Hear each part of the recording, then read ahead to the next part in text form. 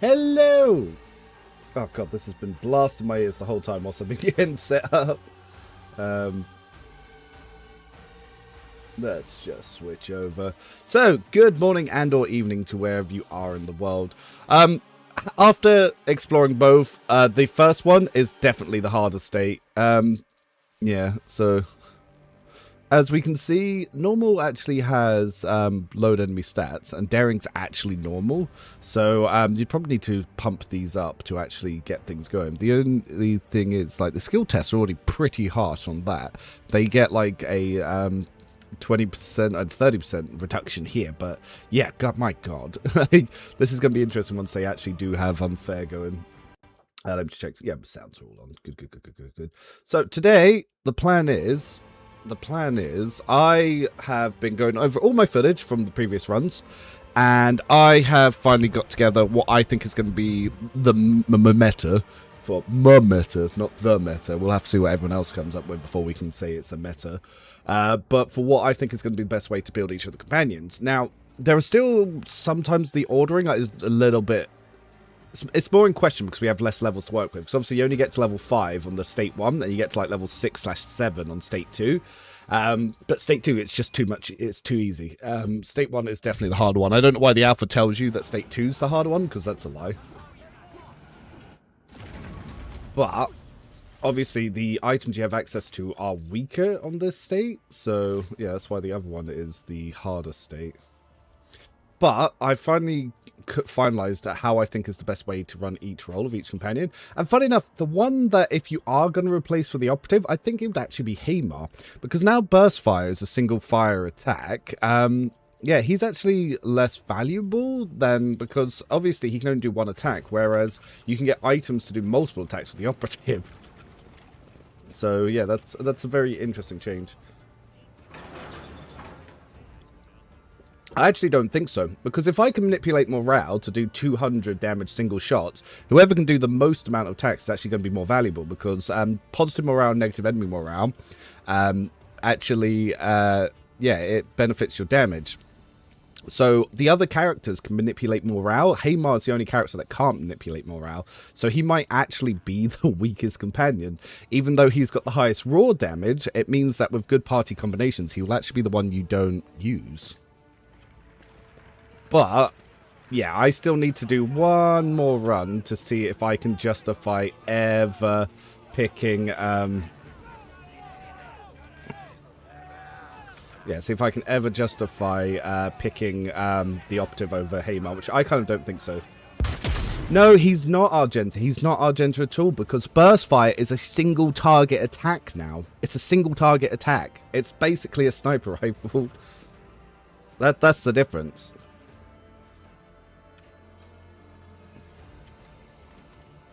Yeah, we're not fucking around with these shitty roll checks today, because we're trying to min-max the run. We are safe scumming all the roll checks.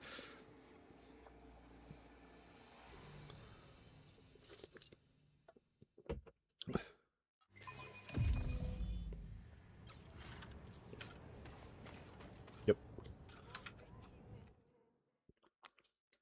This, unfortunately, is the meta for this game, the way that because they've made the access to opening stuff cost money. Yeah, that's not this one. Yeah, it's enemy dependent on if they're making you lose morale. That's actually the one talent I've actually picked for him. So for those of you that pay into the membership, you'll see all the talents I've picked for them. And yes, that is the one that I've put on Hamar along with his burst fire increase.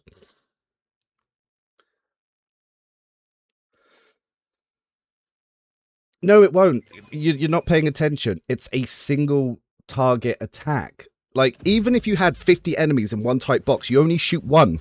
And if you kill that one, it doesn't take the second shot of the run and gun. It's a single target attack. You got pay attention.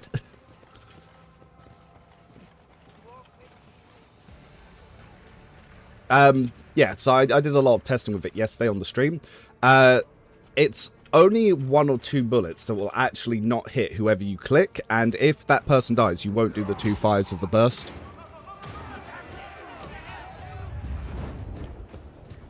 You're always going to stack, lock, and load.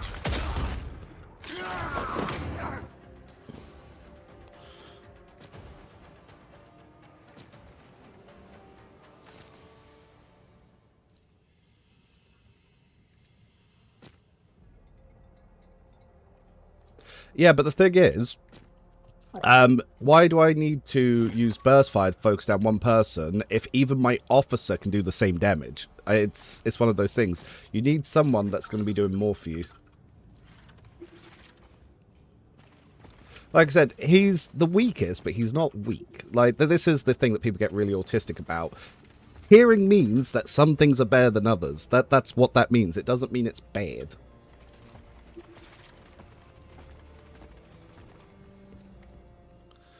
Ugh.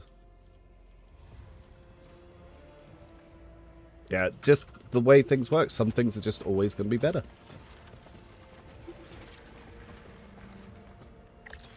Now, the question is, because obviously the crew can generate, if you're using the right team combinations, you can generate 4 AP an attack, whereas Hamar can only generate 2 if the enemy tries to lower his morale. That's the difference.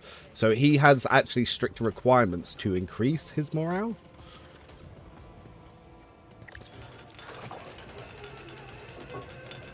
Yeah, if someone could do the job better. Now, I'm not saying the crew can do the job better. Let's not get that twisted.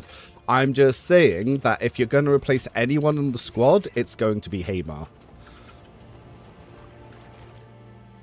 Because, yeah, Saros can do AoE morale strip, and that it's really strong. It's really strong. It's funny because the developer was like, yeah, I don't think I don't think Saros is very good, and I always swap out Saros. And then I looked at the build he was using, and I was like, dude, no wonder you swap him out. Your build's ass. Like, you've picked all the wrong abilities. You made this game. You should know which ones are the good ones.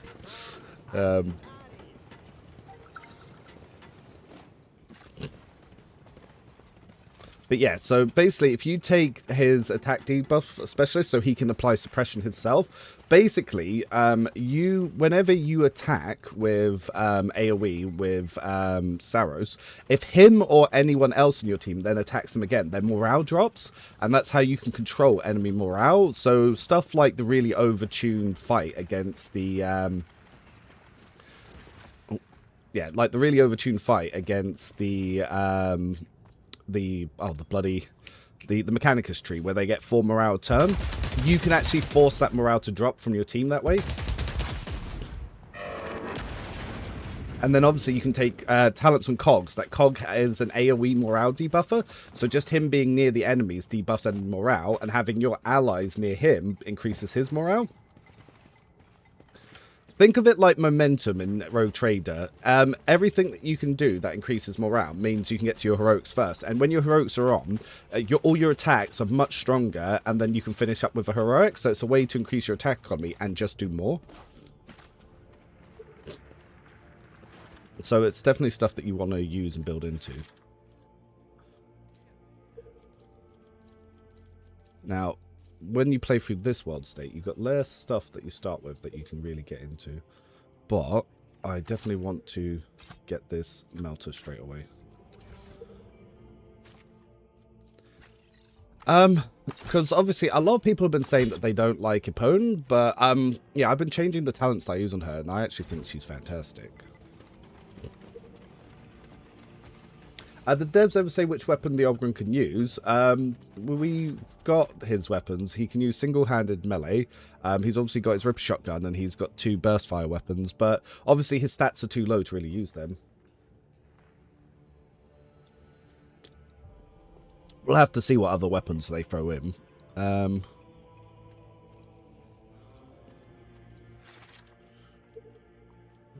Because, yeah, we've obviously got his Storm Bolter there. We've got a Heavy Bolter here. Oh, do I start with the Commissar Boots? Yeah, so on this one, you also start with the Commissar Boots.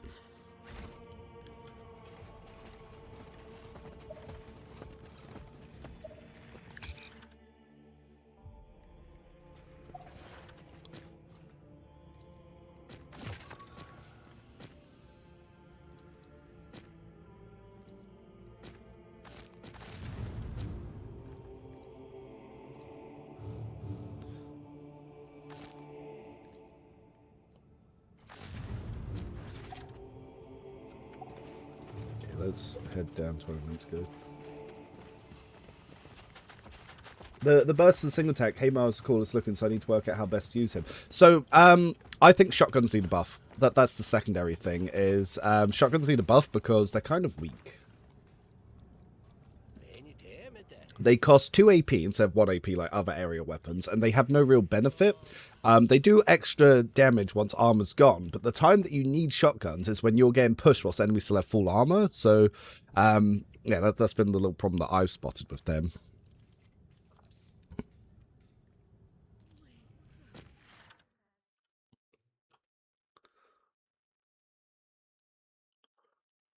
But Haymar is like potentially one of the highest raw damage companions as well, because like you were sort of seeing me do burst fire to 200 to 400, but you got to remember it's single target, and a lot of those shots will miss. Again with the really hot pokey knife.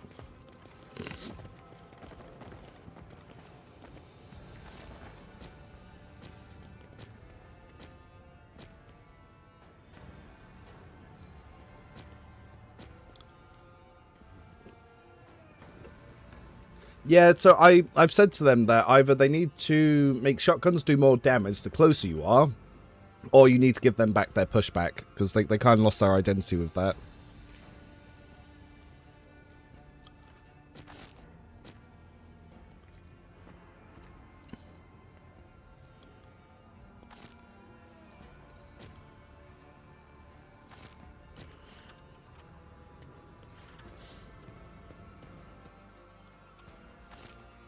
Making all the companions feel like they're interesting. Yeah, I do think all the companions are interesting.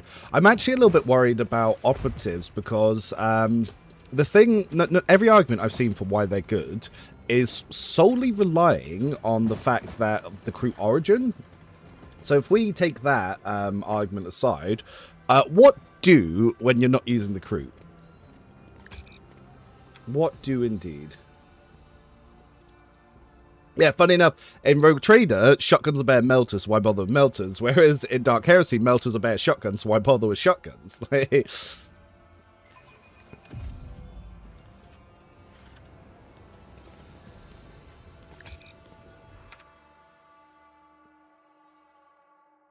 Ah, yes, failing 60% in a row.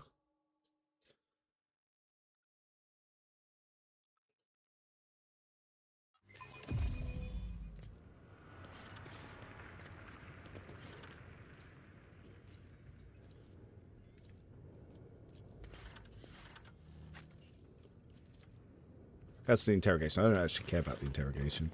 It's funny, I don't care about failing checks in dialogues as much as I care about failing checks on, like, terminals. It's weird.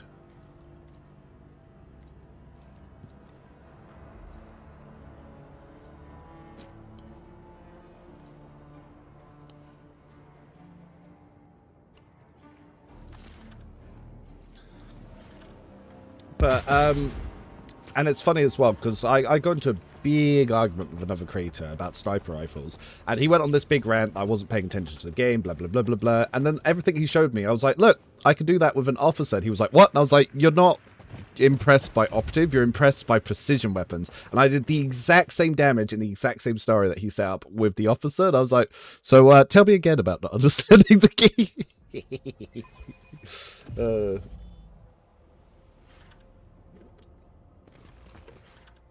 I also had to point out he didn't understand how the scaling worked for the bonus damage, because I was saying that when you have high morale, they have low morale. You can actually see in the breakdown for precision weapons that you get massive damage bonuses. And he was like, no, it's just because they don't have armor. And I was like, what are you talking about? The two screenshots I showed you, one was them no armor with high morale, and one was them no armor with low morale. So the only change between the two pictures is the fact that their morale's lower.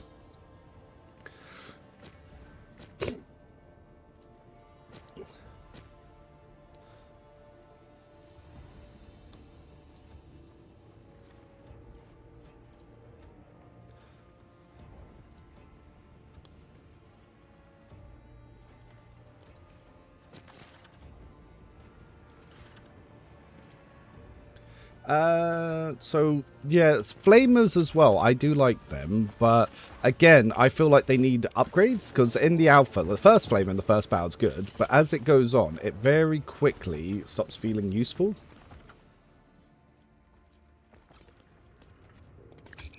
Yeah, of course.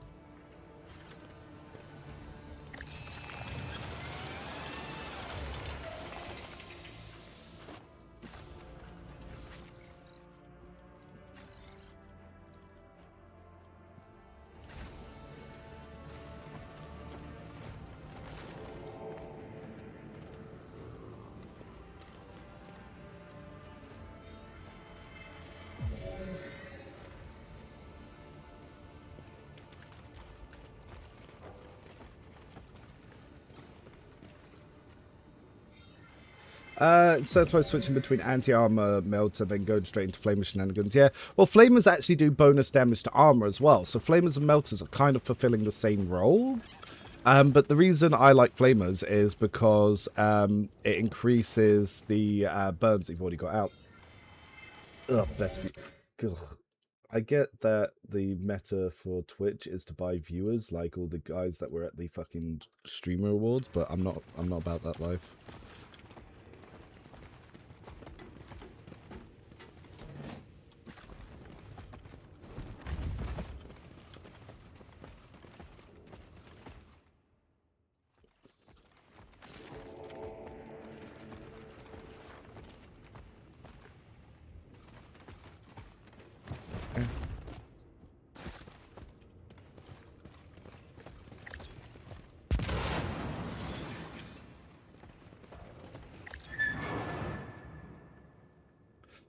Primary thoughts on the new Operative. Entirely reliant on a very specific party setup. So the problem Operative has is for it to do anything, you need team combos, which isn't bad per se. But the question is, who do you swap out? So, Saros is the one that the developers said that they swap out, which I think is a mistake because they just misbuilt Saros because I looked at their build and they weren't using him effectively.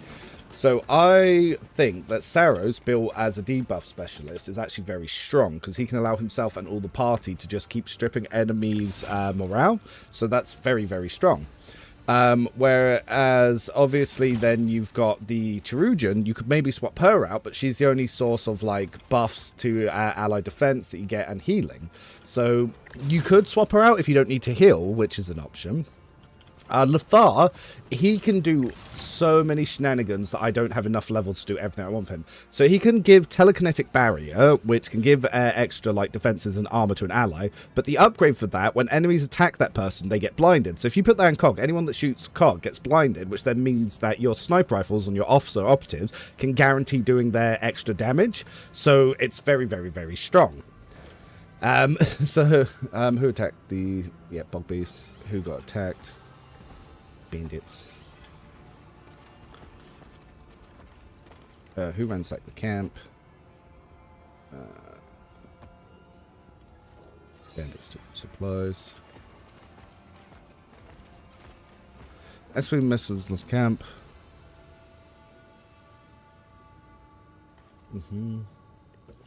I still think it's that one. So, yeah, so the Aldari is super good. He's also got the ability, I've worked out one of his upgrades allows him to use his stun power without using an attack action. So you could stun 2 enemies and then make 2 precise attacks with the right talent. So, and the fact that he can allow your allies to move. Now, his power is sometimes buggy because it's meant to allow them to move through enemies. It doesn't always allow them to move through enemies, so it's a bit buggy. But I think he is going to be your, like, cleric, so he's going to be super vital. Whereas, obviously, your Cherugian, she's basically your paladin. So it's worse than a fighter, so she's not as strong as Hamar in damage, but it has other abilities like healing and buffs. Yeah, Lothar is really amazing. His guidance mechanics are amazing. The fact that you can use his telekinetic echo to stun 2 enemies, and you can change it from an attack to a passive power, so it doesn't use your attack action. He's also got an upgrade that if you use a power, it makes your precision attacks only cost 1 AP. So you could stun 2 people and still get 2 precision attacks for 4 AP.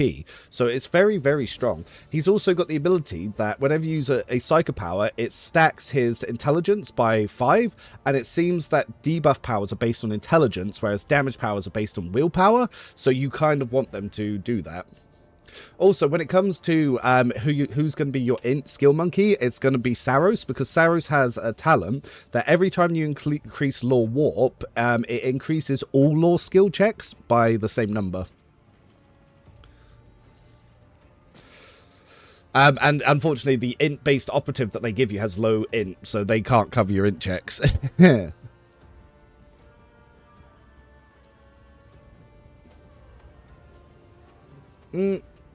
Combat's no different in frequency to Rogue Trader. There's 5 or 6 combats in this. It's about the same. The combats actually take longer, are more intelligent, more gritty, and more XCOM. So the combat is vastly improved. But today, I'm going to see how much I can abuse it by, yeah.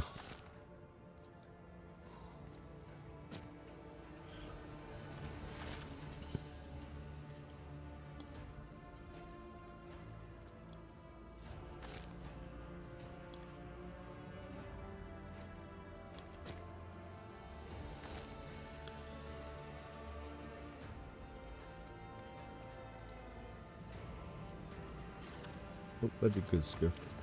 I'm blind. Do you think that giving armor strip ignore the opposite price stack would be too powerful? Yes, but it might be worth doing it. Like, giving them ways to ignore armor when they do precision shots would actually give operatives a really strong identity. Because at the moment, they're based around stacking lethal damage with precision weapons, but you can't do that until armor's gone.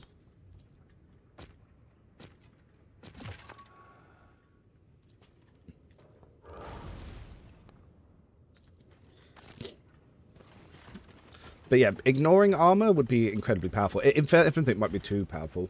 Saros has a skill to inflict more burn damage on burning enemies also. Yeah, Saros has a lot of amazing shit. Like, even his Santic stuff just basically doubles his damage, so he's fucking strong.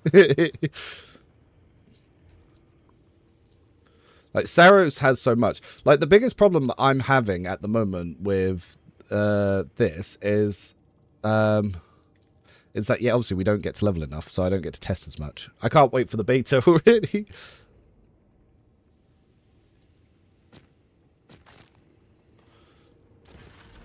So yeah, we got Saros. Let's see why he does that. So Saros also can't use staffs, which is kind of funny. He's shown what using staffs in the stuff, but he can't use staffs.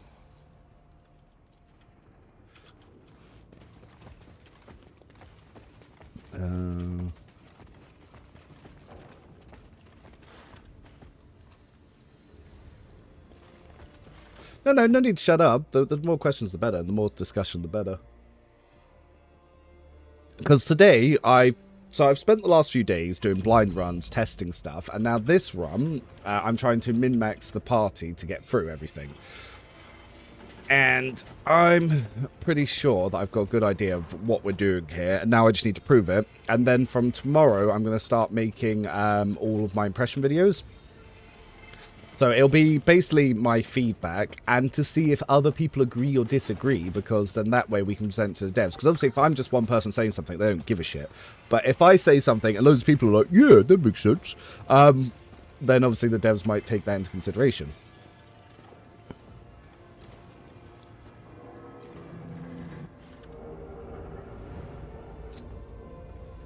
Oh, and Sobi, thanks for the follow, and same for Musket. Yeah, coming in.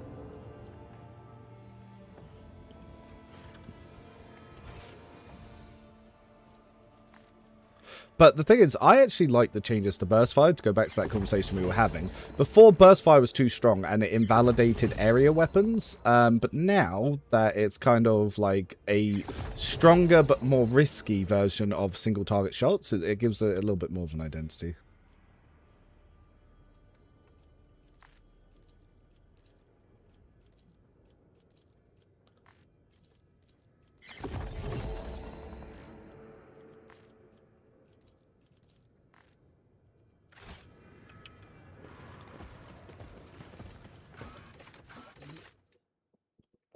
And yes, it turned out that my toast had gone moldy this morning, so I didn't eat it. So instead, I'm getting calories a different way, the English way. It's 5 o'clock somewhere.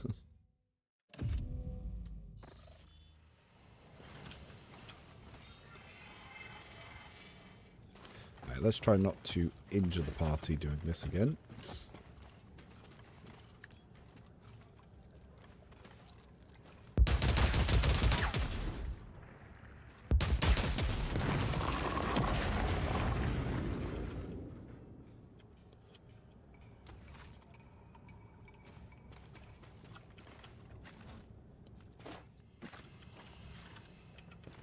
Oh, have I already put the melter on her?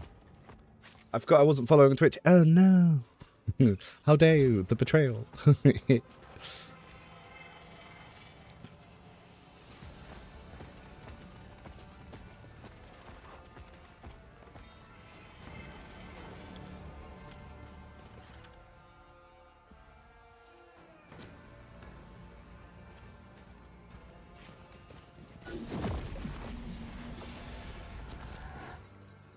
Nothing like failing a 75% check.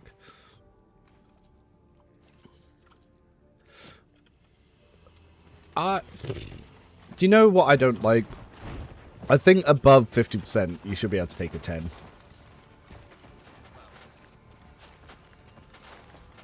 Like the second you're over 50% check, you should be able to just take a 10 and just pass. That might be something I also suggest.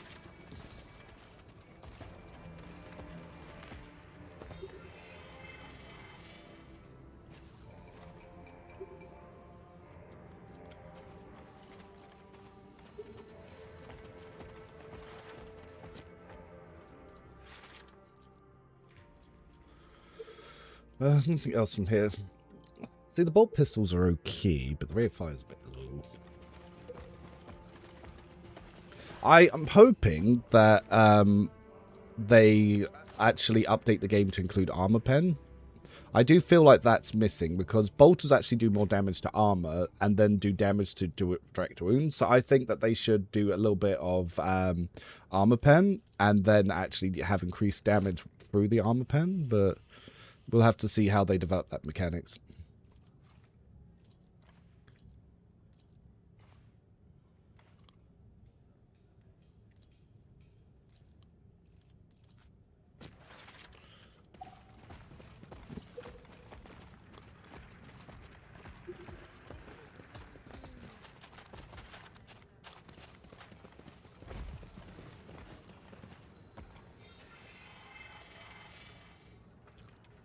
Yeah, the combats are actually all pretty close to each other because you've got the first combat here, then you've got another combat here when you come back through with the guy that's missing. Then you've got the combat possibility in the Baron Stem. Then you've got obviously the Mechanicus Tree encounter. You've got the Creep Camp encounter, and then you've got the Heretic encounter and the final boss encounter.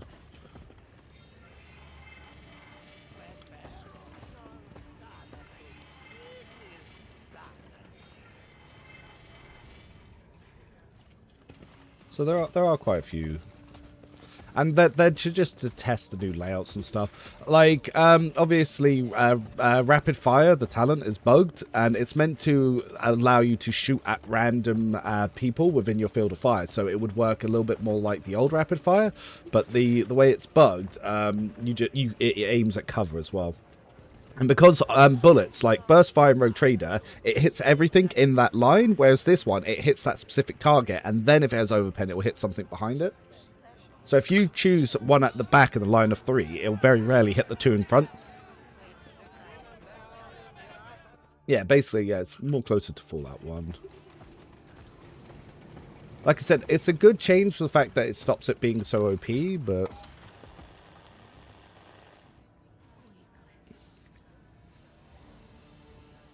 I was just seeing if there was any EXP to be gained there.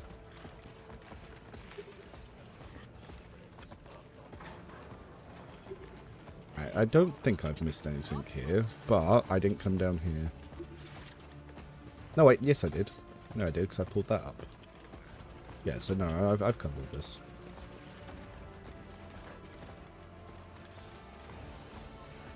Since you're discussing, I'm a bit worried about two things. Convictions, please don't go Puritan Radical without, especially the Radical spectrum is super wide, because MZ knows accepting chaos is not the same thing. Yep.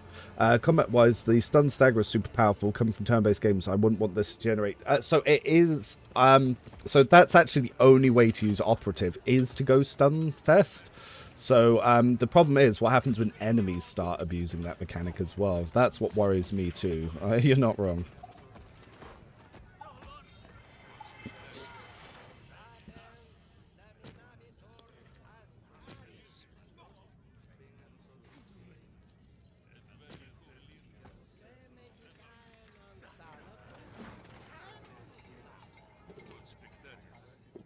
This is my hat now.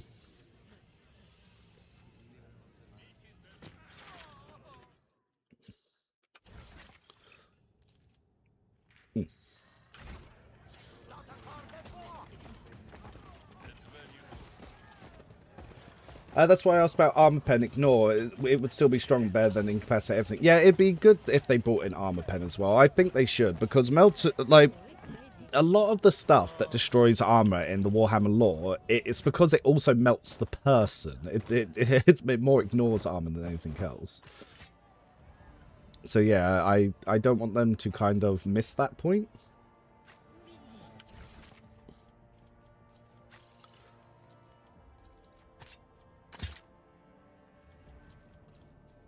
And it yeah, at the moment we don't really have armor pen, so I do kind of feel like that they're missing a trick there.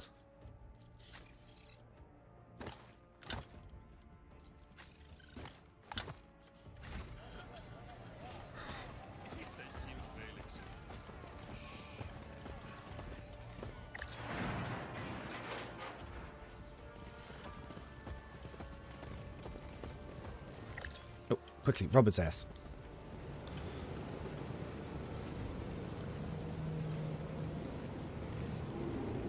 Multi-naps.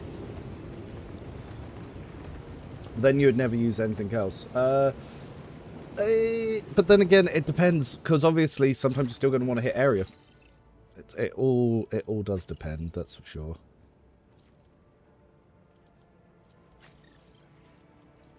Yeah, you need to find a way to balance it, because the thing is, Melter doing extra armor damage is good, but it means that once the armor's gone, the Melter's kind of worthless. And it's funny, because even when the armor's gone, the Melter does more than the Flamer. So it's like, well, what identity does the Flamer really have here?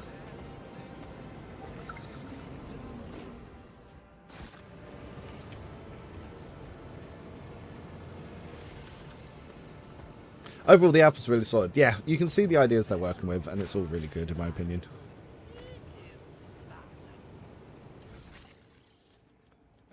Coggy.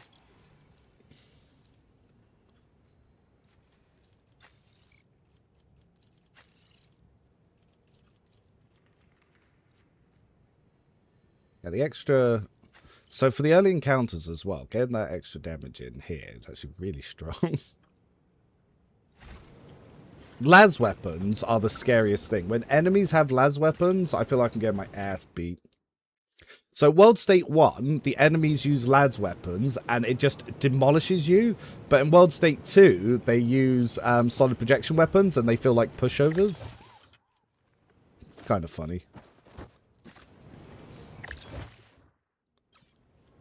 We'll do that one in a sec.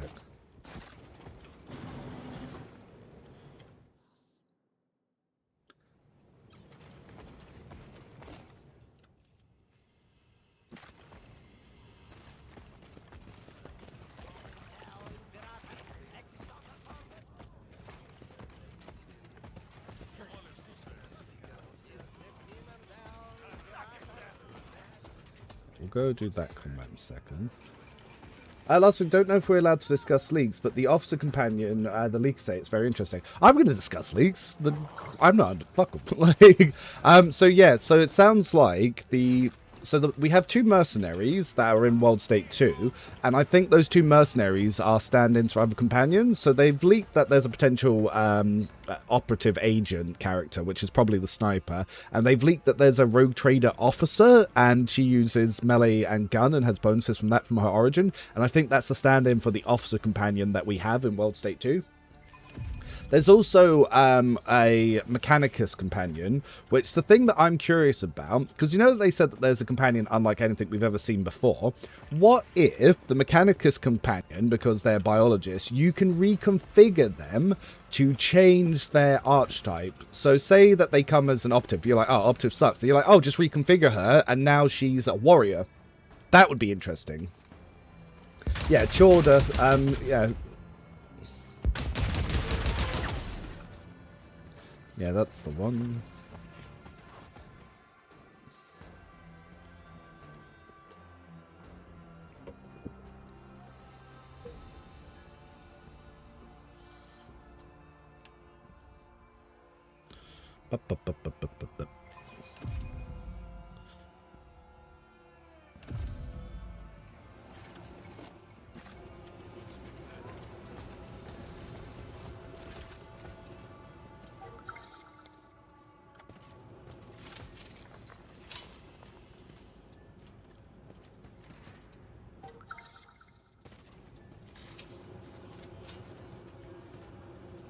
Oh.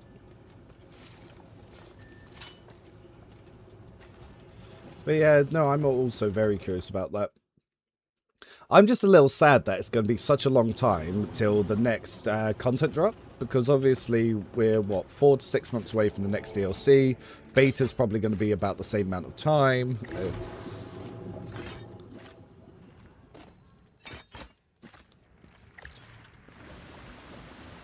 I mean, Skitari that can change from Ranger Sniper to Rustalker Warrior to Alpha Vanguard Soldier would be awesome. Yeah, that's what I was thinking. That's what I was thinking. Like, I think that would be really fucking dope.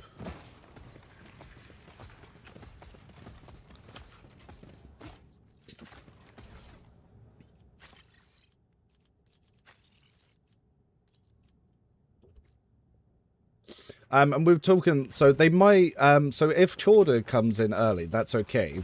But if not, then they might end up changing Epion's character, because they could change any of the archetypes of the companions, because they did the same with Rogue Trader. Like, obviously, Ulfar went from warrior to soldier, and Jay went from soldier to officer. I'll do that bit in a sec.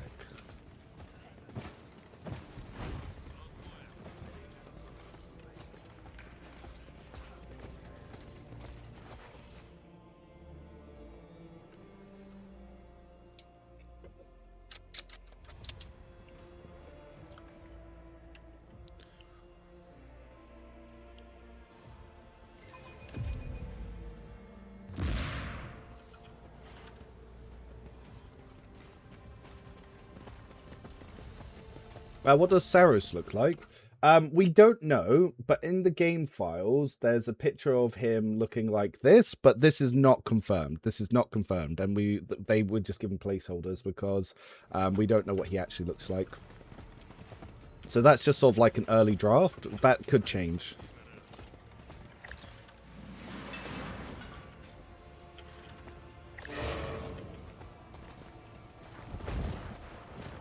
So I'm just farming XP before the first couple of encounters.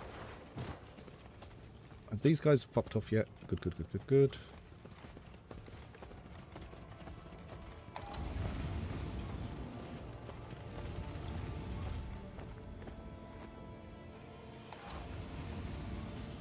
Here.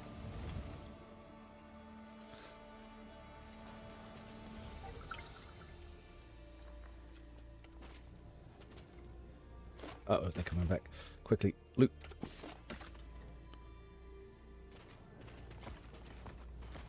Oh no.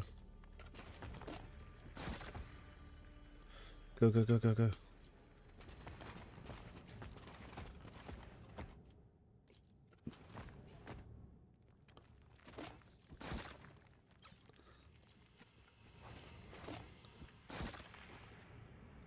We stole everything.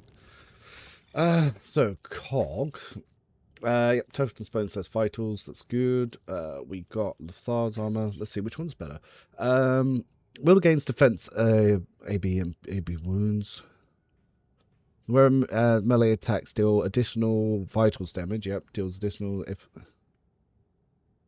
Whenever the wielder deals vitals damage, they gain agility bonus armor durability. Yeah, that's pretty dope.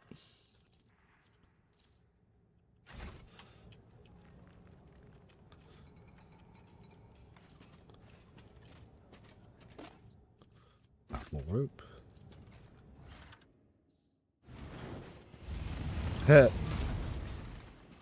They caught us this time. Yeah, it'd be cool if they give more custom things to Xeno's companions. Now that we get one much earlier, hopefully they'll be a little bit better with that.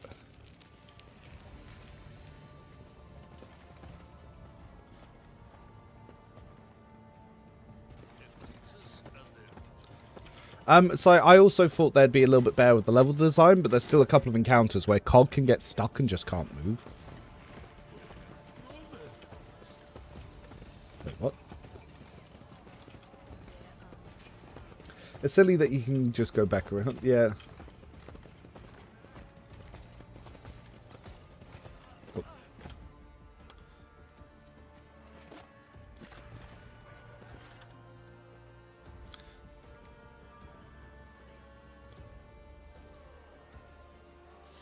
Well, let's hope that my check succeeds. Yeah, also in Champify, I had to reset multiple times because I had main set stuck inside the cover. Yeah, that kept happening to me. I was like, for fuck's sake, I had to just come a different way in. Oh, yeah, the vault. Yeah. You have to get the guy at top to fuck off.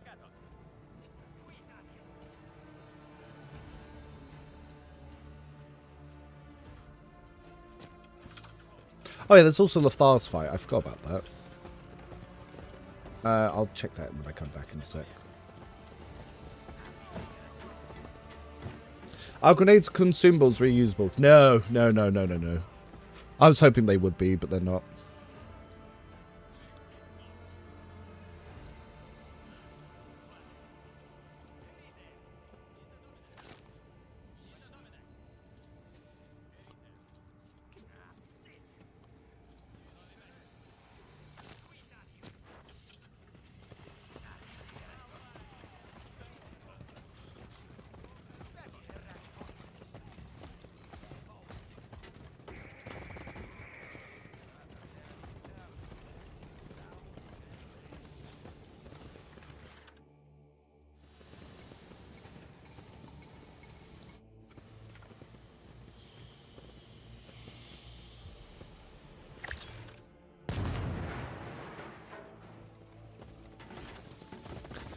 But yeah, it would be nice if they auto-equipped it. Hamar has an ability that seems to imply that he'll re-equip consumables, but he does not. So that might be bugged.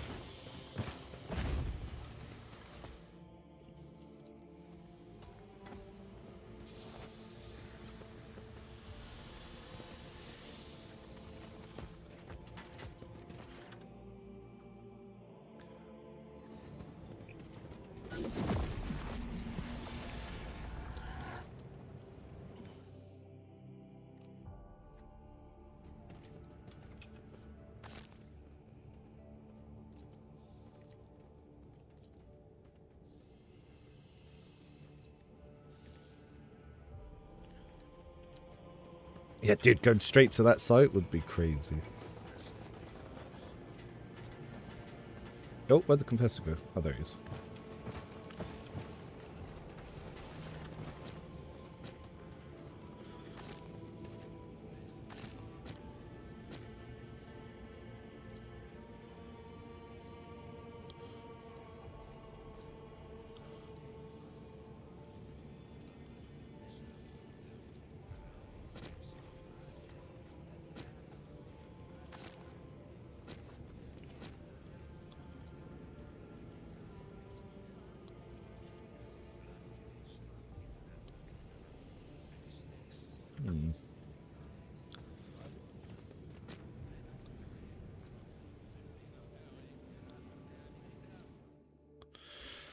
Alright, well, let's start this.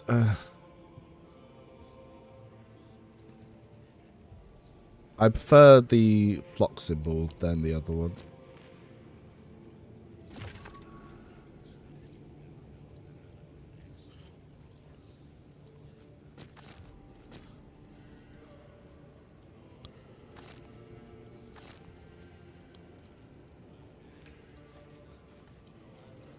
Right.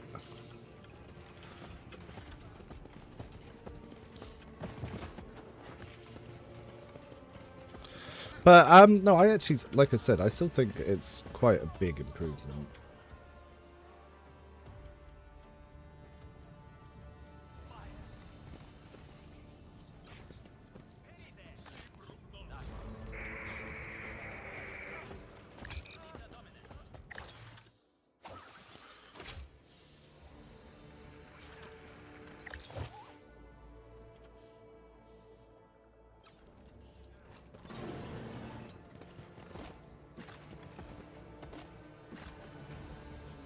I wonder if I can sell the drugs anywhere. Because I realised I collect a shit ton of them, and I don't actually use them for anything. The drugs have no value. Fuck! Then what's the point? What's the point of having drugs if I can't use or sell them? Just throw them in the bin somewhere. Now, let's see. Can I get this guy to fuck off? Alright, so yeah, the Baron won't see me until I sort out the ferals. Cool, cool, cool, cool. So, let's check. So, if I do the awareness... Did I fail that?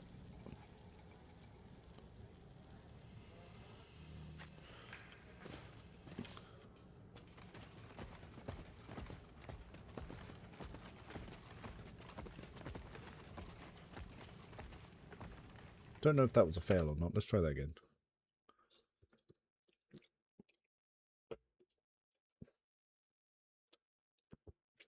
Yeah, it would be nice if it didn't clutch your inventory, but sometimes you need to go find them to actually read them. But yeah, I like it when quest items ended up getting like given away at the end. Ah, no, I did fail it. So now I can attempt to clear it. But I failed. But I failed. But I failed. But I failed.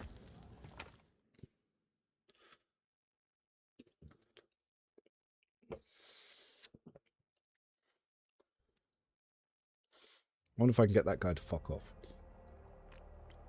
Because I know he snitches, but what if I can get him to fuck off? Can I, like, give him drugs or something? Oh, I can kill him. There we go. That's the one.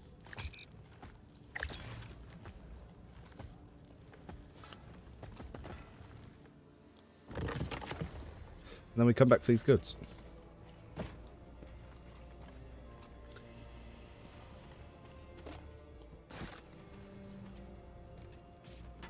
Heh. Funny. Though I had pretty much already got everything. Murder the gang, look out, baby. Oh, obviously, also this.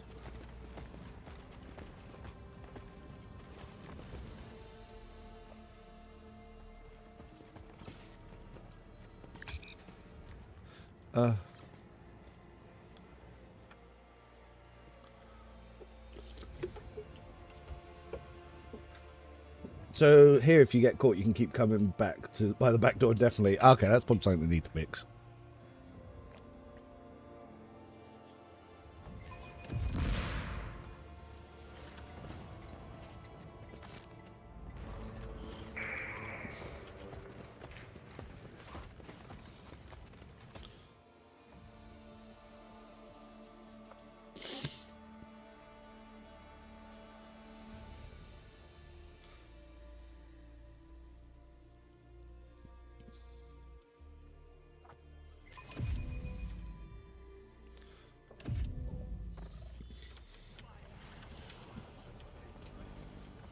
Right, then we can quickly just do this bit and then go to do the first battle.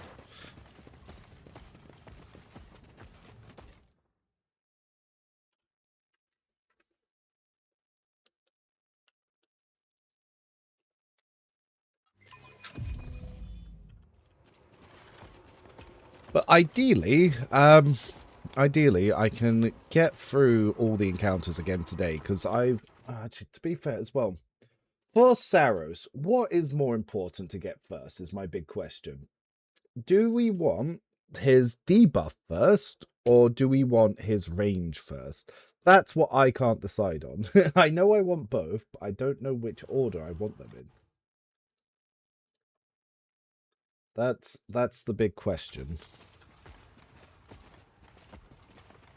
Then again, if you don't have range, you just might not be able to use it. I think range is probably the one to get first.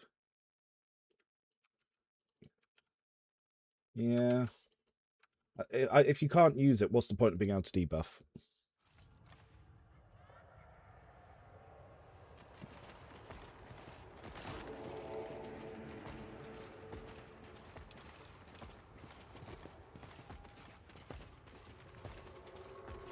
But how are we all doing today?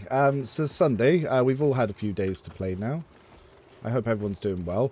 I do keep getting asked questions if I'm going to play Road Trader before the final release of Dark Heresy. Dark Heresy's not coming out for a year. Yes, I will be playing more Road Trader, don't worry. I also need to look into some other games for a while, because it's going to be about 4 months before we get the next content update for Road Trader, so I might have to start tipping my hand into some other games, just to keep content going.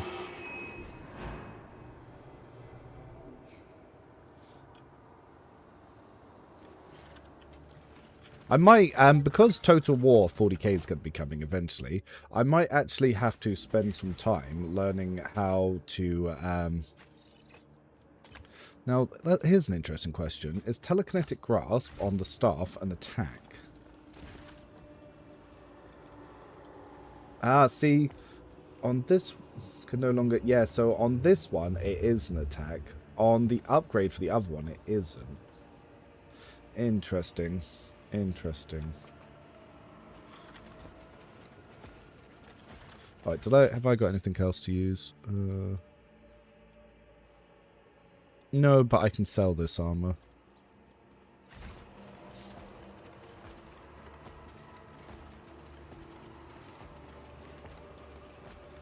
It might put debunked since the entire party benefits from it. Yeah,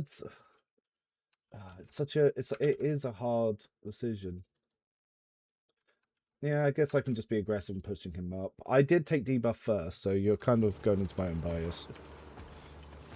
It just gets him online quicker, so he does more than just, like, minimal damage. And obviously, pushing the veil increases his skill checks.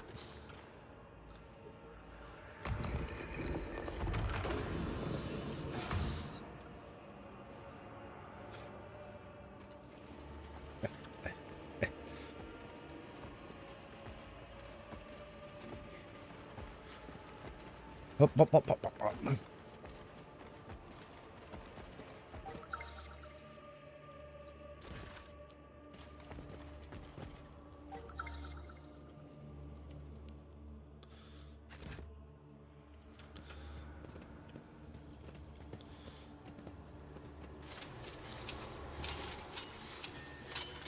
But I am very much liking the Psyker class. I think it's a fantastic change. I know some people that like to do mixed attackers are probably not going to be a big fan, but... yeah.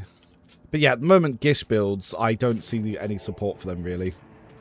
Like, the closest one is Lothar, and that's because he's got a mixture of Warrior and Psyker. But he's obviously... it depends if you'll be able to... if regular Psyker Origin will work like his does. If it does, that's good. How does the game compare to Rogue Trader? Different. There's a lot of things that are better. Some things I don't think are as good, but it's still an alpha. These are testing ideas that they want to see how people react to, and then start before they, fully commit. But they're already taking feedback and changing things and updating things, so it's good. It's like they're working on DLC 3 right now as well, so that's something else to keep in mind. Actually, well, it doesn't matter which way you approach this encounter from. Oh, actually, before I forget, there's items here.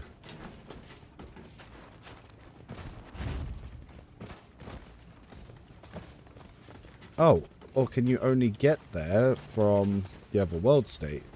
Interesting. Nice. Okay.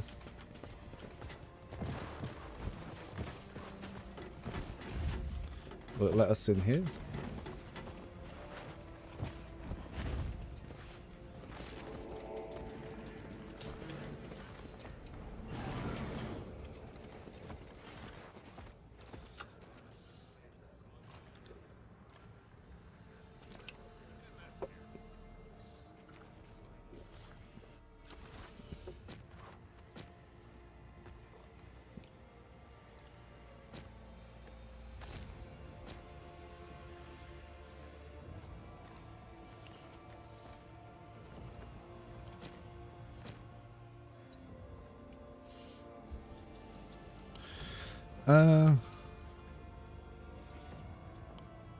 Okay, so let's poison the rock gut.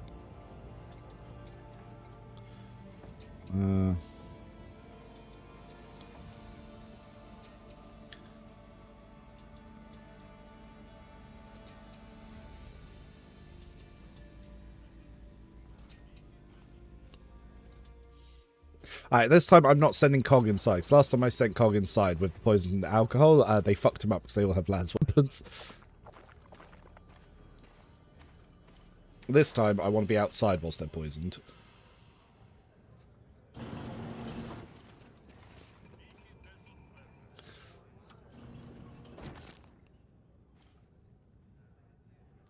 So now they're poisoned, let's just attack them. Yeah, this should make it easier. So, Cog, you can kind of go here.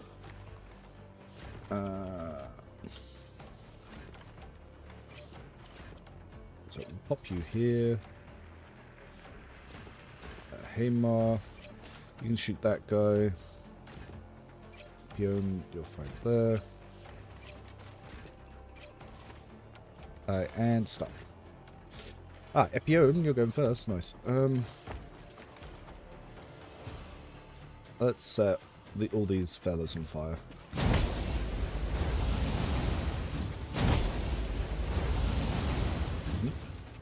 Then we buff Lafar.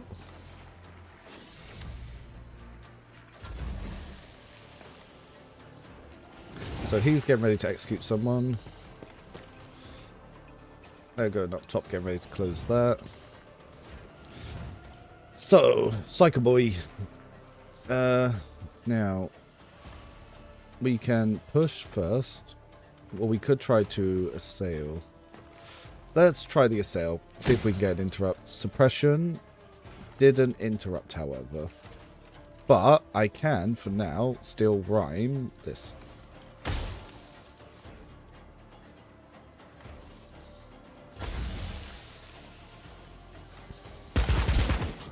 Shoot his elbows.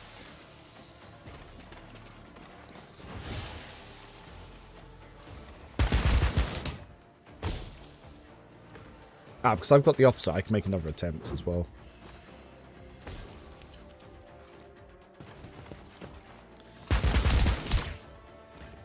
So what we will do then is we will give a turn over to here. And we will try that again. Still didn't interrupt his shit, but we will use the burn again. Then we will see if we can snipe his hands. So we'll go aim for his arm, see if we can interrupt. Cool, we got it. And then we can debuff their little outside commander. Then Cog can get in there. Do a bit of this. And we can go for a shoulder bump here. Nice. And then we can hit both of these guys. So he's become broken. Good, good Cog. Now they're still trying to close the door. Now we could try to prevent that. Or what else could we go for? Okay, let's target him on with this. Might be worth trying to actually just get some kills. But, let's see. We assailed him anyway. Nice.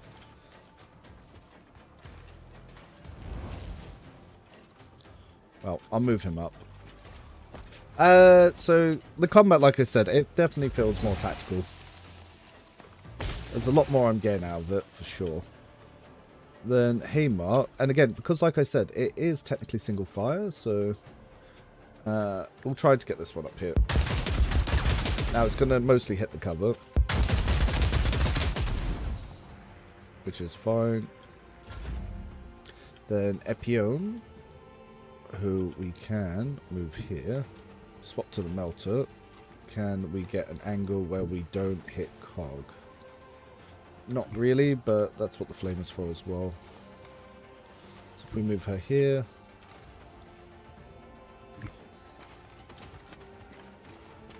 And flame again past armor. Again past cover is why flamers are good. Damage just feels a bit low for them though. Then I can buff Hamar.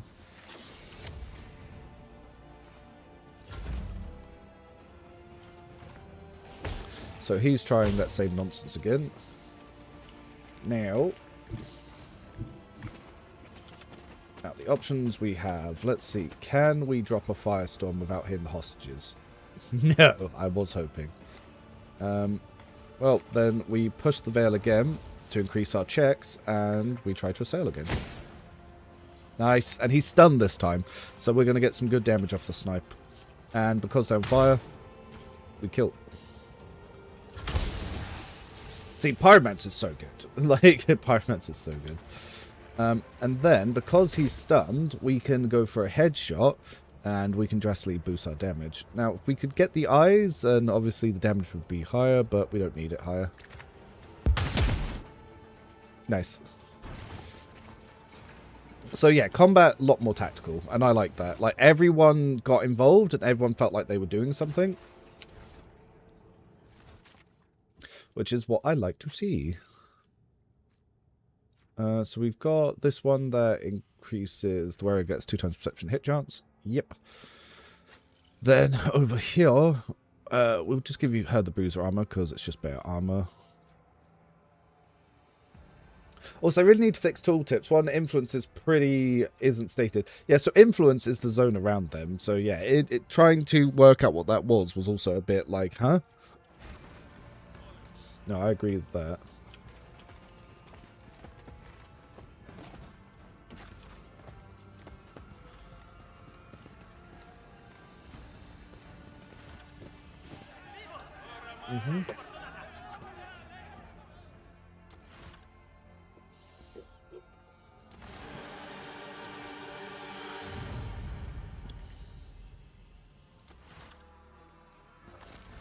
So they gave us armor because we did really well. So the Unbreakable. At start of the wearer's turn, all enemies within their influence suffer wearer's agility bonus defense for 1 round. Yeah, it's something.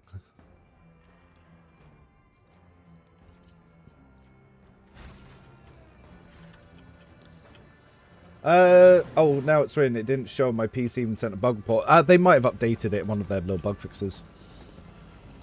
Because they've updated to include the tooltips for the stuff for the Operative that wasn't in on the day one.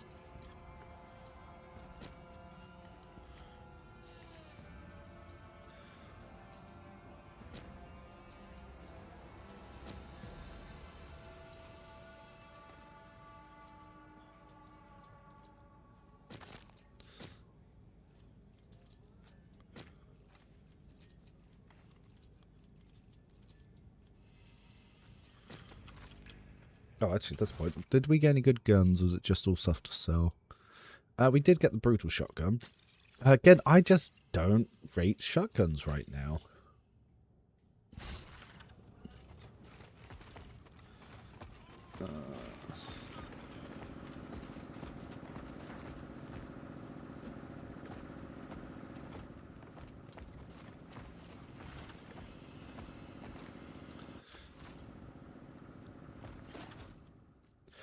Full jacket, auto repair. So the auto repair jacket, I actually think it's going to be better for Epione. Yeah, so you get agility bonus defense, and her agility is quite high. So yeah, I actually think this is good for her. We don't need to steal the fuse.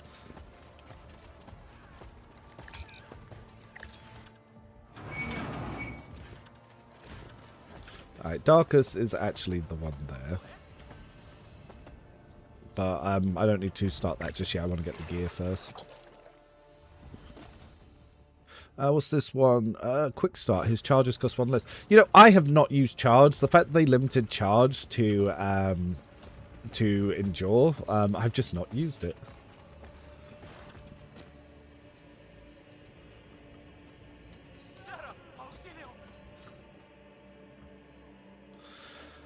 Who are you? Examine the body. Yep. Examine the gunshot. Look for identifying features. Step away from the body. What happened here? Yep. Resistance. We search.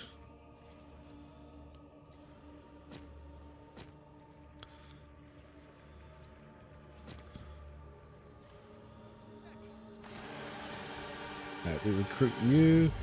Then I need to... So there's one NPC, if you don't talk to up here, it kind of locks the quest line. And it's one of the divers.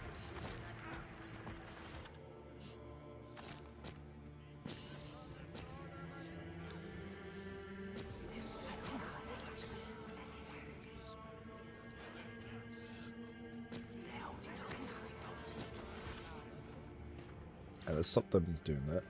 Charger cog feels like it's really hindered by the 2-size mod. Yeah, I feel that.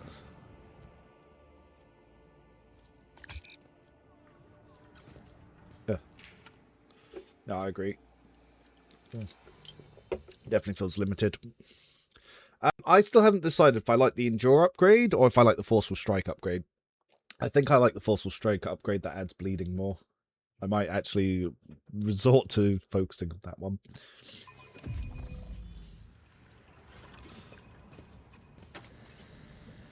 Alright, so we need to go get the code for that.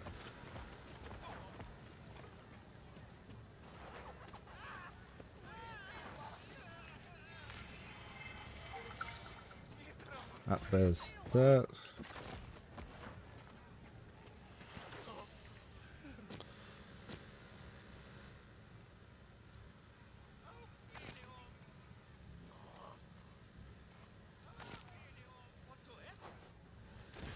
Right, then we can pop this in here.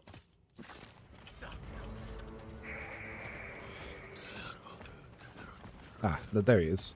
So it's basically you need to talk to the Terrified Diver to be able to expand the footprints for one of the parts of the quest.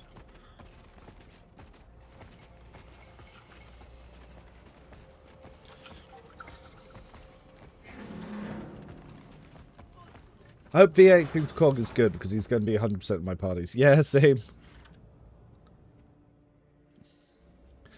I hope all the voice acting is going to be good.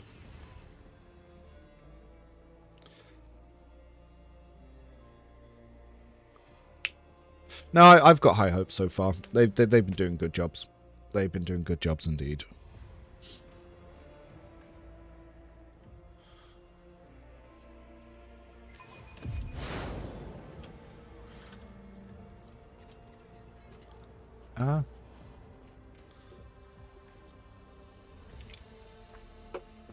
But yeah, I've not been enjoying the cost of consumables at all.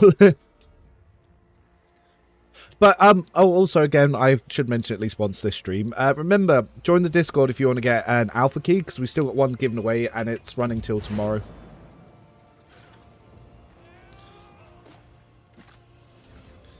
So yeah, if you want a alpha key, then definitely enter. Obviously, you can only use it on PC.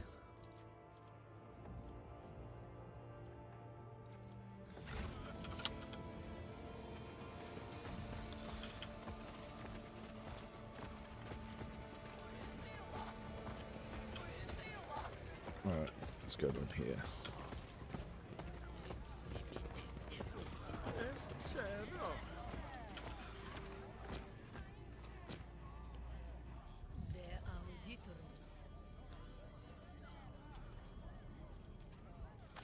Yeah, we trade drugs.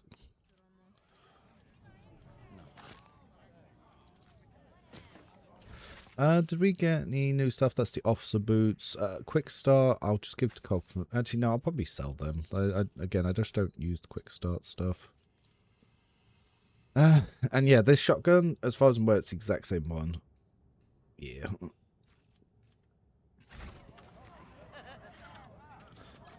You don't get anything new, do you? Sell all junk. Nope. Hey Reverend, very nice and effective Rogue Trader builds. Thank you.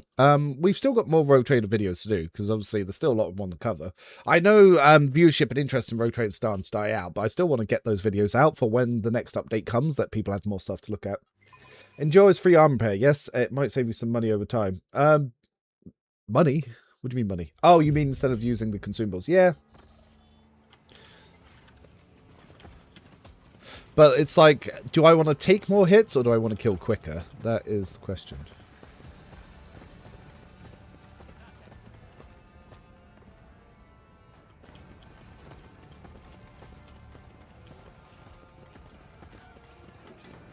Oh wait, no, it's not there. Alright, let's turn this quest in. Quickly steal some items from here, then move on.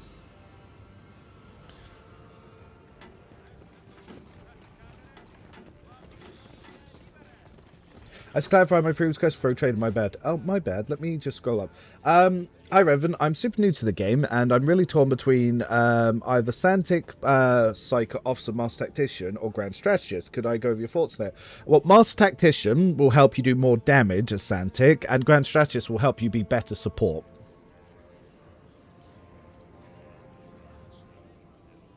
Yeah?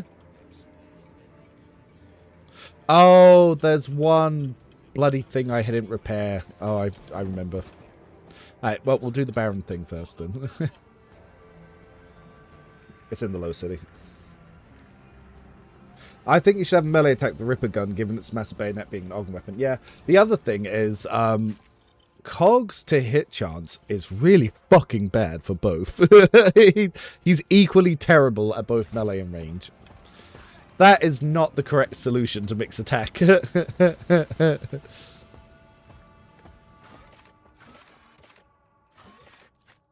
How do you feel about the Kroot storyline? It might be my Xenophile self talking, but it's probably my favourite part of the story. Love the cultural insight. Yeah, it's pretty fun. Master Tactician probably requires more game knowledge to be played at full potential. Actually, no. Grand Strategist requires more game knowledge to be played at full potential.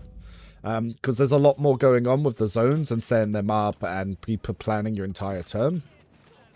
Master Tactician, you just throw out 2 buffs and you shoot stuff. Like, Master Tactician's the one that people think is more complicated, but realistically, to get the most out of Grand Strategist, that's the most complicated one, because most people only use it just to go first, and they don't actually consider how the build works.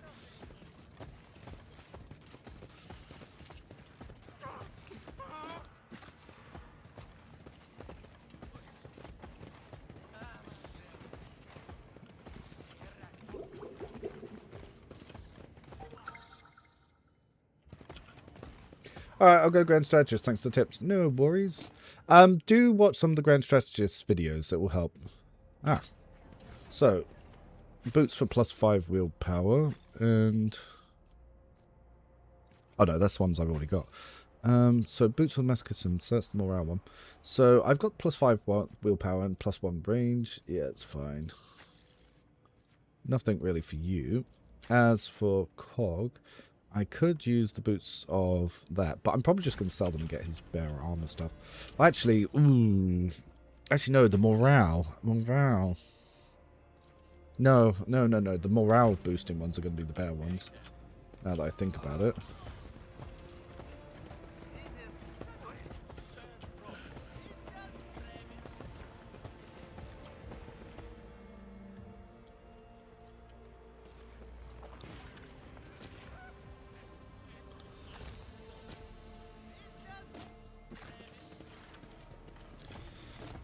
So the code again is 245986. 245986.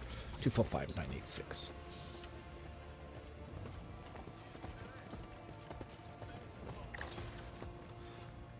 Two, 4, 5, 9, 8, 6.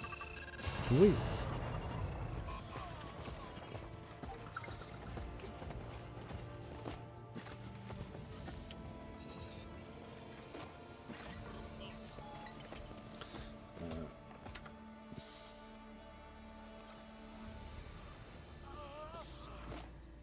Oh, it is weird that I always seem to get that one first time.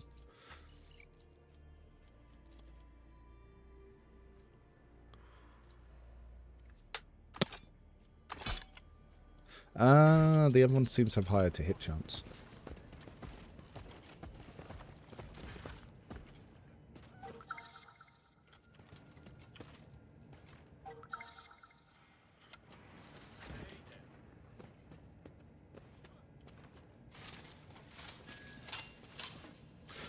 Can't answer to YouTube user, but I've been using your telepath Be Smart Officer Grand Strategist build, specking into Santic early instead of Air of Authority, been having a blast. Air of Authority you need for the Santic build. That's actually the worst ability to give up. That makes the build so much weaker. Oh, wait. Lafar, go. Why aren't you at the front? Go check for the trap.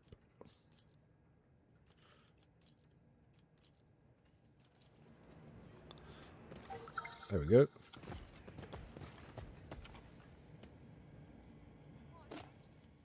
Ah, pirate armor and the felt gloves. So we can grab the fellowship gloves and we can give the pirate armor over here. I like the auto repair.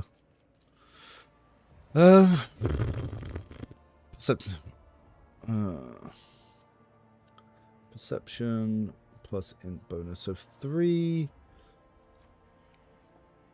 7, so it's like 3% more damage now. It's actually not really worth it.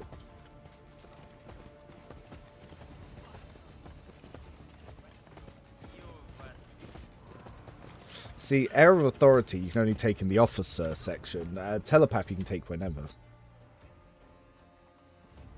And Telepath adds nothing to an officer buffer. It adds literally nothing.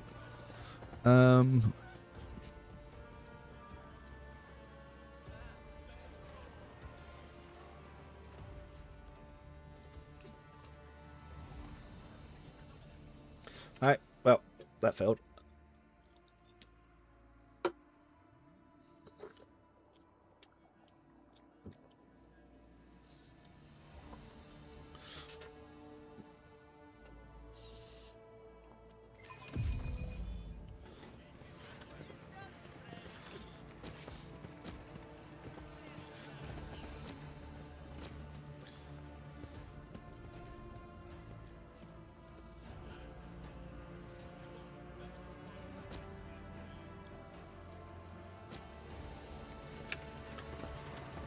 Morale can be a pain in the butt to manage, especially in the hidden shrine fight. I actually find the biggest pain for morale is actually the Mechanicus tree fight, because they all get +4 morale for fucking no reason.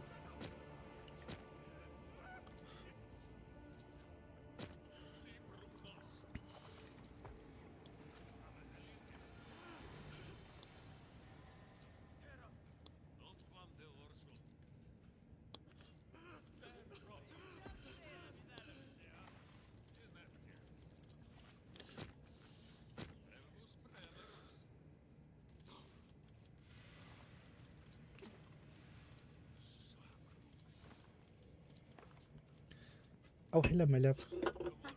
Have you been to the shop? Yes. Bacon sandwich and energy drinks. Yeah. Thank you.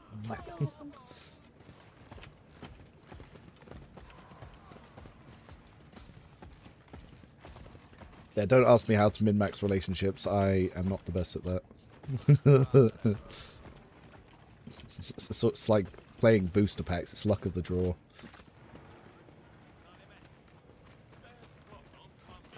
Breakfast.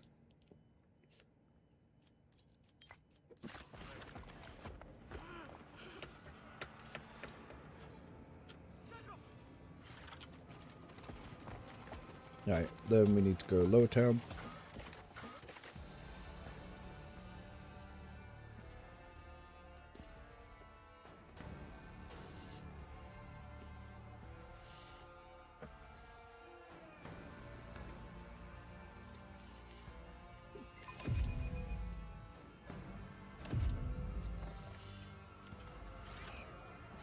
Then I need to go fix this.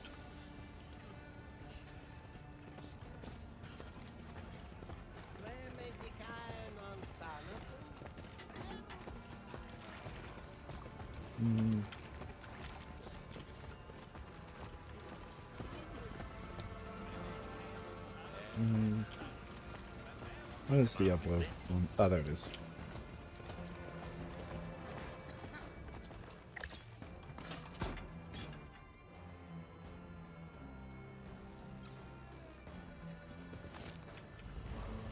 Okay, now that's fixed. Now we can go back.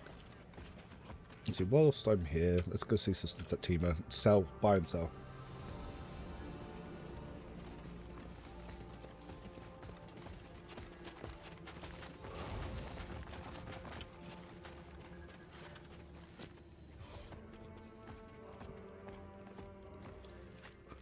So we sell all junk. Sell this. Actually, we can just sell all of these.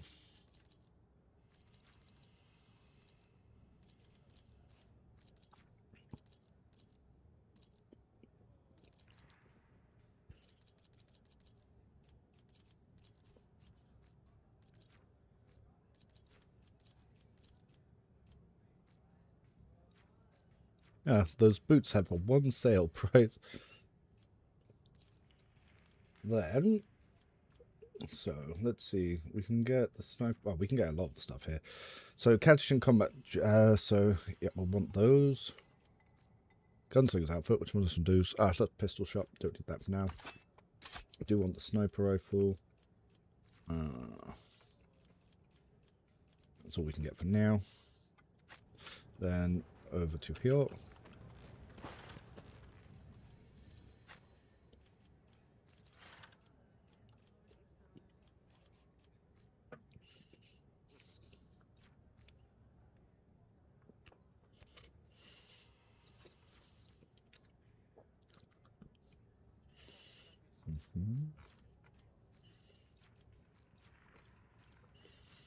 Really? So nothing else that I wanted or could get just yet.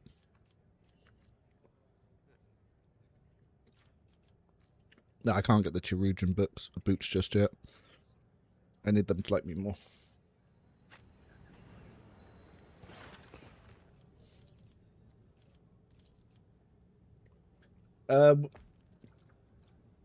Yeah, I don't like how much all the consumables cost. And at that point, I actually do need 2 melter charges because I've used them.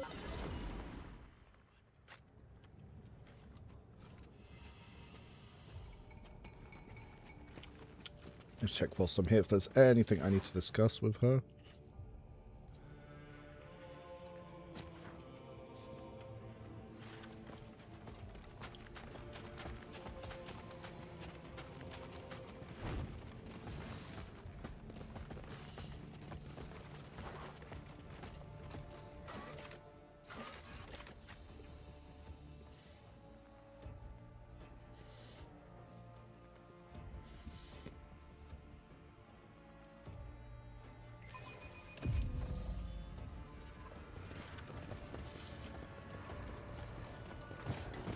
Oh. She's not come back up here yet. Okay.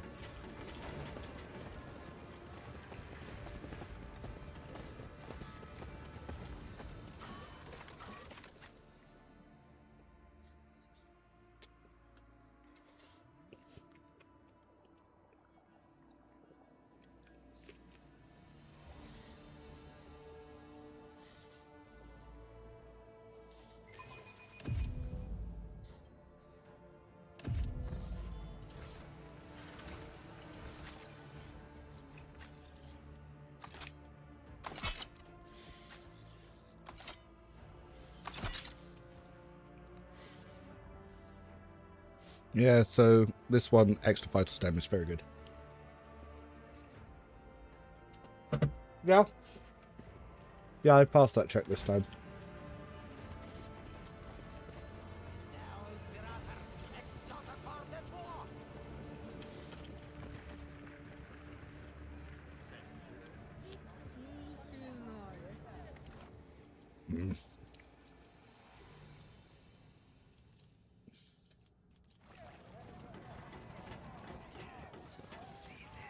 Yeah, didn't pass check the first few runs.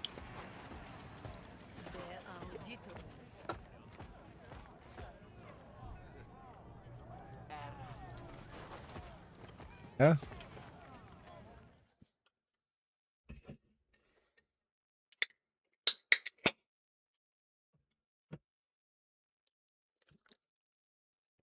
God, I need to start drinking more water. Yeah, it's the fire kit there. Yeah, it was nothing useful. I thought it was something else.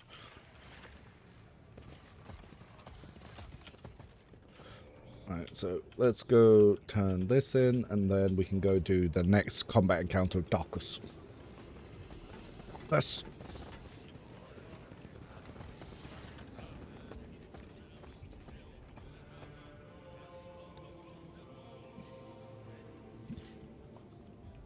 What? What do you... What have I not done?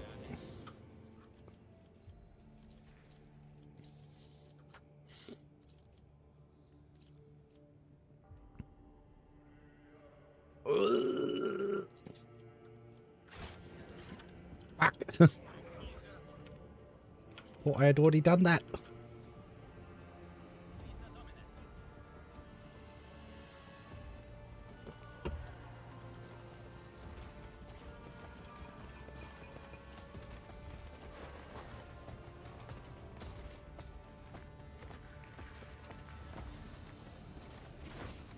No, please, take your sweet time, everyone.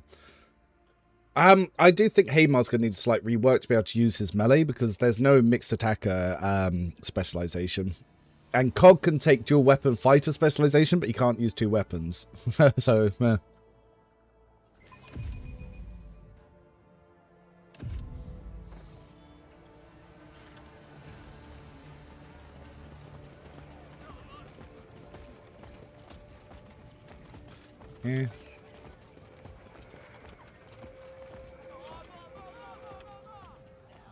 Was it here?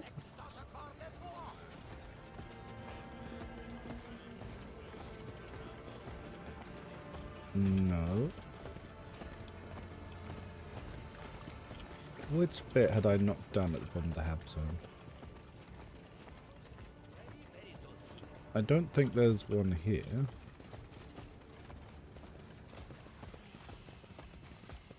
No.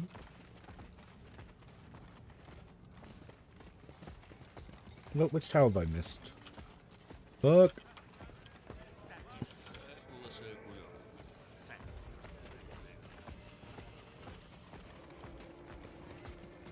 No, done that one.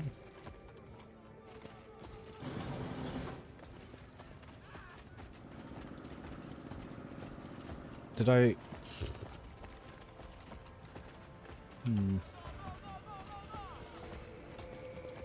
No, I swear I've already done this.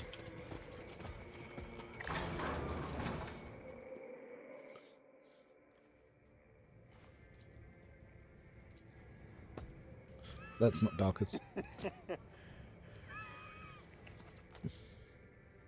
You're able to make a combat guide that looks more generally unfair. I follow your builds, but seems like I'm not getting close to the damage you show. Wondering what you do differently. Every guide I make is solely for unfair. Every bit of advice I give is solely for unfair. I don't touch any other difficulties.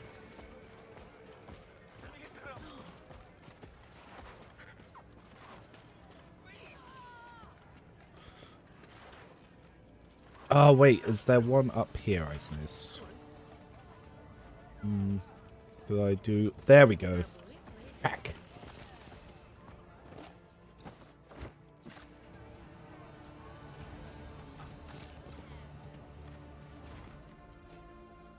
But if you join the Discord and say more about what troubles you're having, maybe I can give more information.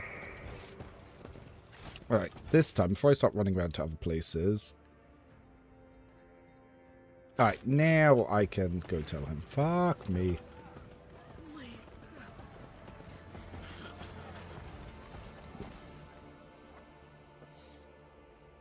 Because it's not just about just attacking with the raw builds. You do need to use your companion abilities with each other. Like, you need your officers to buff, you need your psychers to buff. So none of the builds exist in a vacuum other than the Blade Dancer. Yeah. So if you look at my channel, I've actually got individual step-by-step combat guides, but no one watched those videos. So I actually went through some of the hardest encounters to explain step-by-step every click and why you do it. No one watched them. There's loads on the channel. No one watched them. So that's why I ended up stopped doing them. I think one got like 200 views, and I was like, okay.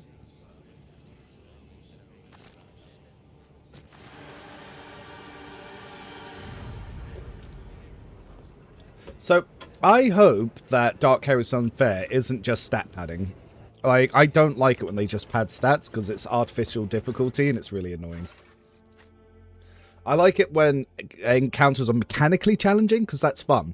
But when it's like, this is going to take 4 hours to beat Ultimate Weapon, that's not fun.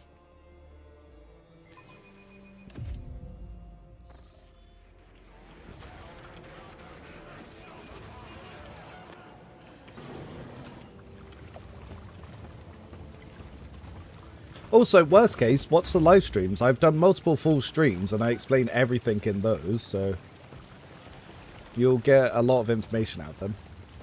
But I don't like Baldur's Gate. The extra boss actions were a really neat way of doing it. Yeah, see, I think that's a good way, making things more mechanically challenging and limiting some of the OP stuff. Like, I think Baldur's Gate Honor Mode is very good. I've been so Starrock, who's one of the community managers, has been floating that idea for Rogue Trader for ages. But unfortunately, the general consensus with Reddit is no one wants the game to be harder, and they all actually consistently ask for the game to be easier. So that seems to be a bit of a problem. Like, people demanding the game gets easier, so they've actually nerfed the difficulty of Rogue Trader 3 different times.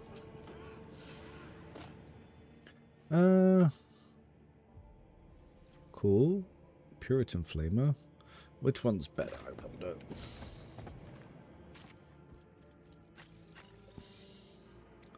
Oh. Distracting Flamer or Puritan Flamer?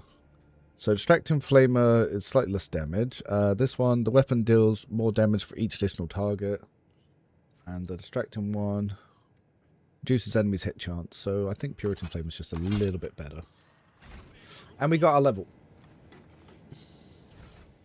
So voice command, yep. Then do I want, which one do we want first? Now, do we want personal oversight? That's how... Yeah, I think it's personal oversight first, and then voice of command. Which did I go with? Yeah, personal oversight, then commanding voice. Yep. Because we don't need the range just yet. And Chimar. Dash, yes, that's very important. Because it stops people just, like, bullying him. And then 25% rare fire, yep. So dominant position, this is the one I had. To ignore penalties to morale equal to his lock and load level. Whenever the penalties are ignored, Hamar gets 2 morale instead. So that was the one that I went for second. Then, yes, dash as well. And then, do we want... Opponent's range area attacks have a chance to hit any body part, which is good. The other one is... I think it's this one. Which one did I say first for her, though? Experimental utilization. So I went with this one first. So Saros, telekinetic barrier is really strong, by the way, but I like molten beam. Then we want feebleness. Yep. Then cog, forceful strike for sure. And then so the debuff one. So, where is it? By your side. All enemies in Cog's influence suffer minus 30 willpower male test, and when they fail male test, they suffer -1 morale. Yep. And then Lafar. So we can go either telekinetic barrier or coming down. Both are very good. For this time, I'm going to go telekinetic barrier. And the first one we're going to get is, I believe, so telekinetic echo. And then the second one we can get is power accumulation, which is when Psych Power uses power, they gain stackable 5 to intelligence and willpower bonus. So yeah. And we'll take the upgrade for telekinetic echo soon as well. Howdy, good morning. Juggernaut Cloak.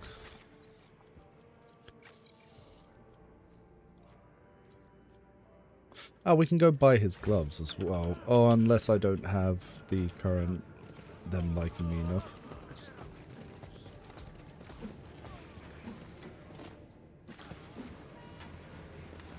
Let's just check there's no more checks to be done here. Let the base game be easy and let the people wanting challenge have a challenge. Yeah, I think that's the way you do it. You need kind of two modes. The normal default difficulty and then a special mode just for people that want to have the brutal difficulty. I don't like the way Unfair currently bounces just by making the skill checks really hard.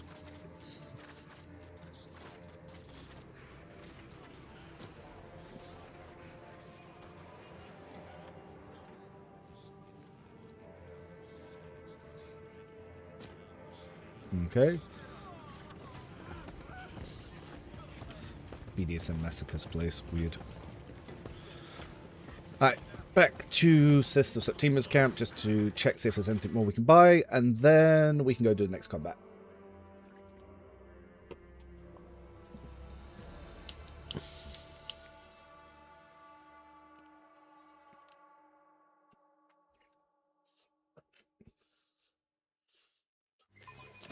The other thing I need to do before the next combat is I need to check my modifications and make sure that they're all in the right skills.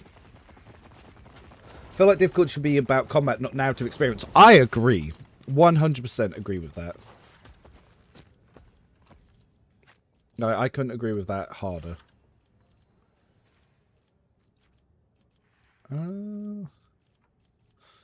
Oh, it's with the Mechanicus, the other stuff I want. Boo.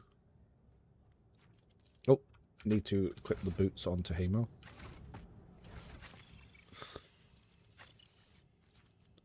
Boop.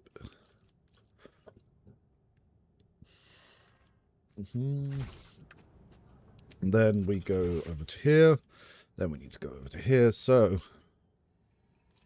yeah, more damage to non-disposable. Gains. Yep.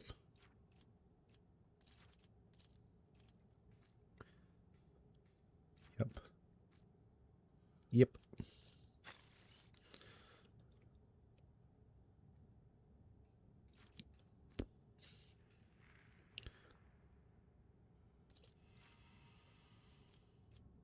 Well, none of these are really ability range now, are they?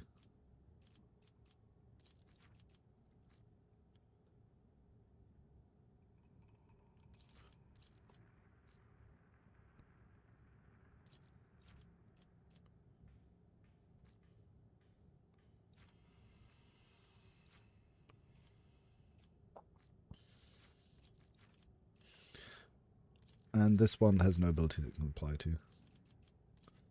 So, field surgery, we need to put on dash. Yep.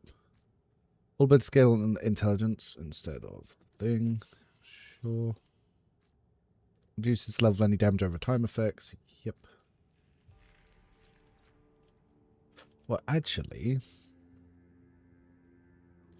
let's put that on the injection. Neurotoxin, yep, we want on there.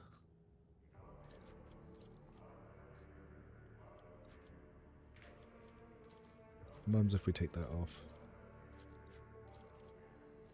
Oh, it actually lowers it.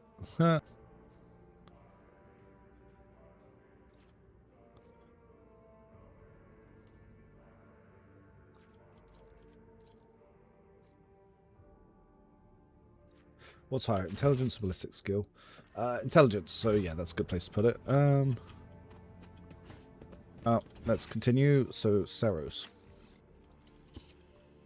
At the start of the next turn, type must pass the Psychic Mail test. Penalty if failed, cannot target the Psyker. Blaze Weaver, I guess. This ability is rhymed. On the next turn, it may be rhymed again. Yep. Gains the chance to be rhymed. Yep.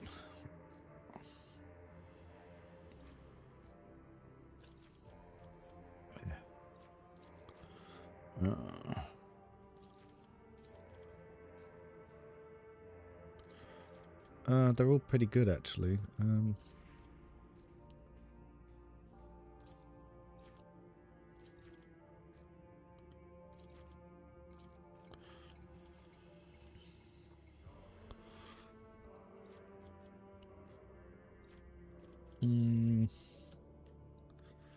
Oh. Yeah. and cog. For the Emperor, all ability scale on Fellowship.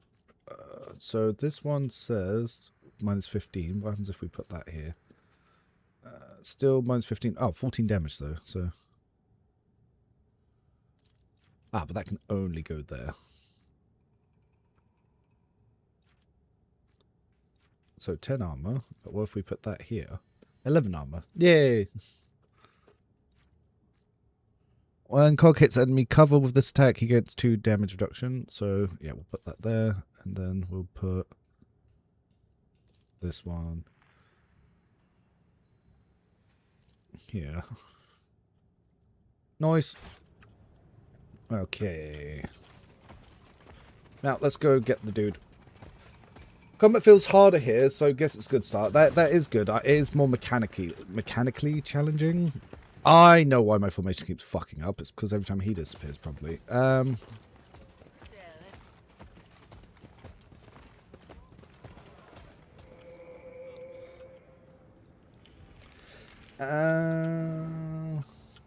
Yeah, I figured out why the thing's midway through the playthrough. What thing? Oh, I missed some things. I feel like difficulty should be... Yeah, about combat. Yeah. Can't talk to the Diver yet. So, that probably happens after we do this encounter. Yeah, some of the quest flow, the ordering that you can do stuff in is a bit wonky. Let's just talk with Romfish, make sure there's nothing new.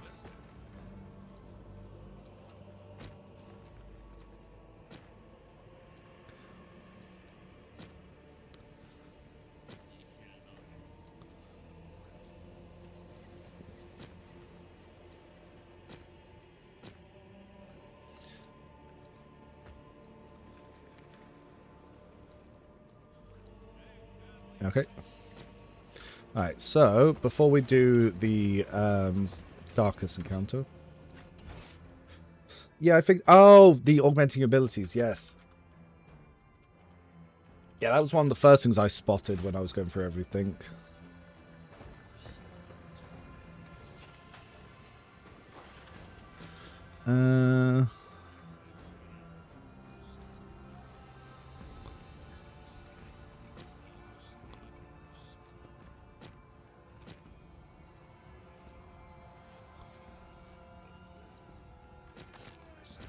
Right.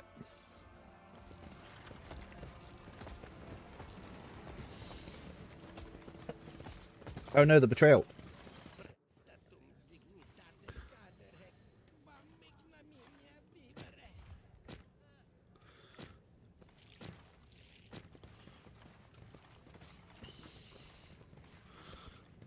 Protect Darkest from the mob.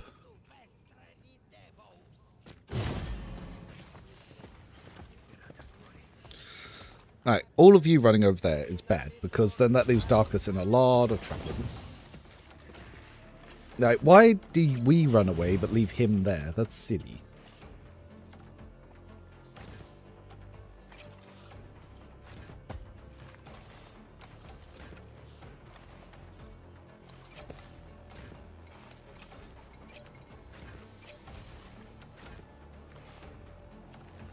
Let's try not to get squished. Yep, this looks like it'll do.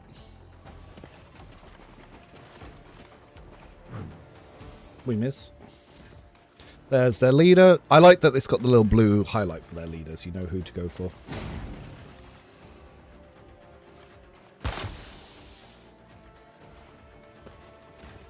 So, now, you guys are on her, but we can dash.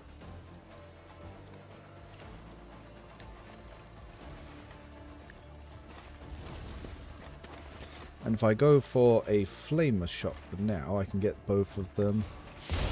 Which will start setting up the pyromancer. Now, I would like to buff an ally, but I can't from here. But it's fine. Now, we can put a telekinetic barrier on Cog, if I could see him. But can I put it on Dark? Ooh, I can put it on Darkest. Yeah, baby. Oh, you can use it more than once. Fuck me. Nice. Didn't realize you can use it more than once. That's interesting. We stab. We can better stab, maybe? Well, his vitals are still protected for now, but... Has anyone figured out the hymn for the cave entrance? Yes, it's given to you in the song and in the note. You have to just manually put it in yourself in the song. Yeah, you are given the how to solve that. Alright, so blah, blah, blah, blah. We've now got the debuff specialist stuff, so we'll push. We'll drop it on these guys. So now they've got suppression on them, which is good. We'll then boost that up. So his morale dropped, which is good.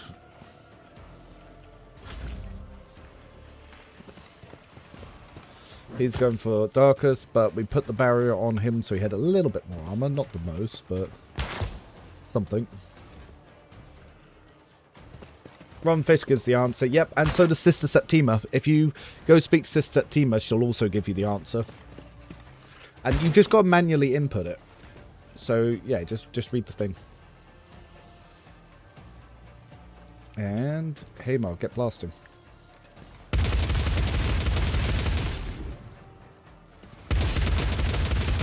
That was a lot of misses.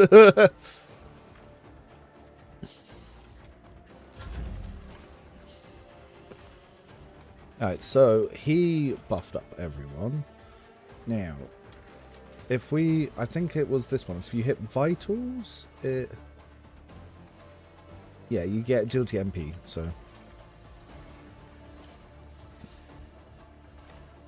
Now, who we want buff?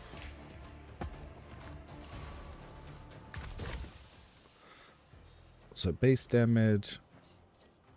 Vitals damage... Yeah, so it's only if we go for the head we'll get vitals damage. But if I use this sniper rifle, I can shoot and move. So I can kill this guy and then move up. Now, Cog. So before this guy actually starts running and getting himself killed, let's morale boost Cog. It's extra turn Cog. Now, Cog. Hit this guy. We smash. Lowers his defenses, we follow up hit. Cool. Now, hopefully, he won't just get, like, extra beamed by running through all of the enemy's attacks like he normally does. Yeah.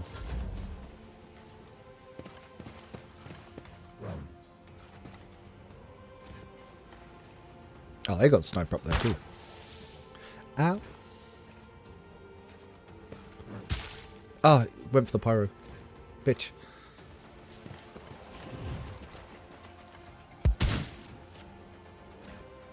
Alright, well, with that in mind, we charge.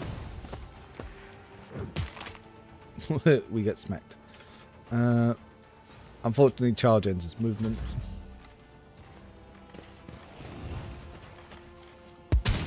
Good shotgun.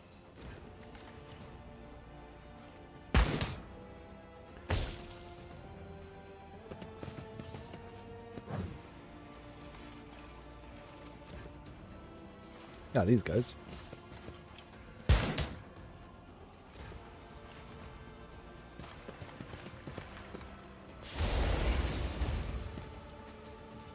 Do like flamers. They look really cool. Hey, we killed everyone in his path so he didn't just run into a bunch of like hits, but then he's still running into enemies. Not the smartest, that guy.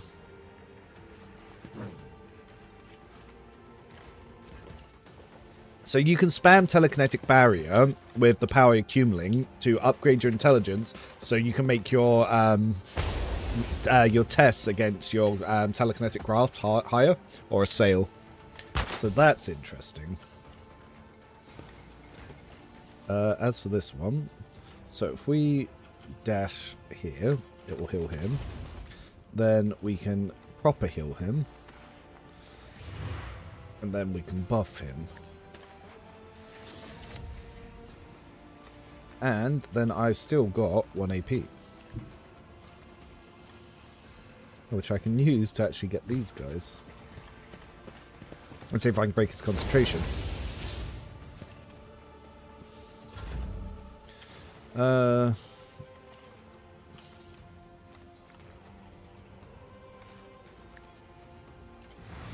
Telekinetic barrier. Telekinetic barrier. Telekinetic barrier. I didn't need all that, but let's see if I can assail him and see if it'll also get his buddy. So he got assailed. It should have tried to pass that to someone else, but I don't think it did. That was meant to then... Tenace test succeeded. So he passed his test. So he... Yeah, so the sale thing was working. But I don't have the upgrade to increase my checks on that yet, which I will be getting that soon. So we go up here. We're going to rhyme. We're going to blast. We'll move this up so we don't accidentally hit allies. We unrhyme and then group. Yep, their morale's dropping. That's what we like to see.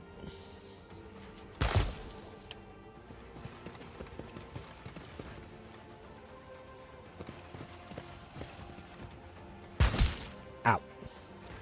Hey Mark, make that guy not do that again. We have to make sure we click the guy, not the cover. And then he'll kind of blast through the cover. But see what I mean? Haymar's very single target. Very, very single target. Then we can buff the pyro. Then we give the pyro more turn. Then we get the pyro to drop more deadly. And their morale dropped by 1.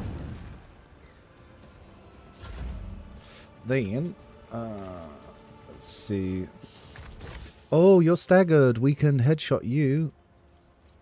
Vitals plus 18, plus 18. Yeah, so let's do that. Boom, baby.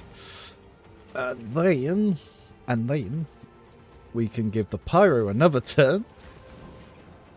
Who can then drop another one of these. And then he can drop one of these. And all my enemies are fucked. And they're probably all going to die when it comes around to their turns.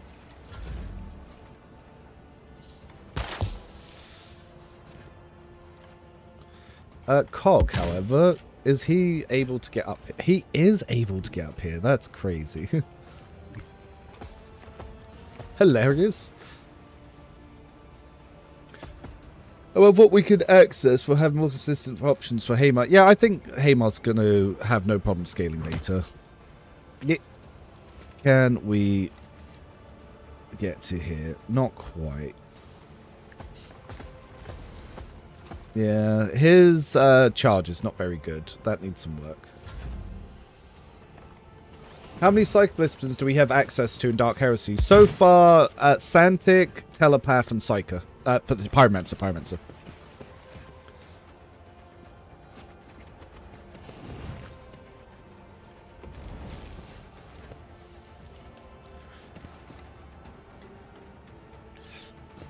Yeah, go smack him.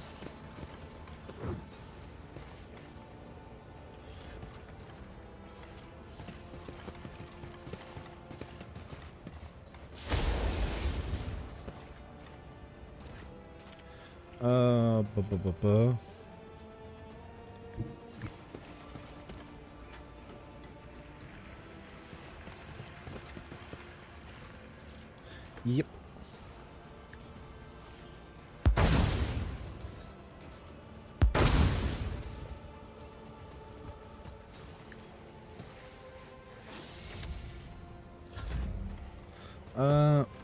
Well.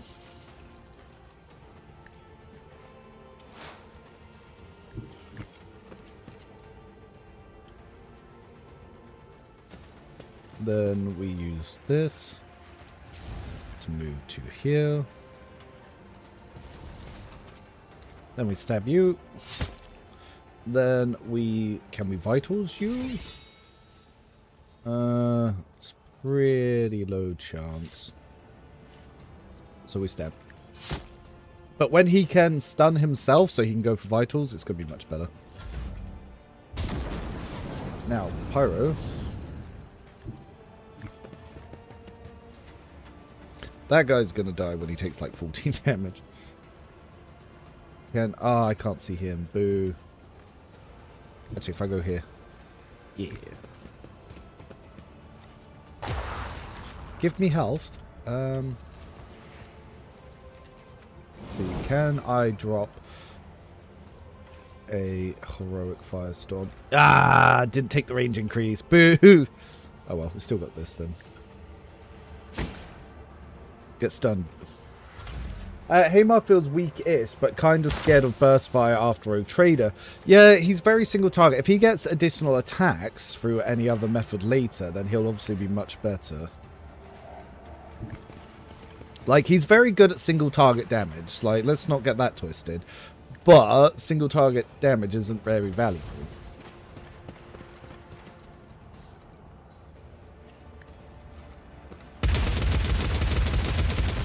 How their morale didn't already break.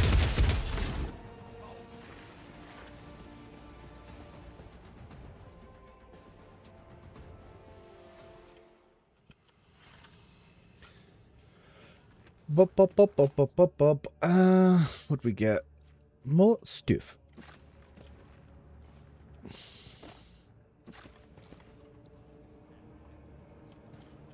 Yeah, the crane mechanic I didn't bother engaging with in this encounter.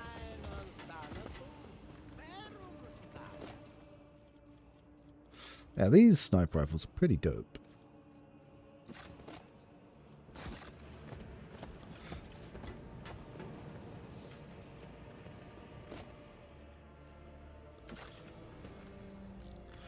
Right, we got a lot more money this time by not buying stuff.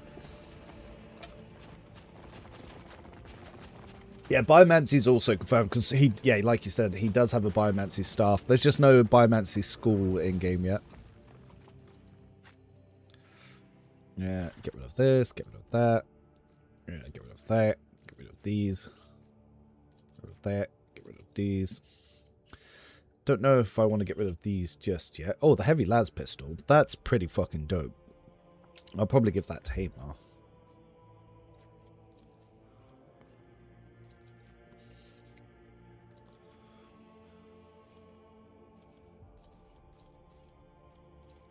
Alright. Right. Oh, we are now 50 positive with them, so we can buy any of their stuff. But 50 positive is not what we wanted. We wanted 50 negative. Oh, well.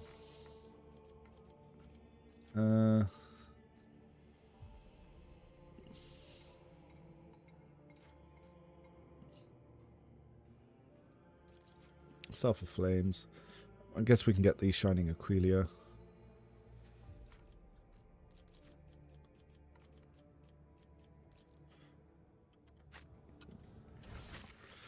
So as for you, Staff of Binding is probably one I'll get rid of because we like the Siphon Life. Yep. So this one's very good because it puts a lot of fire on someone.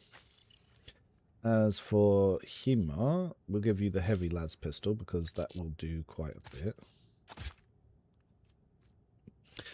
So this one does high arm damage. The knife can bypass armor, which is kind of nice, but obviously I've just not really had a reason to use it. Not yet, anyway.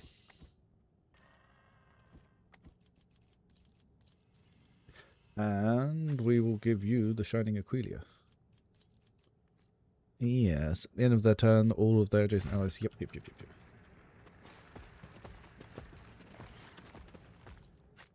Alright, we still need to go make the Mechanicus like us to get this your stuff, don't we? Yep.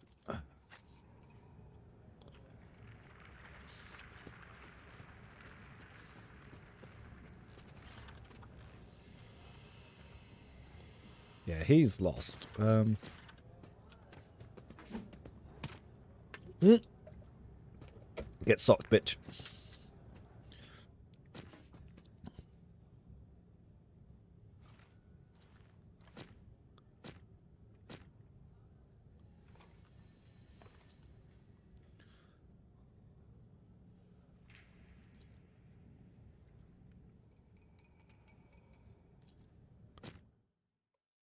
deal with him.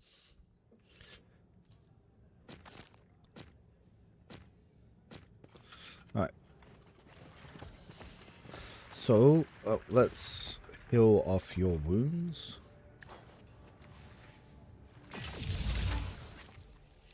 Then, pop that on. Alright, let's go see the crew.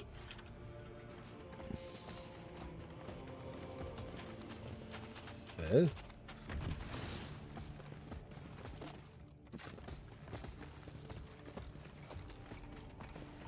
Ah, and whilst we're here, we can check to see if this quest has progressed, so I can talk to the diver yet. Nope, can't talk to him yet. Yeah, that's kind of silly. There's a quest kind of tied to not progressing until I can talk to him. Unless, can I... Ron Fisher's location. Yeah, from Stonehead. Do I need to do anything in here to progress that? I can't wait for the full version where all the voice acting is implemented. Yeah, we'll probably get a beta before full version, of course, and hopefully we'll have some voice acting in there.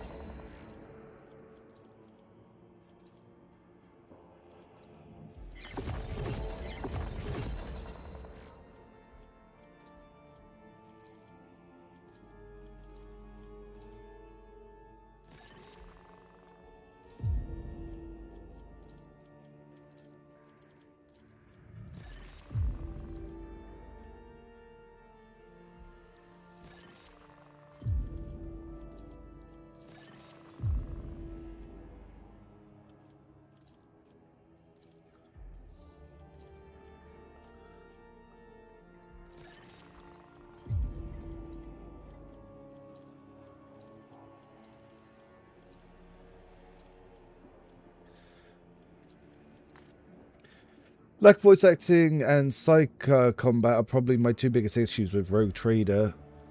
I don't care about the lack of voice acting, because I've been playing CRPGs for a good 20 years, and you never had that stuff. But yeah, I can see why younger and the newer generation don't like it. Because it's just, at this point, it's stuff you're just used to. So it feels weird at not having it.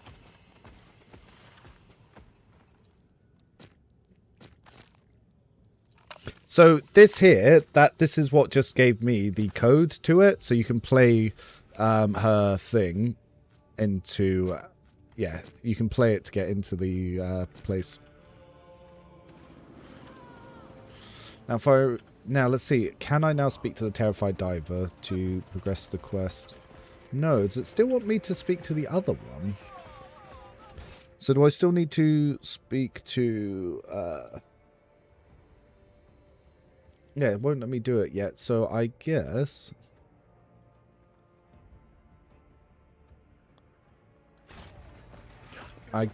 before it will let me speak to the terrified diver to progress that quest, I have to go do the marshes. Okay.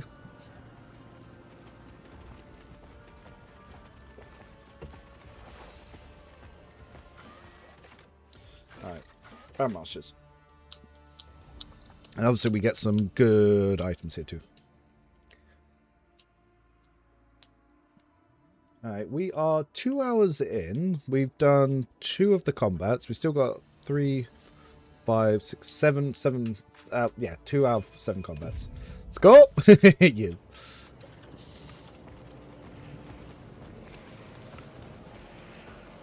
Right, that's not been done in this combat yet. Let's get the items from here, and then I can progress to the next bit. Crew camp! But yeah, I'll test dropping Hamar for the crew and see how that works out. Because everyone wants the Operative and the crew to be good, so we just gotta keep trying. Keep trying to brute force her into the party.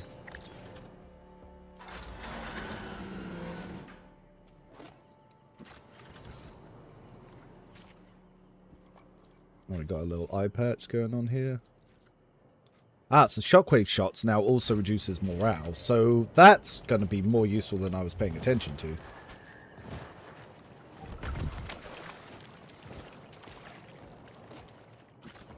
We got our morale buff helm. Yep.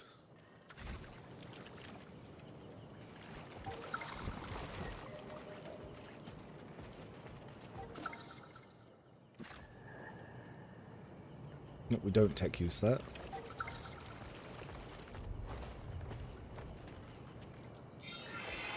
Is there a lot of fighting, or is it more story-driven experience? Both. It's both.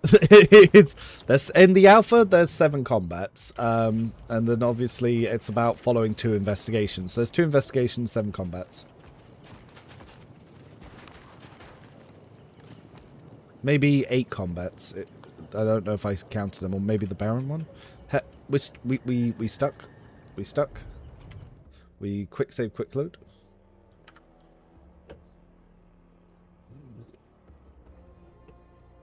I hope that they don't make the Kroot romanceable, just out of spite. Well, what's it gonna do? Eat your face? Like, oh, people are gross. Honestly, the less we have of the Baldur's Gate 3 creepers that are like sex mad things who put that into community, the less of that, the better. Like, we don't need that in the Warhammer community.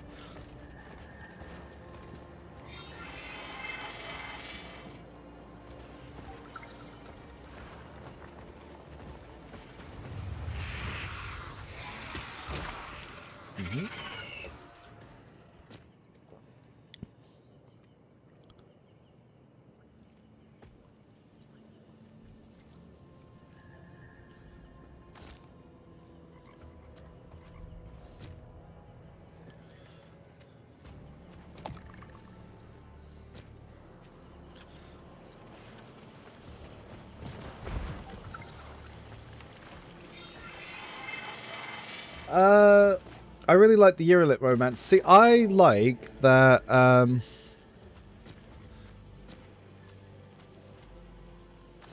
yeah, I like that it's just meditation partners. Like, I think that's good. I don't like some of the way people, like, do their weird fetish stuff when it comes to her. Like, because obviously preferences matter, and she clearly makes her preferences known, and people, they're gross.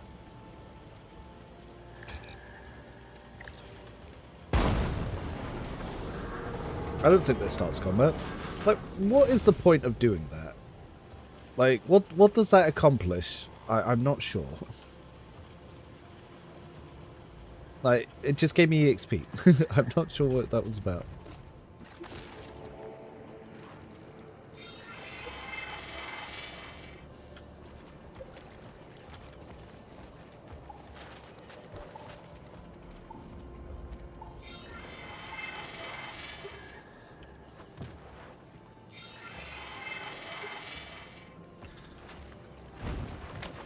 See, my opinions on that are based on being an older person that's had successful relationships and a family, so I'm not about that weird Tumblrite stuff. Like, also, so if the wearer is single shot inflict the death toll effect, the amulet's wearer's attack against this.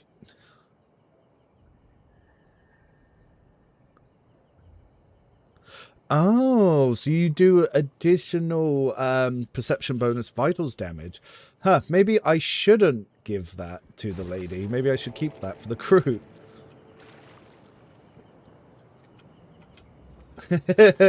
Don't worry, success isn't always our choice when it comes to relationships. Sometimes we get tricked. I have been through enough bad ones to know that.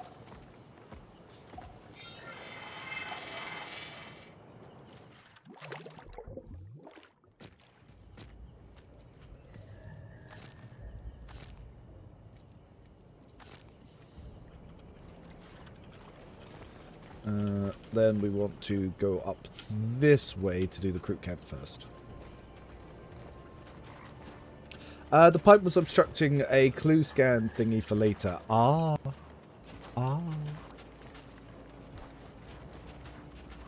I did it anyway for free XP. What's up here? Well, that seemed pointless. Alright, well, let's make a save. Root camp.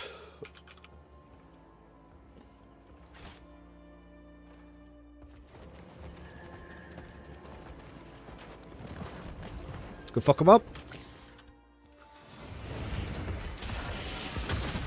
Battle Royale.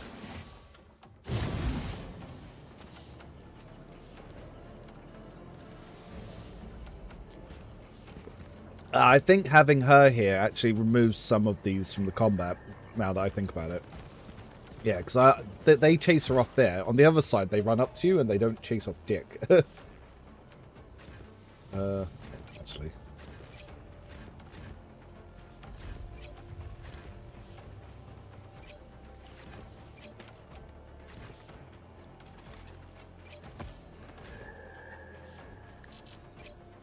There we go. Let's go. Uh-oh.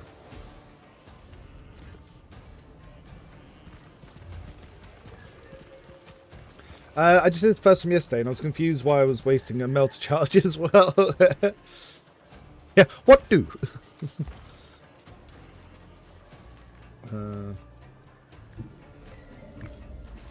Now, I think from here, yeah.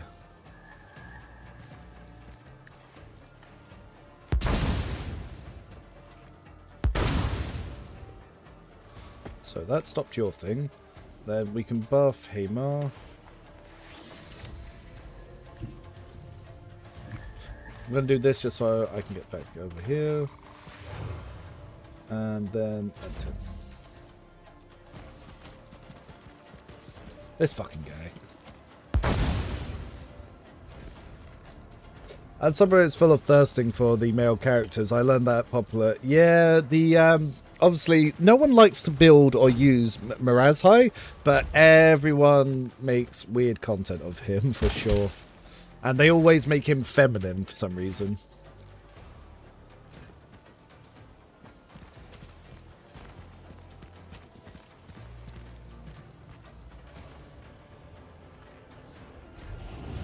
Alright, this time, so we are a little bit spread out, aren't we?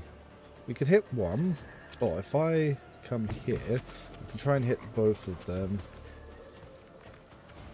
Let's go for that. Let's push a little bit.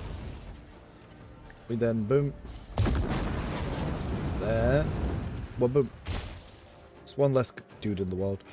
This is also going to be very good. If I can get this one on, yeah, push fail degradation, and you put it on someone like him, and then you follow up, it's pretty dope.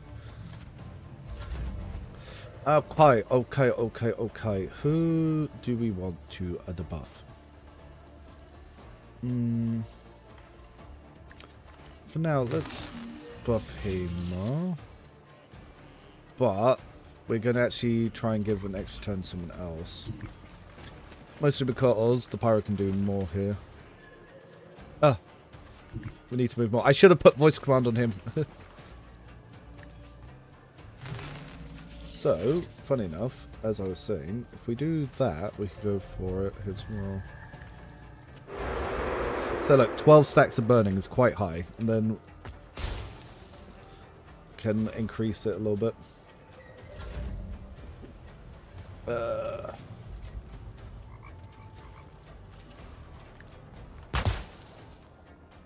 Let's debuff him.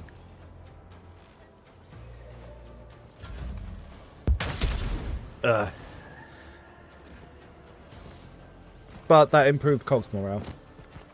As an Eldari main, I really don't get what the subpar of our community... Yep, I know. It's more the tourists that do that stuff. They're not people that are actually in the hobby. They don't collect, they don't build. It's just... It's a very, very certain set of people. Could do that. Who do I want to have movement? Potentially you. Right, let's start. We'll go here and I'll give you a stab. Oh, Oh, also, yeah, after using a power, you can lower the cost of this. Also very, very good.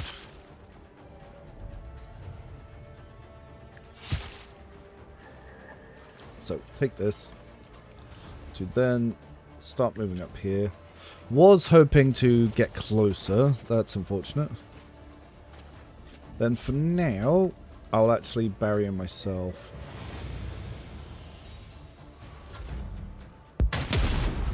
Cog's getting the shotted. So, Cog got some boosts. Now, hey, dumb question. In your builds, how are you stacking resolve? I'm going out my way to stack resolve. So, basically, the officer gets voice command, which can add 2. With the helm, adds 3. I take the upgrade for his bring it down, so that also gives 2. So that's plus 5 that he gets just passively over to allies. Hamar, you can take an ability that whenever his resolve would be decreased, he gets 2 more there. Oh, Heinrich's video. Oh, you're not even talking about this game. Yeah, with his stuff, how you get so high. Officer abilities. Like I said, don't just watch one video, watch the others. I watch the guides. I explain it all in a lot of detail.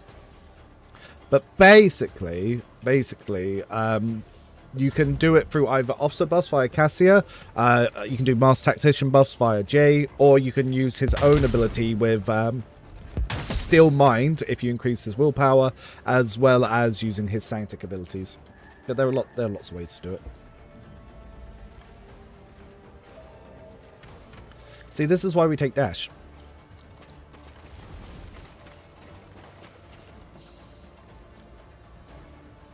And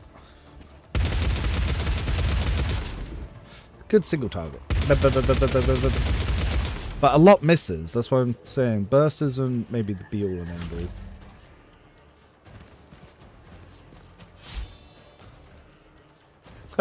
Nice hit, nerd.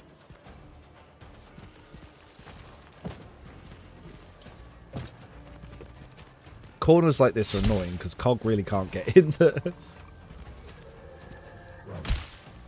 Ow.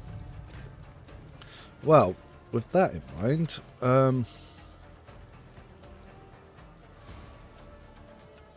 now, fun thing. If I heal this, that will give... Oh, damn, I did it the wrong way around. It's this one that gives me extra movement. Shame. Okay. Well, the plan was to try and go over here, but we'll get there eventually.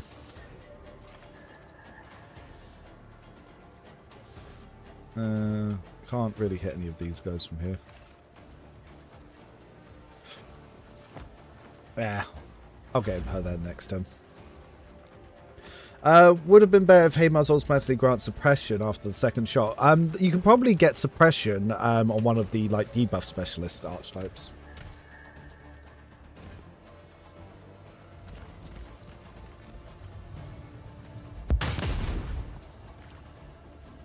So that guy is already burning for a lot. Can we get this to that corner? We can, but we'll also hit our little ally. We don't want to hit our little ally. Potentially, if I move him here, can we... I didn't take the range increase on Firestorm. Boo. So, you need to go here. We'll drop Firestorm up here. We'll rhyme a Firestorm that we drop up here.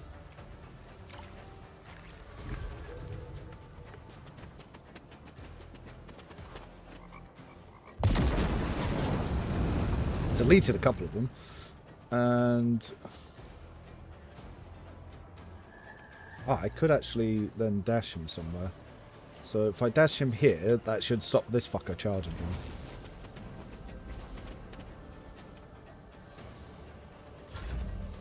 Then, if I wanted to use him again, I probably could, but let's not go for you. Let's get you up here. It's fine. Then let's buff you. Let's give you another turn. Now this guy is the nude. So we could go for here, but we're not going to get any vitals damage without him being stunned. So we can try to stun him, which he is. That means when we come back to our actual turn, that will be just groovy. Why can't I barrier? I could barrier cog, barrier you too.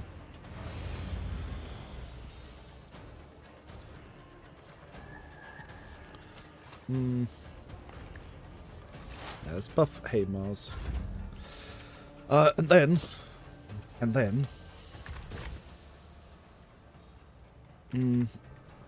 35 is not the best. What about you? Well, if we switch to Lad's rifle, let's try and get his armor. Yeah.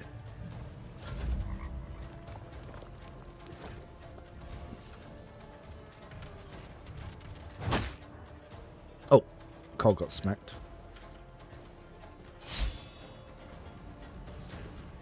So, now that this... He got up! Okay, it only lasts until it comes back to his turn. Interesting. So, we can't do it like that. We definitely need the upgrade where we can then do it on our own turn. Okay. So yeah, we'll need the upgrade to Assail to make it not cost an attack action. That's fine. This is why we test. This is why we test.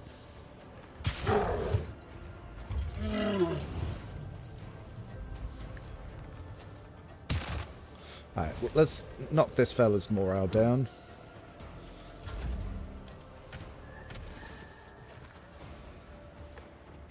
Yeah, let's just blast him. And pop back into cover. See, Haymar's actually having the least impact here because of his stuff isn't really doing much.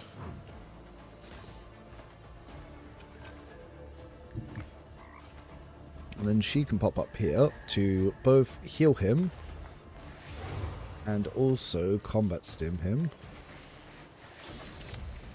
And can pop here and then can fire. And because he's burning, that means our pyro will be able to help with that.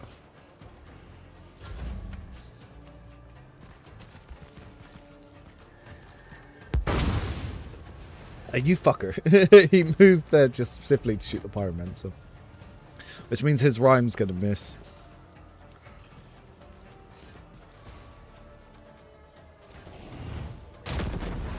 But he did get... Oh! Oh, what the fuck? Why did he rhyme up here? He just rhyme staggered him. Interesting. Don't know why he did that. He automatically casted a sail up there.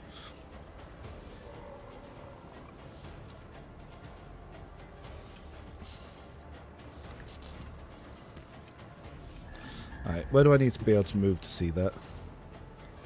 Oh no.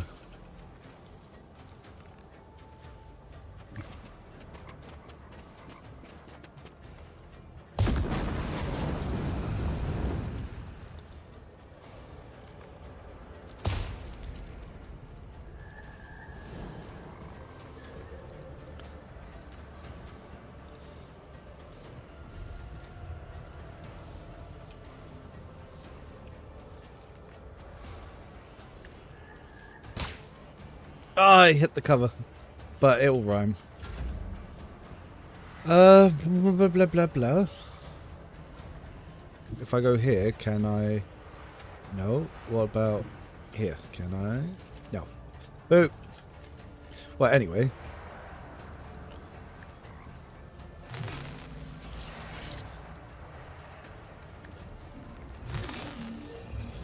Yeah, chance to rhyme a psychic power. I've already put that on there, so I think that was the right call.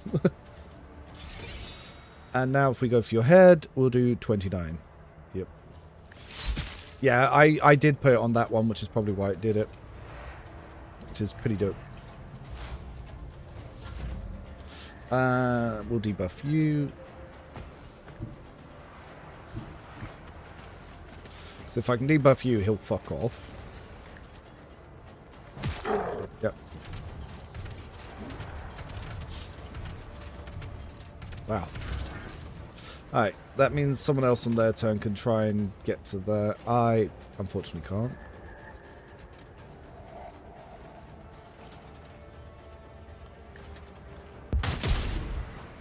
No, injured his legs. So yeah, having the Veil Degradation Assail, pretty fucking dope.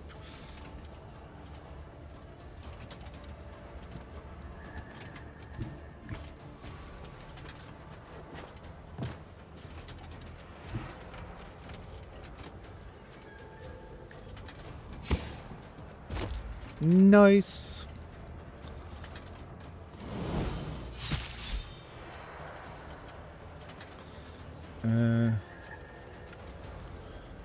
So let's give him the option to escape.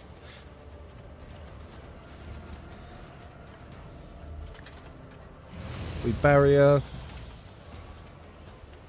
Who else wants barrier? Who else wants barrier? You want barrier? You get barrier. Everyone get barrier. Oh, Cog, you can close that.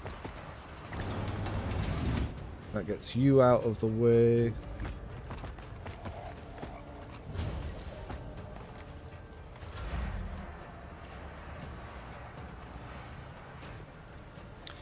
Then Hima. I generally don't care if I accidentally blast this guy in the corner, so let's show off what Hamar can do at high veil. Not high veil, but high thing. See what I mean? It's mostly single target. It's only the odd shot that will sneak off and hit someone else. So you can be pretty confident with it. And because he died, see, it didn't take the second shot. So we worked out what causes the second shot to happen or not happen. It's based on, yeah, because it's a single target thing. Yeah, Lothar has good utility as well. When I get his next upgrade, it's going to be even better. So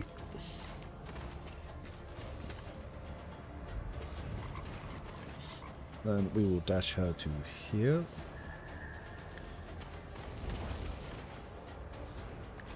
We fire.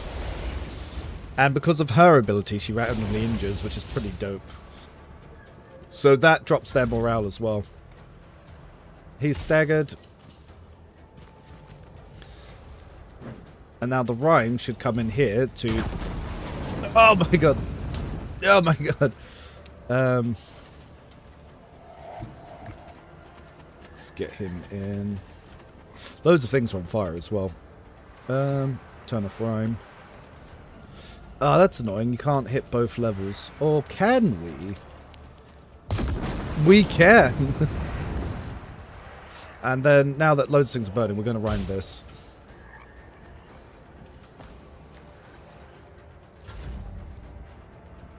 Now, with our officer, we're going to start moving him up, because we can give some bonuses to Lothar again.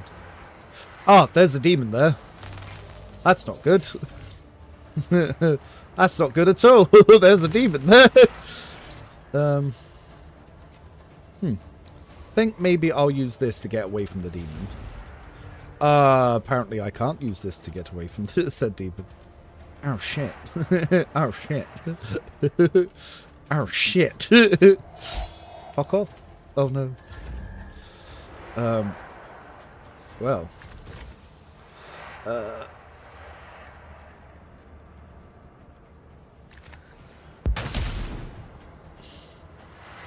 Well, well, well, well, if it isn't a Slanesh demon.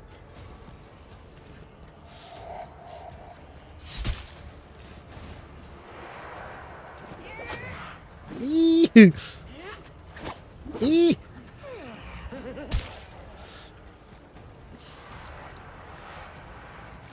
Let's try that again.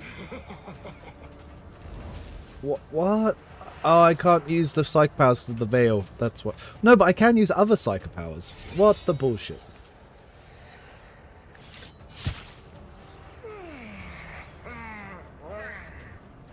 Just keep stabbing. We need to run.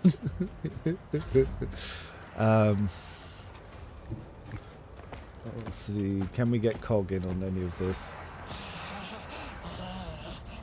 Alright, Cog's not going to be able to move all the way up, but it'll get him a little bit close. We'll use his shotgun.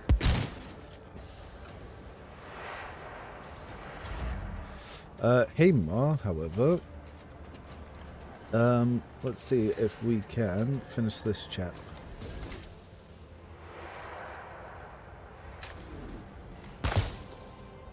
Ah, still not.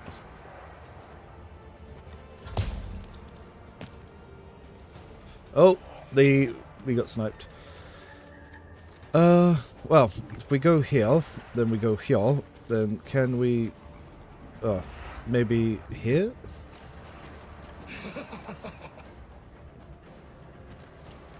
What about here?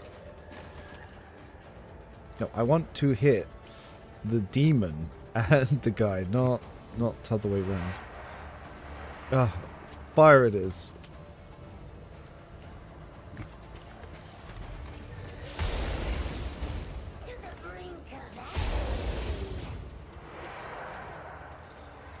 Alright, his morale's been broken. He's shooting his own guy. Staggered down. Well, we're going to buff Cog.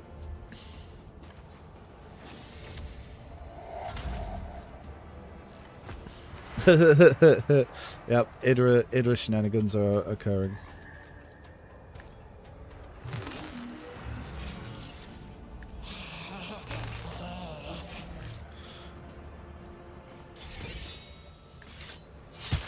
We stab the demon. I am unsatisfied.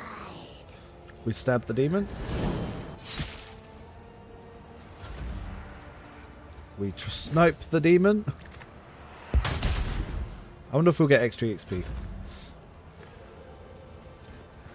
It's funny, one of the devs said they made fun of me for not using push and fetter. Look what happens as soon as I push. Demon.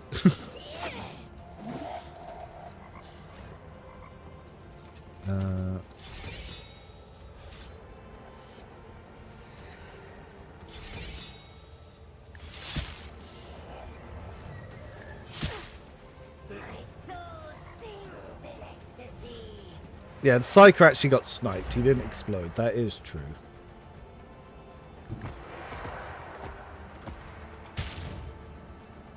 I should probably finish off their leader and then work more on the demon.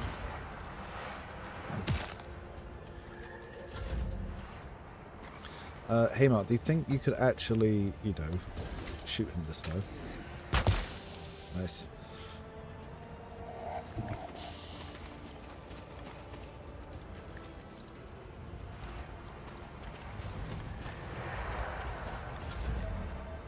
Alright, he is actually doing a good job at surviving, so let's give him more buff. Another buff. For being such a good boy. And then we will fire the demon. Cool. Burn! If we played a drinking game for push and theta every time Revan used it, we'd be so... Fuck you, dude. Like, all it did was summon demons.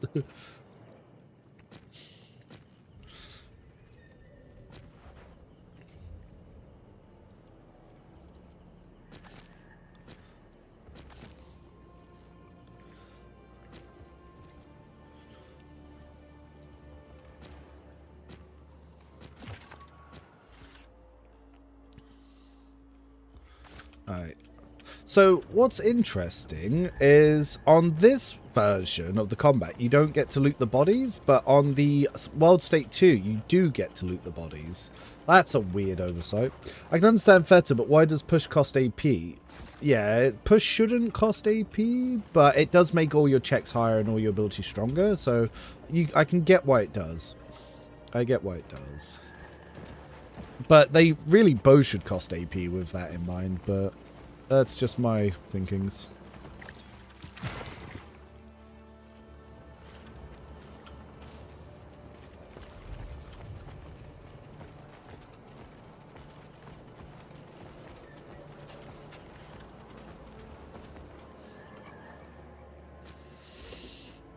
I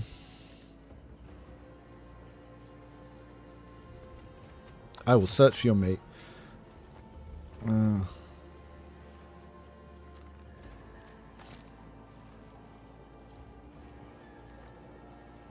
I kind of wanted her to go there without giving her the amulet, but I don't care enough to keep it.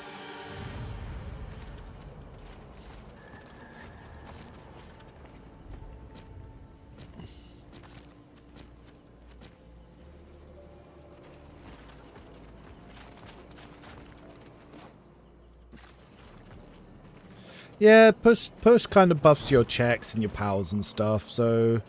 But Feta also makes you safer, so you would have thought both sides of manipulation would be more.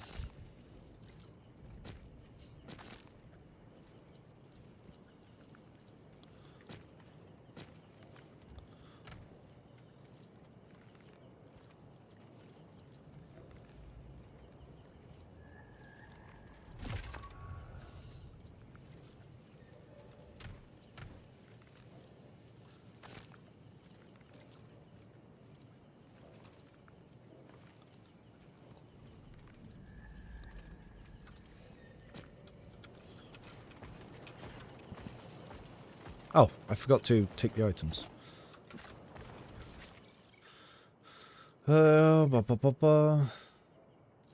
Yep. Bigger stick.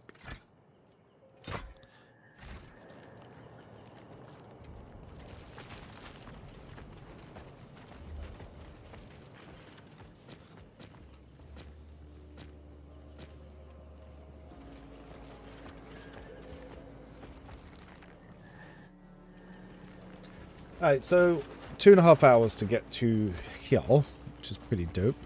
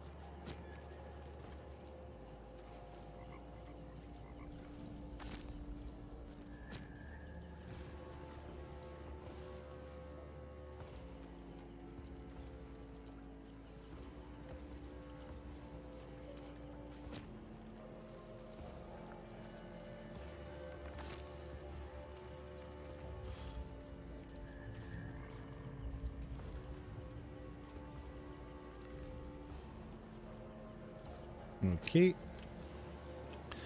Now, oh, let's clear the rubble. Get the item from here.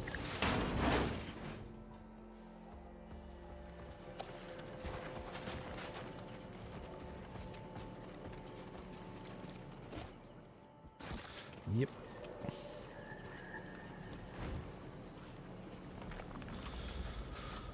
Then we can go back here, talk to the lady over there.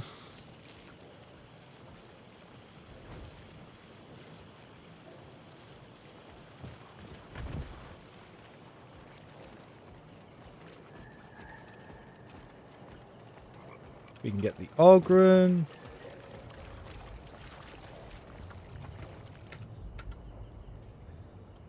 Oh, actually, I might kill her and take the thing.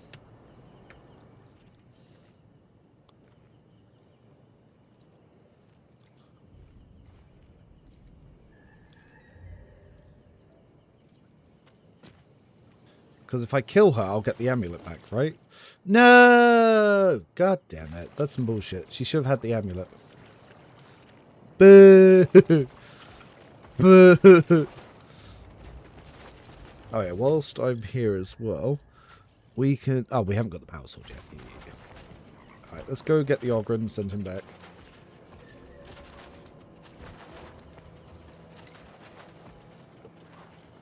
Bullshit.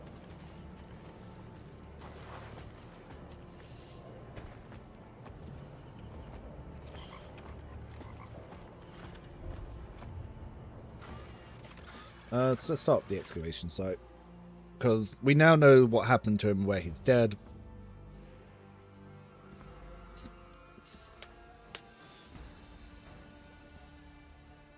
I don't care about getting the correct choice of having them join us. Is she up here yet? Why the fuck hasn't she come back up?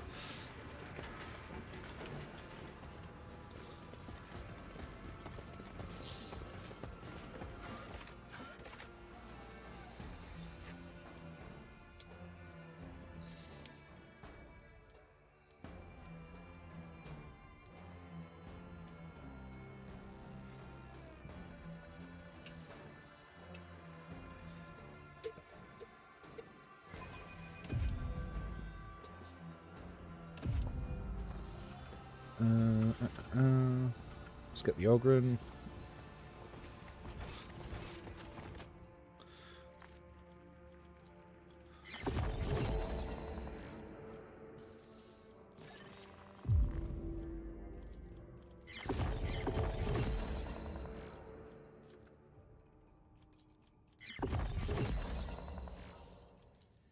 Ah, we can give them the arm. They like that.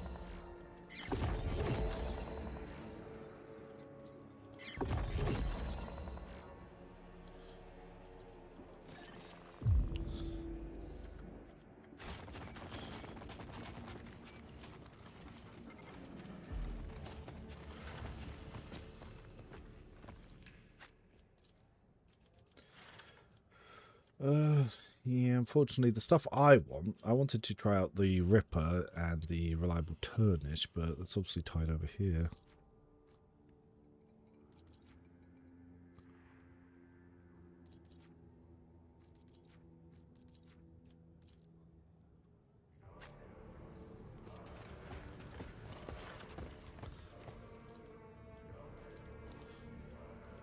Oh, last time it let me offer them the las pistol. Not this time, huh?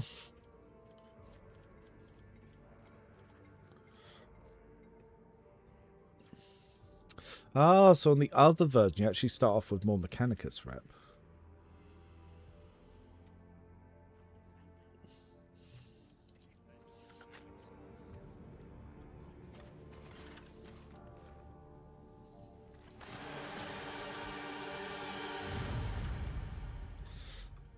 Whilst I'm here, let's see if, now that I've started the recruit stuff, if I can trigger the next part of this investigation.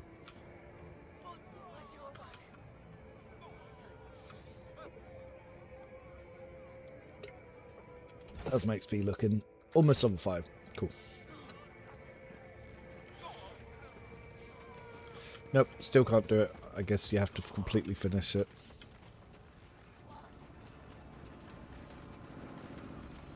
Let's see. Let's talk to Kalbi whilst we're here. Nope, nothing. Cool.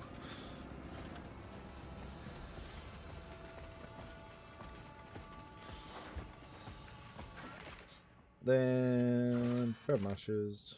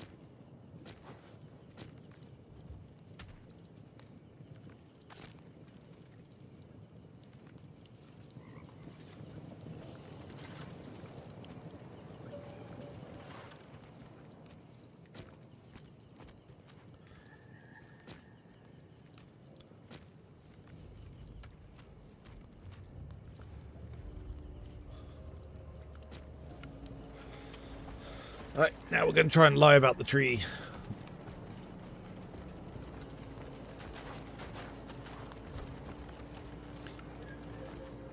We save? Or do I need to go speak up to the tree to lie about it? Ah! I need to go check the tree before I can lie about the tree. Blah, blah, blah, blah, blah.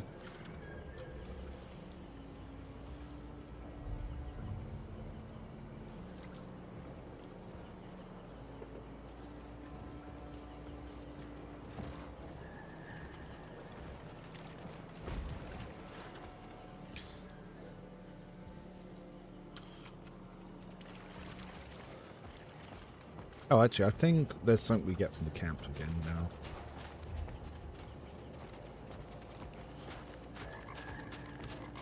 I remembered one of the clues changes.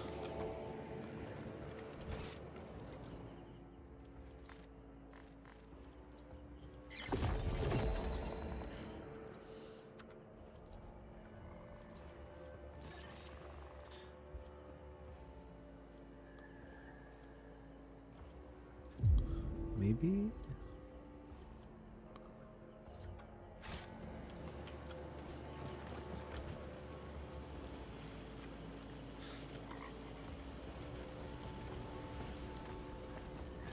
Alright, but now I should be able to lie about it.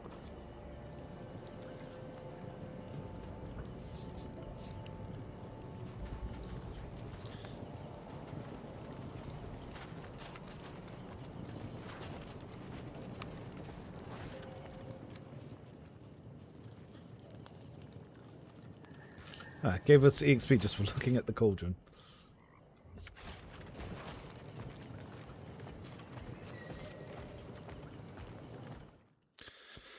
Save. About the iron tree. Lie. We reload. We're going to get this lie down. Because I want the operative in that fight. So I can test around Hamar. How does the area change if you do the second scenario? I've only done the first. Second scenario makes the game easier because you start level 5, but Saris's build is fucking trash. It also makes things flooded. There's toxin in this encounter, and it just changes what the first area looks like, but it doesn't make the game harder.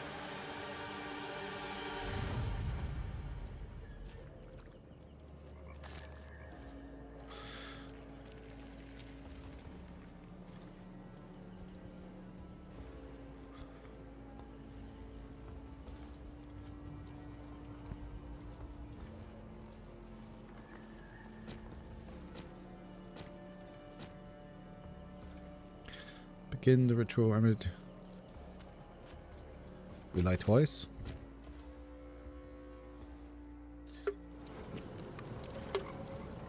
So he confirmed that his brother's the one that killed the Inquisition agent.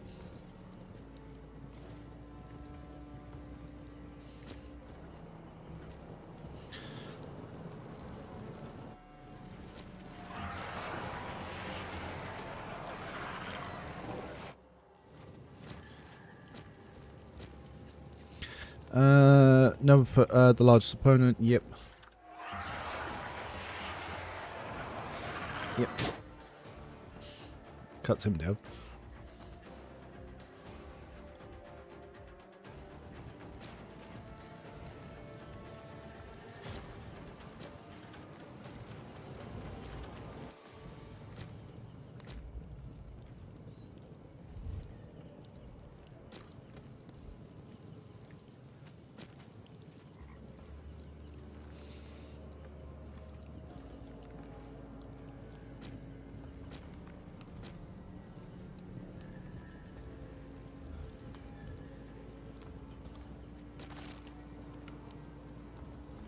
Cool.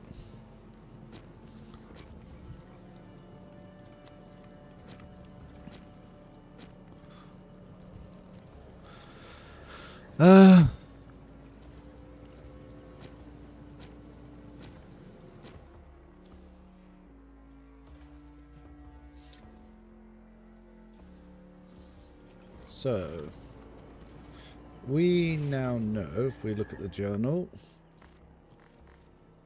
that. It was him that did the murdering. Oh, wait. We finally got this one, huh?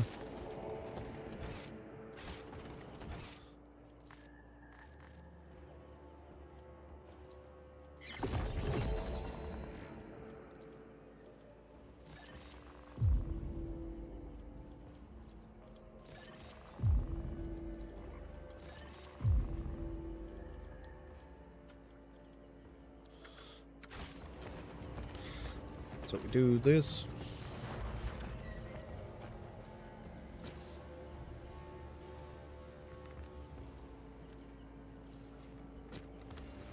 So we will get rid of Hamar for the creep for the moment. So her level 4. I still think precise aim is the best one, because this one, then all exploits are removed from the target. And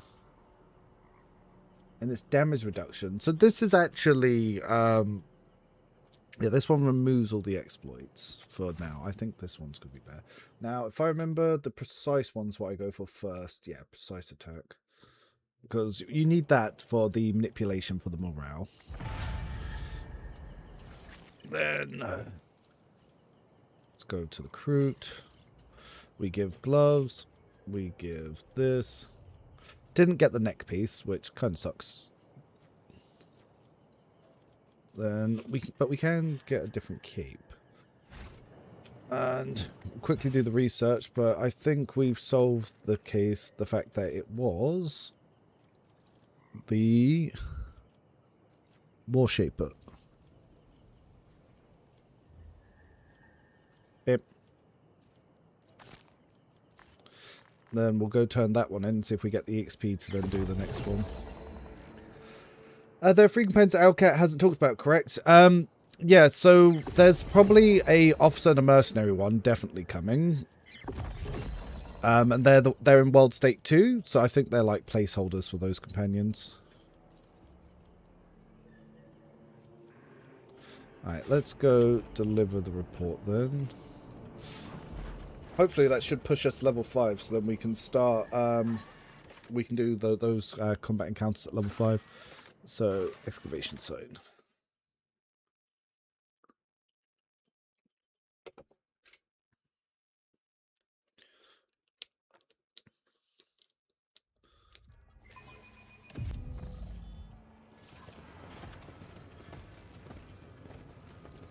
Alright, where the fuck is she? She's meant to be back up here. I guess she's down below.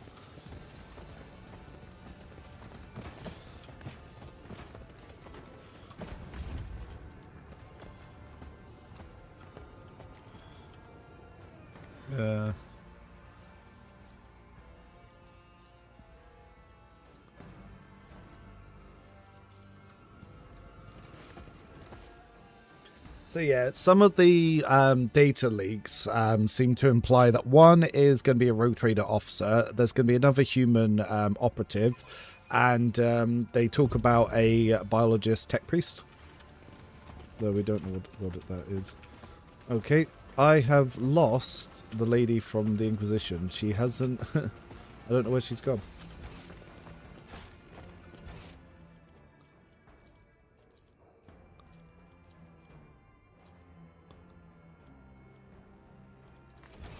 Yeah, appear to have lost her.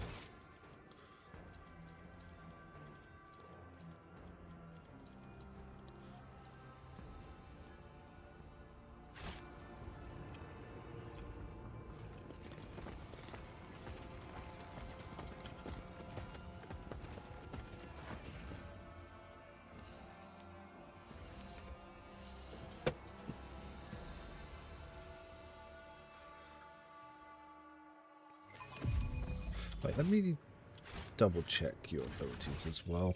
So, archetypes, hand or legs, 2 morales, head or neck, 3 morale, eyes, 4. Yeah, that's pretty dope. 10 victim, target suffers Yuka's tear.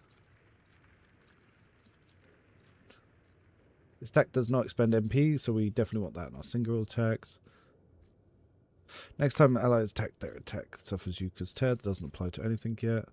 Yuka's prey. For 1 round, the next one attack against target also triggers Yuka's tear. We can put that on exposed weakness. And these ones, I don't have abilities for them yet. Yeah, so it looks like the Inquisition's bugged out and she's disappeared.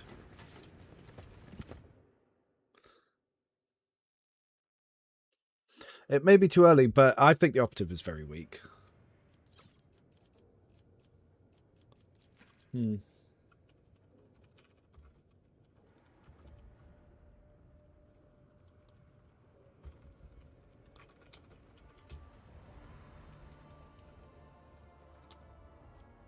Weird.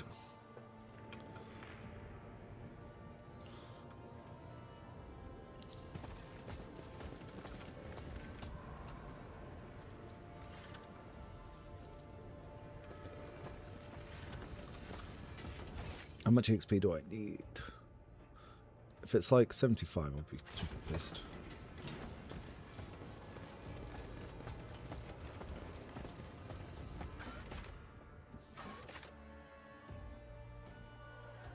But yeah, Operative feels very unimpactful, very weak. And it seems that a lot of the good stuff directly comes from the crew origin. So it means that non-crew operatives are going to be extra weak. But it's still too early to tell. Precision weapons like snipers and swords are actually really strong, especially with morale manipulation. But they are very, almost entirely dependent on the morale manipulation. But it does mean with a good party, the Operative is going to still do decent damage. But it means that it's completely reliant on having someone to stun and someone to buff morale. Because I tested it. Like, a lot of people were saying that, no, Operative is good, blah, blah, blah. And every case study and argument they made, I could do better or the same by just doing it with the officer, with a sniper rifle. And I was like, look, you don't think that Operative is good. You think that precision weapons are good. And they're like, no, because I'm using precision weapons on my Operative. And I was like, yeah, but if I do it on the officer, it does the same. But how would you feel if you didn't have breakfast this morning was basically all I got out of that. Like, but I did have breakfast. Yeah, this is the ring that we need to get the extra vitals damage. And I didn't get the necklace for even more.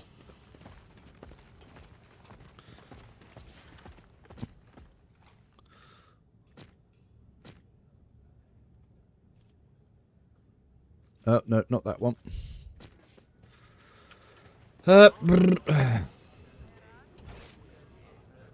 So, one of the quests is bugged and I can't hand it in.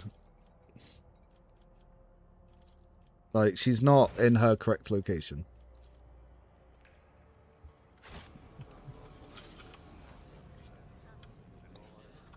Exactly.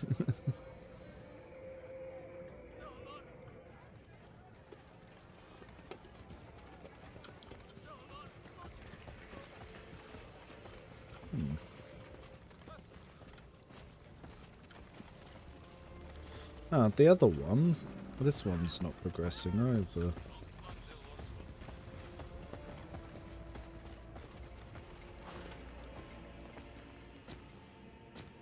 Yeah, so she gave me that. So I've not got the footsteps thing to progress, which is also odd. And the terrified diver who pushes that bit forwards, this one, isn't talking to me yet.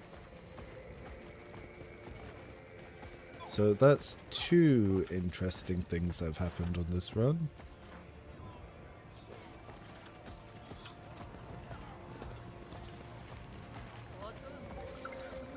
Oh.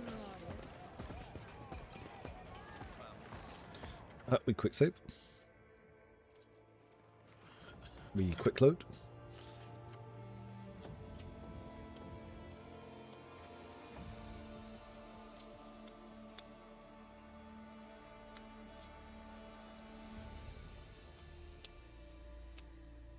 Don't tell me the end of both quests is bugged. Yeah, the footsteps part is very buggy, that's for sure.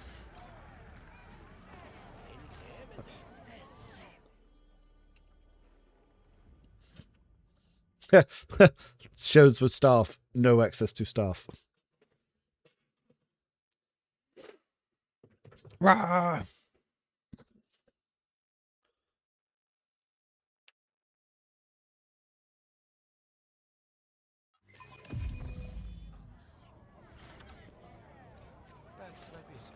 Oh my god, I'll use one multi-key. Wasn't worth.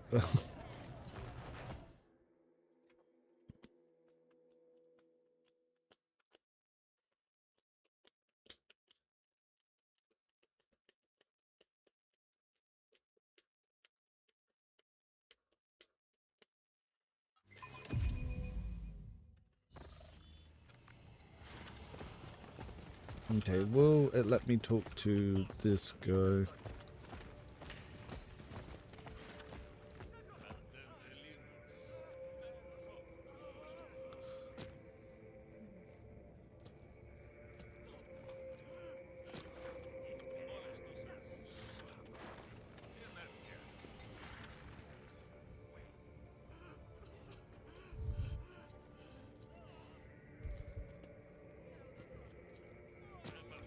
Okay, so that kind of didn't go anywhere. Good morning. Yeah, I'm enjoying the alpha. There's a lot of bugs. I think I've run into another bug that's kind of prevented quests from completing. One of the quest givers and person that you hand it into has vanished, and they're not in the spot they're meant to be in, which is somewhat annoying.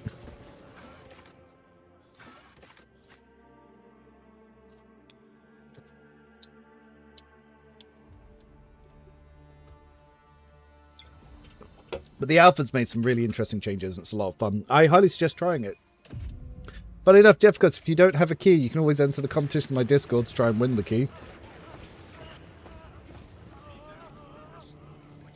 Yeah, the Ogren ripping the dude apart is pretty dope.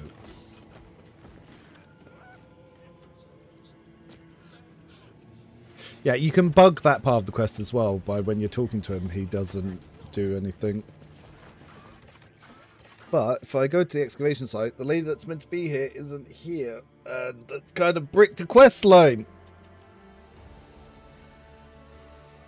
Unless she's back now. I didn't think it was weird when I came up here earlier that she wasn't here. Yeah, it's bugged. This quest line's bugged. I can't complete it. Fuck. I needed that to be able to, you know, get the EXP before doing the next fight, but fuck me, I guess.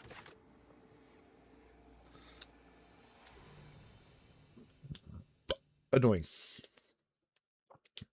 So I wanted to get the ability upgrades before doing the Mechanicus fight, but now I can't do that because I can't hand in the quest to get the XP. Yay.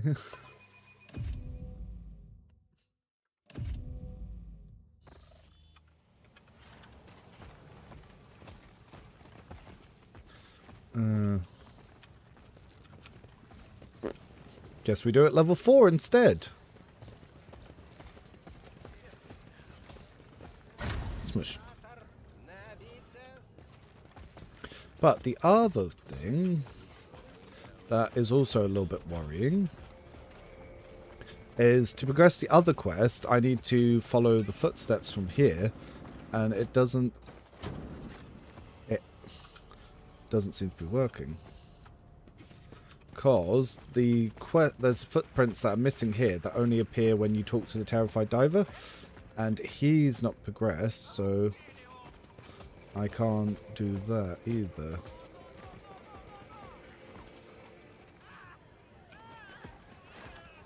So I've hit basically both main quests have bricked, which is a tad annoying.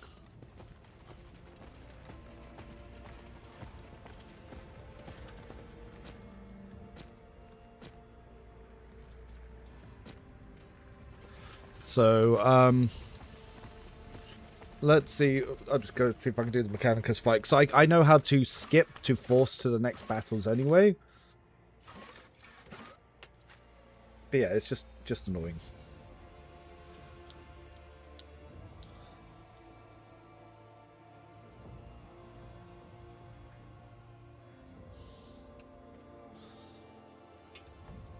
Sounds like an Owlcat game, indeed.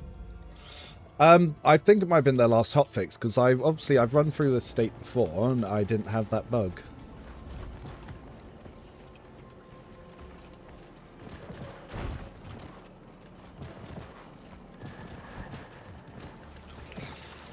Okay, let's see what we can do this time.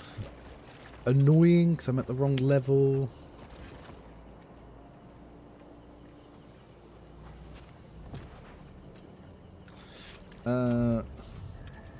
Now, normally,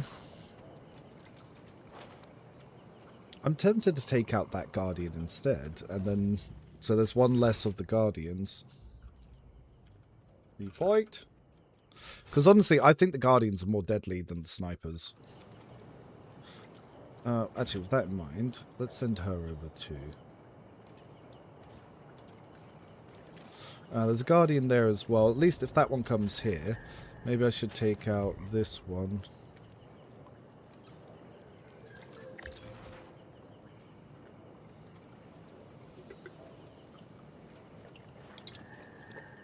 Then he doesn't push them, and then they're safe to do it.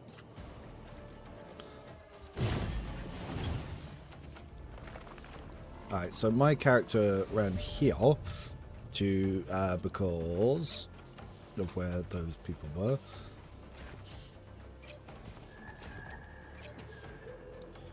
Yeah, that'll do. And then these two up here. Yeah, let's do this.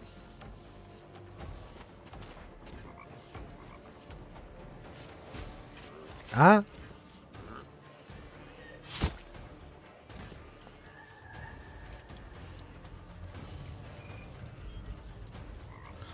So we might want Cog to be the one to move, so I'm actually going to focus him for the moment. Now, I could assail this one, but I think it's actually just going to be better to make 2 normal attacks.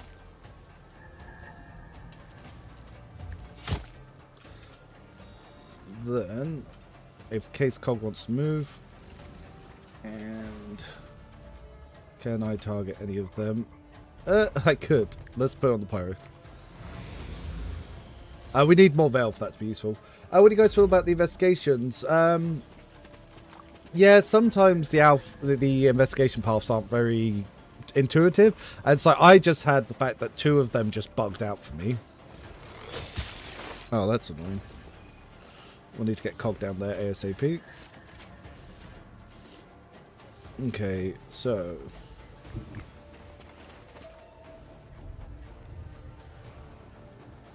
actually, let's start. We'll buff him first.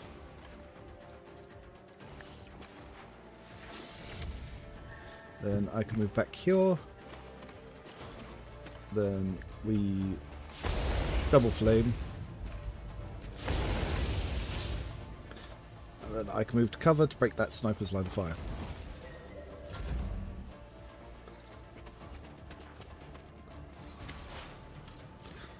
Well, everyone's trying to bully my officer. That's not good. Alright, Cog.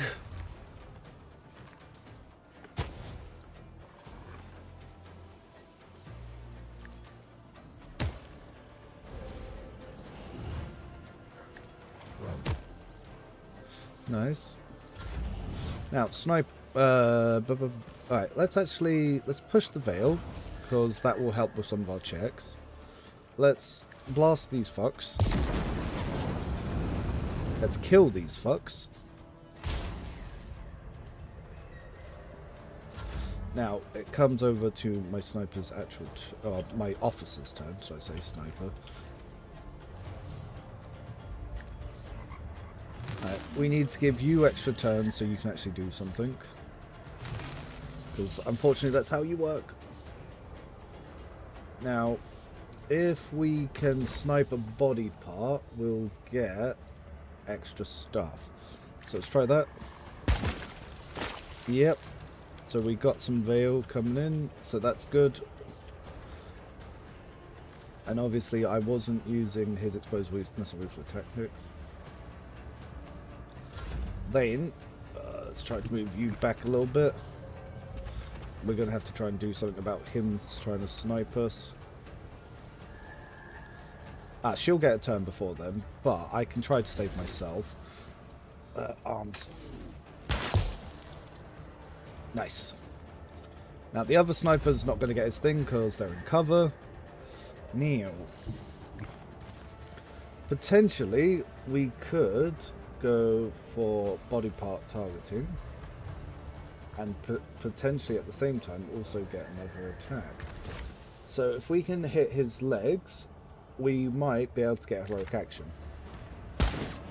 But we miss! And because we miss, we're useless.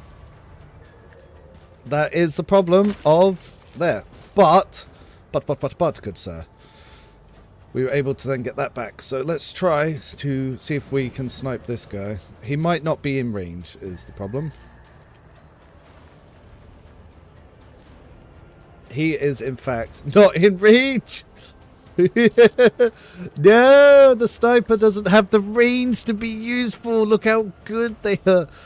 Fuck. Well, with that in mind, can I go here and try to snipe this guy? Oh, actually, before I get silly and just complain, I can move. And if I move, can I then snipe? Yes, okay. Okay. And yeah, well, we should get some good damage here. 98% chance. Let's just hope we don't miss. Cool, we didn't miss. But, yeah. GG.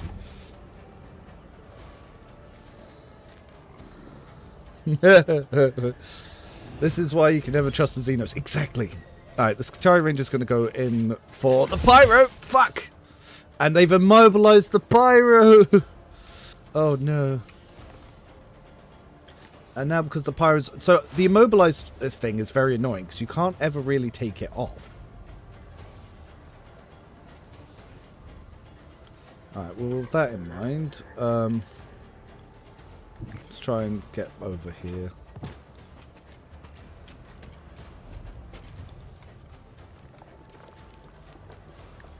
Need to start pushing this guy. Yeah, because even if you heal to repair the leg thing, if for some reason it just doesn't fix. 35% 5 blast them. Oh, shit, I was not paying attention to you. That's going to come bully me. We barrier self then?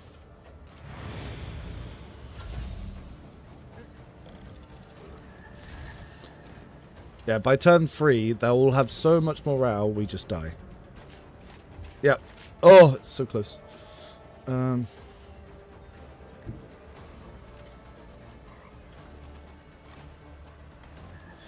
we can actually try to lower the morale a little bit, but I don't know if it will do it enough to actually be useful.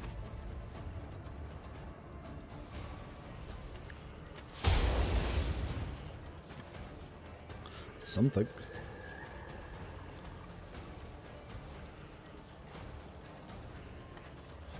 She's gonna need to go. Yeah, because the Pyro's there, it's in a really awkward angle. Luckily, I think Cog can still hit this guy if we aim it like that. Okay.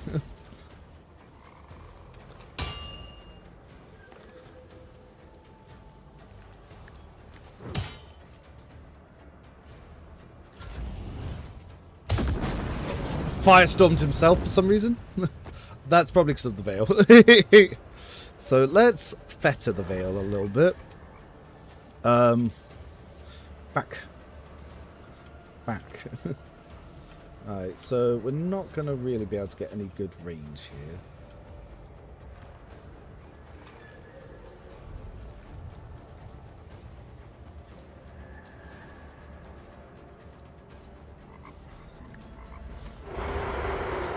So we're just going to set this guy on fire and try to do what we can with fire. Who goes next? You do. And then my officer will have a turn. Okay. We can try and work something out here.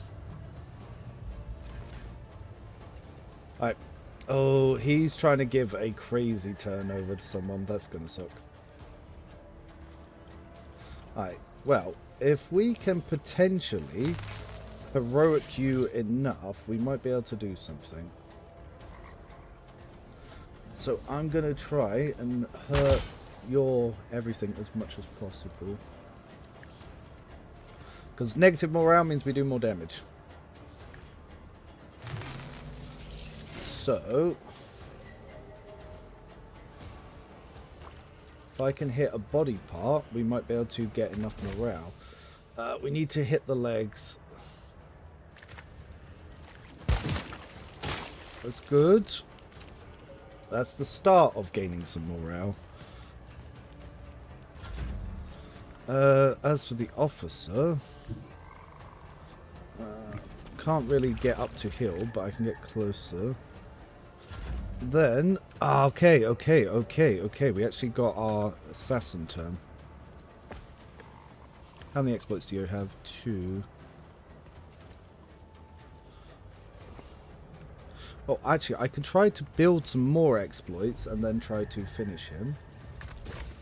So, what will you actually do? If I go for the head here, we can get some damage in. Yep, Euchre's Tear. And then we can go for... Oh, wait. We can do this to go for the snowball. So now he has 17 exploits. So the shot here will look very impressive. See, it says 160, but he only has 21 health, so it doesn't matter. Cool. Now, we can start moving up. So it's one of those things that looked impressive, but there was nothing extra that was really happening.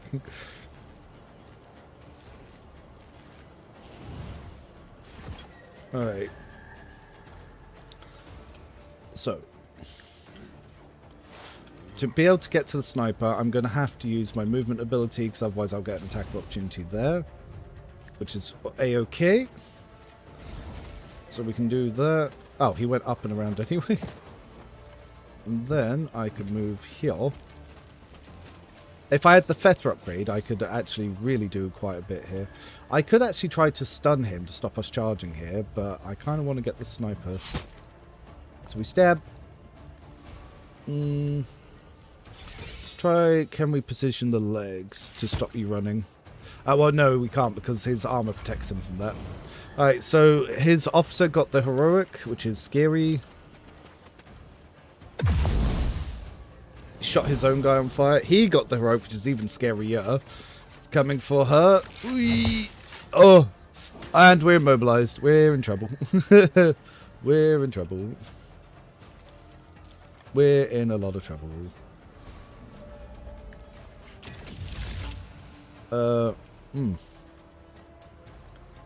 Reduces damage over time.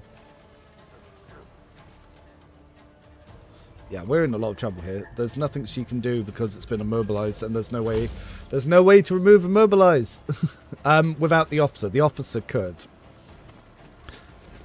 So that means I now need to somehow get my officer there.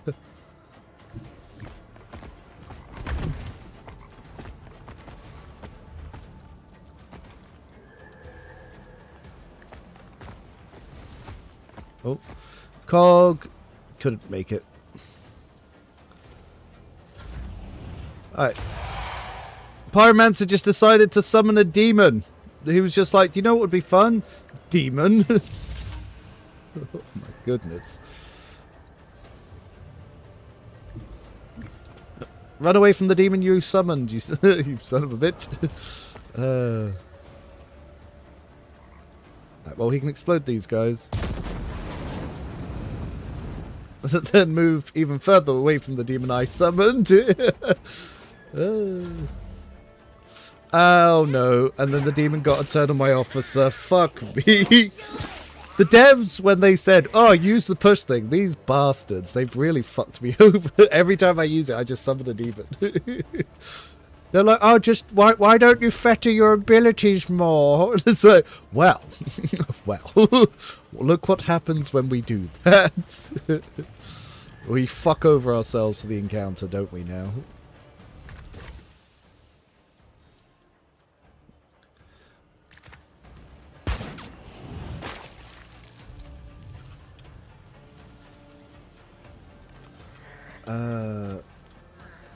A demon a day keeps victory at bay, indeed.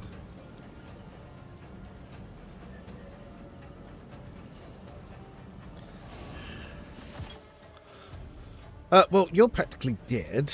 Now, what is annoying, though, is I want her off him. And oh my god, there's so many more things coming.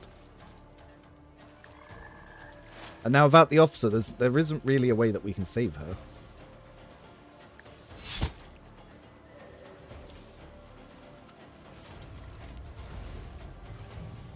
Ah, I was hoping that would get me closer to this guy.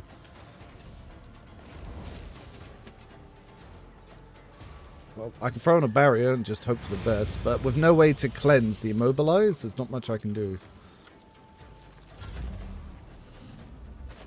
Fucking demon.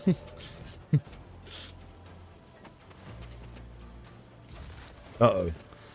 He's trying to give this guy the crazy one-shot. Not like she's not going to get fucked up anyway, but... Oh, oh, oh. The immobilized wore off. Yes, I thought it was going to be permanent. A couple of times in the combats, it's been permanent, and it's really hurt. Well, with that...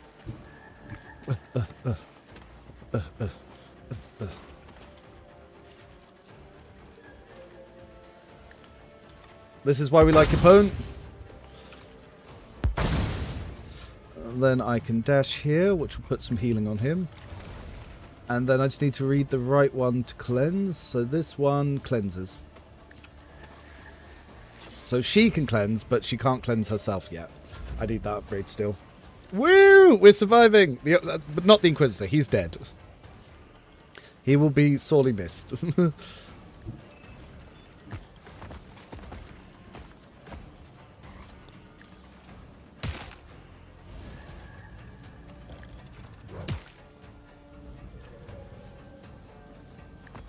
Cog doing just awesome things. Bonk! Good times. Now, the Pyromancer, who was happily summoning demons.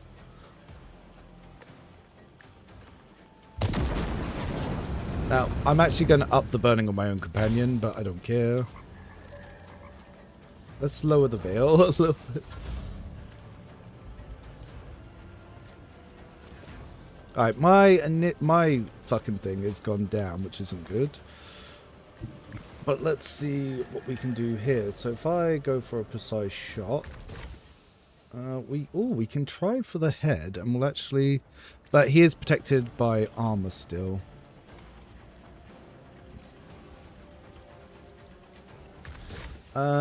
So again, we might as well just go for the legs just to get the morale. We need to get through the armor before we can do any real damage. But now we've got 13 things up. That means on the actual main turn, we'll be able to do some good stuff. And you, my good sir, can aim to break this armor. Ah, the bird comes in. Hilarious.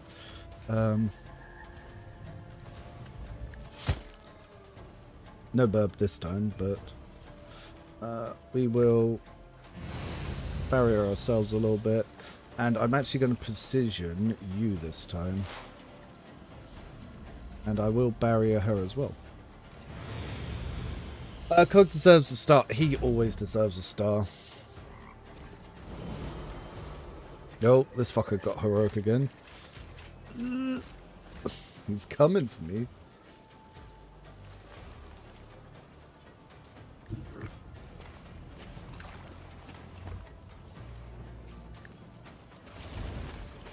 Right. We aim to lower. We aim to heal. And then I will get away from the badman. Oh, he'll also get attack opportunity though. I forgot he had melee. Oh my god, she took the worst possible route. Right, well, injure his legs.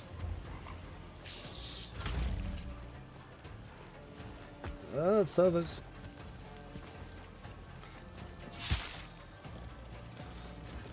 Here comes Cog to save the day.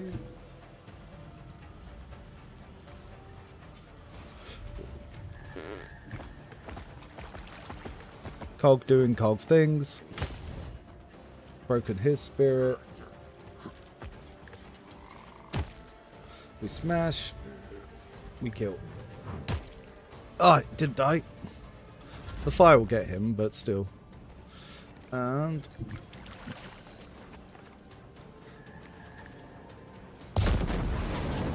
well, fire will hurt them all.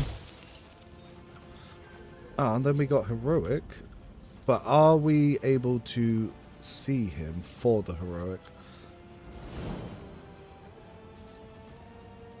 No. What's the demon doing? Just nothing.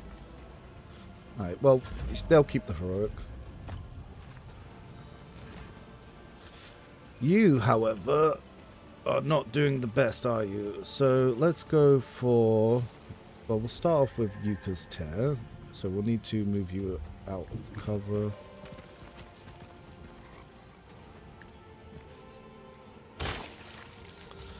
Then, oh, he actually has no experts on him. Interesting. Well, let's try and hit his legs to slow his movement, because if we can stop him charging, that'll be useful. Ah, end combat anyway. Ah, we got the next level. Ugh. But yeah, so kind of because Haymar's single target, it's not too bad to replace him. But obviously the Operative doesn't do more than Haymar. It just does the same but not sort of thing, if you catch my drift. As for the Officer, we can give him Commanding Voice to get that extra range, because that's very potent. And we want to give... bring it down, so the Owler gets... yeah, so they get +2 more round their next turn. That one gives you +1 for each kill, so if you're getting kills, that's pretty good. As for her, we want her to be able to use surgery on herself. Some of the other stuff is good as well, but I like that one. Now, the Shockwaves upgrade, so the air effect guarantees range attacks. Oh, soldiers' grenades and range attacks greatly increased. Each of the hit must pass a strength tenacity test modifier, or concentration is disrupted. Yeah. All enemies also suffer 10% more damage from any source 1 round. The soldier's area attack still 15% more damage to enemy armor. Honestly, it's not better than this one where the damage isn't decreased. So what does this one do? It must pass willpower test penalty or have their morale reduced by 3. Ooh. Let's give her Run and Gun upgrade 1, because obviously she's not about damage. So, yeah, because the thing is, we could give her 2, so it doesn't reduce her damage, but this one, to decrease enemy morale, I think that's actually the better one. For her personally, because now she's got more ways to manipulate morale. As we know, morale manipulation is crazy good. So we got this one, Otherworldly Gaze. Yes, we want to increase his range. And the best one for him, Masterful Firestorm, so that way it doesn't hit allies. You could take Telekinetic Grasp, so you could stun as well. But I want this one. Now, as for Cog, there's also one that whenever Cog starts turning with an ally in his influence, he gains 2 morale and 32 metal. So, yep, morale from allies. Now, previously I tried Endure 1, but it does strength damage to both their legs and directly to their wounds, which is okay. But I still think the one that... yeah, that it basically increases armor damage, and it also... oh, it changes it to agility from strength. Oh. Well, it's definitely not the charge one. So we went with this one to both their legs and direct to their wounds, but I think that not hitting their armor was actually kind of worse. All adjacent enemies suffer toughness bonus damage to their legs. What has this one actually changed? 2 times the warrior's level, plus 2 times resistance armor durability. So maybe Endure 2. Yeah, warrior's character level plus warrior's resistance. So yeah, I think Endure 2.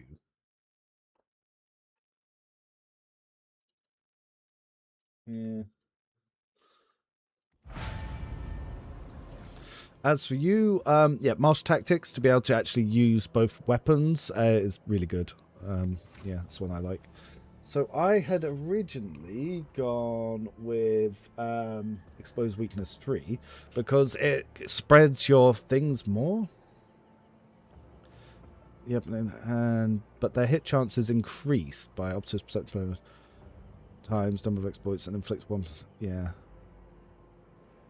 Within the so I think this one. And Lafthar is going to get some really fun little upgrades here. So previously I took Telekinetic Echo, I think. Yeah, so I took Telekinetic Echo first. And then the second one I'm going to take is Power Accumulation. So this one, the Psyker uses Psychic Power. They gain stackable 5 to Intelligence. Now, the reason we want that is because we're also going to take Telekinetic Grasp. And what this does is it changes Assail to no longer be an attack action. So now we can stun and then make the precision attacks ourselves. So this is actually going to greatly increase his usability.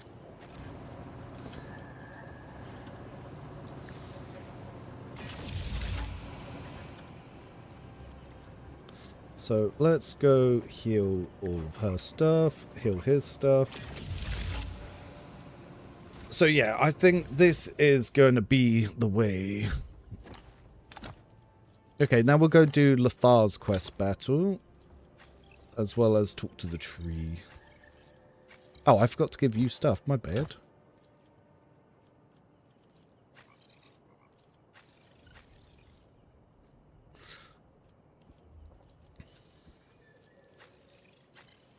Alright, so we will save scum the tree.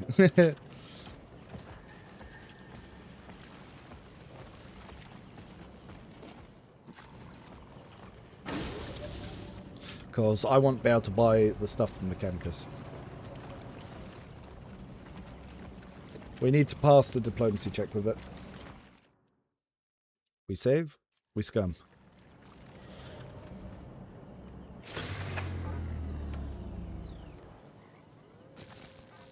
So they were mad.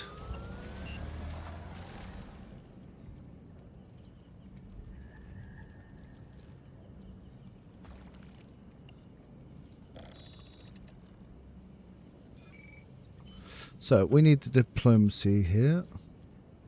We scum. Because we need to pass that.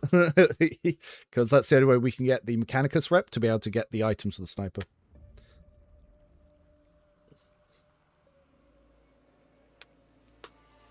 It's easier to do in World State 2.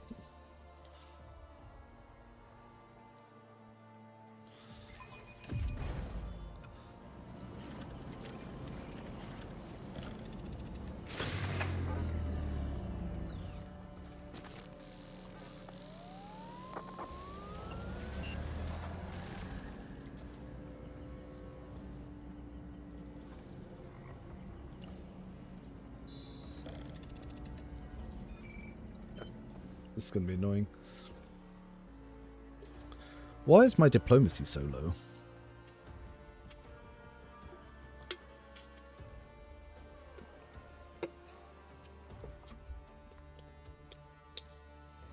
But yeah, I think you have a special item that lowers the requirement of that check on State 2.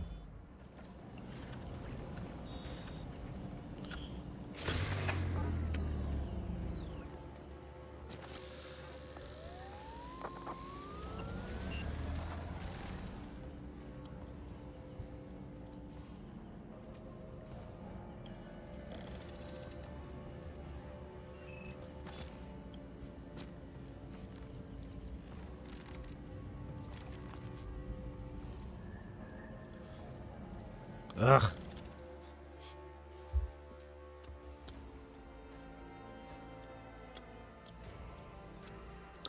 Thanks for new follows over on there. We are save scumming a check that is not balanced for this difficulty with the default party we start with, because I want to be able to buy certain items for testing purposes.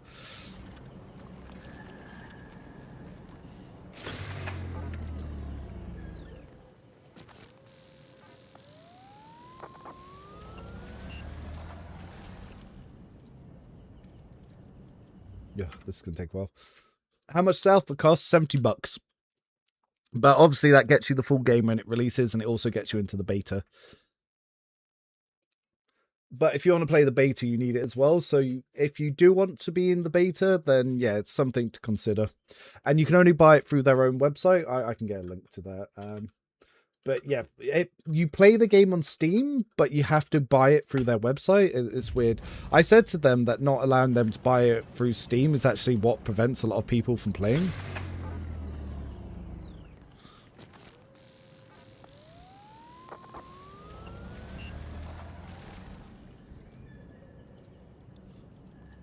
Ugh. All right. Well, I'm going to be doing this for. I want to quickly pee, so I'll be right back whilst it's currently doing all that.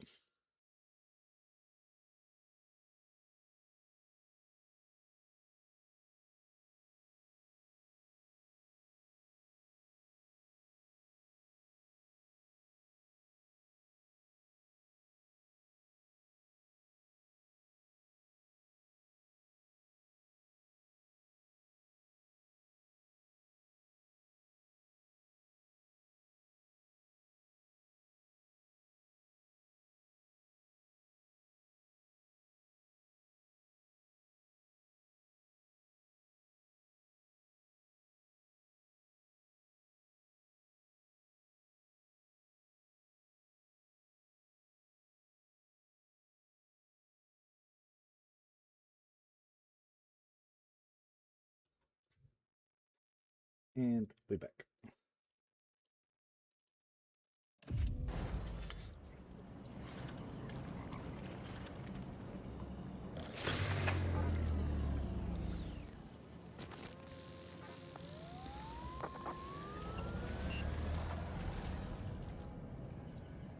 Ugh.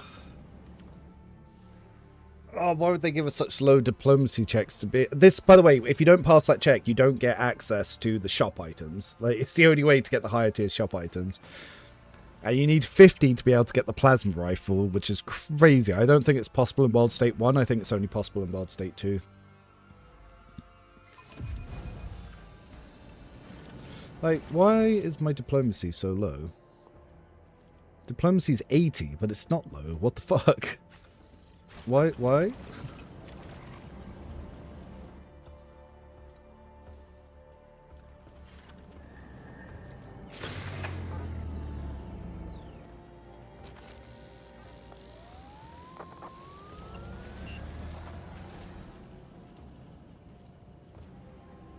Yeah, what is the negative? Minus 55. Jesus Christ. Ugh.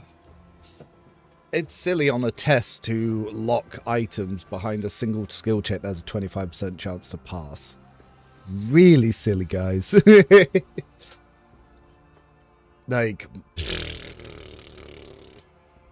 I can understand in the full game that maybe you want to be like, meh, meh, meh, you can't get the best items in the game. But on an alpha test, when you want us testing that stuff, let's see, will this push my check up a little bit? By 5, yeah. Maybe that will help.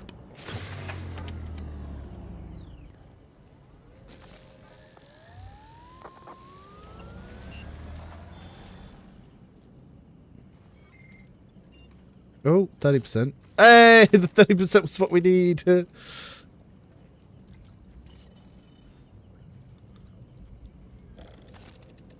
Alright, so that's plus 40.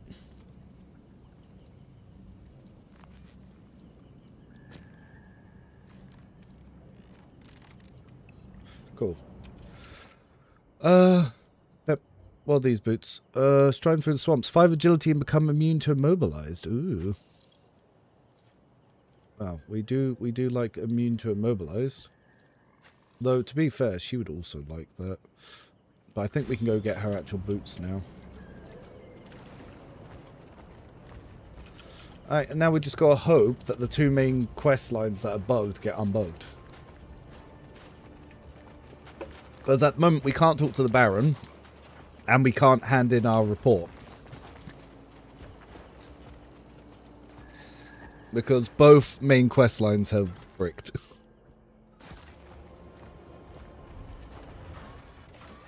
So systems up team is camp.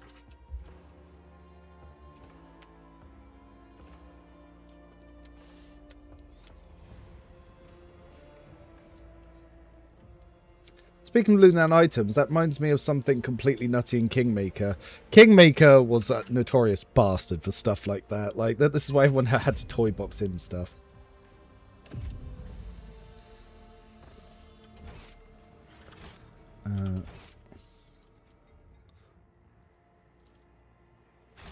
Yeah.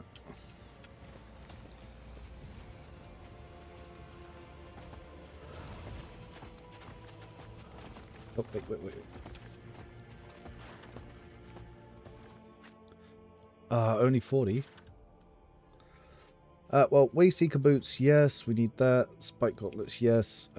We don't need you. We don't need you. Oh, we do have a better melt rifle, which is nice.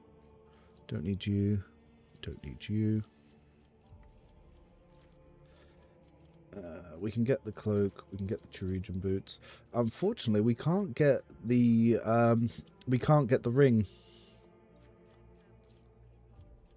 Yeah, unfortunately, I don't think you can get the ring in World State 1.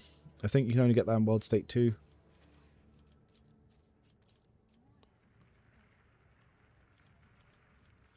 Sucks to suck. Corsair boots, which one of these uses a psychic power? The precise attacks gain 2 times more.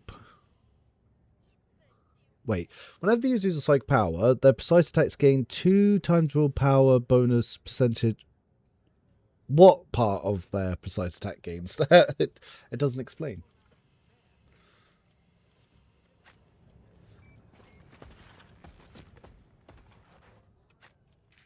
These guys, yeah, had completely done their thing. Okay. Blah, blah, blah, blah. The swamp in Kingmaker, which you can only visit once through a side quest. There's a hidden set of boots that require DC 42 perception check. The boots themselves are insane.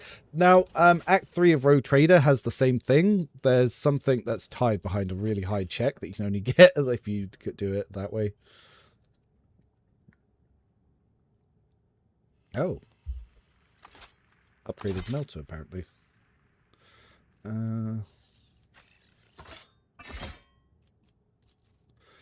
So, Wayseeker's boots, 10 willpower.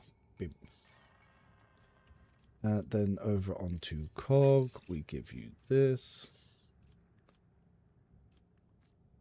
Then over onto you, you get your Cherugian boots. 5. Does anyone need 5 fellowship? 5 fellowship? No. Well, she can at least get a cape. We get 5 ballistic skill and perception. That's something. Yeah,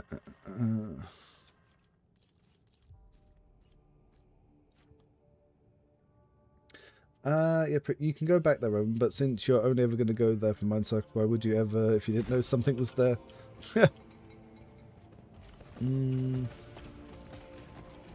Let's see.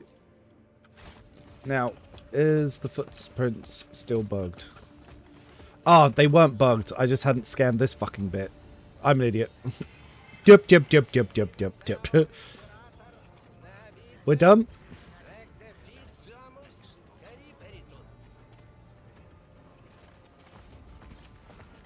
The quest hadn't bricked. I just missed a scan. I'm an idiot. Da.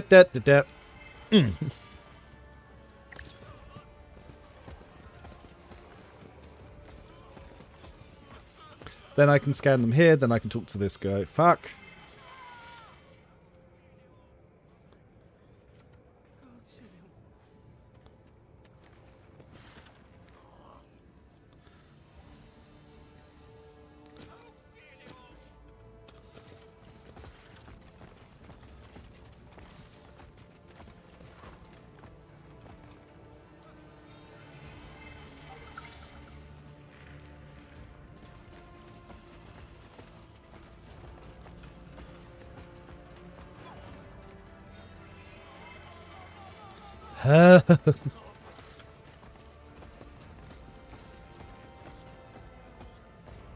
And then the last one now appears. Yeah, not finding this interactable locks that quest.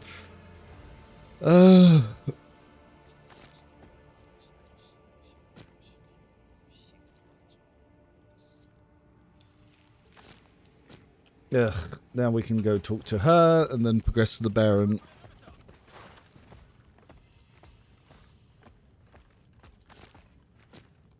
Yep.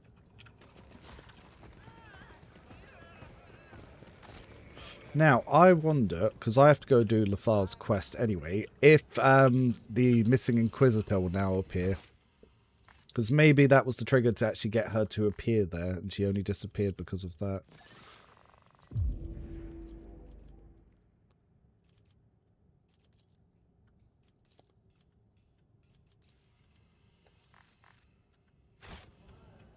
Let's go see. Well, we want to do Lethar's battle anyway.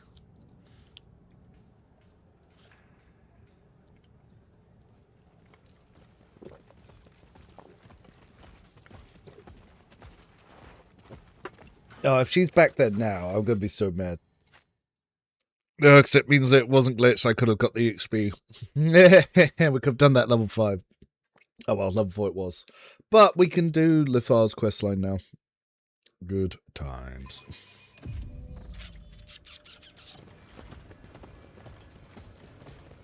Nope. Okay, so this one is legitimately bugged. She's just disappeared. Okay. Can you make custom companions like Road Trader? Not for the alpha. Obviously, this game's not coming out for a year. This is just some early access. But when the full game is out, yes, you will be able to.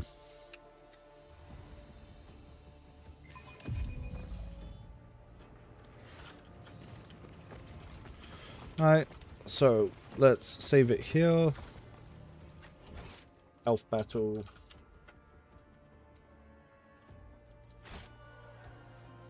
Awesome. I like making my family and my team interesting. Have you tried out the heavy bolter? Nope, can't get the heavy bolter. It's locked behind reputation that you can't seem to gain. There's no way to buy it.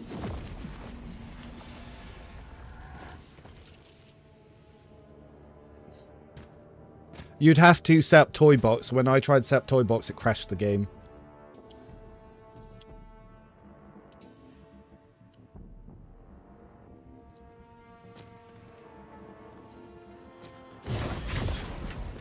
Alright, so we have to make sure our allies do not stay in the zone of Lothar, because it will kill them.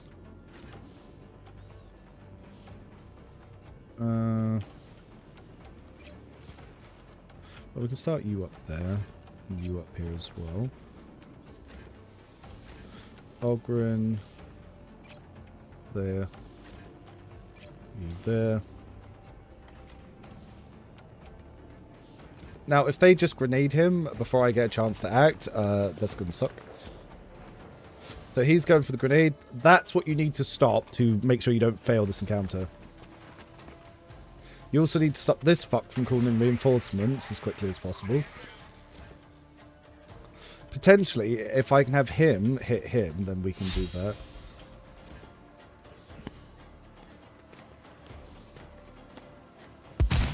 Ow, bitch. Now, as I said, we have now changed telekinetic grasp to be able to just go out. So it assailed both of them. It failed, but it still assailed both of them. And as we can see here, if we pop this open, we are stacking up our intelligence.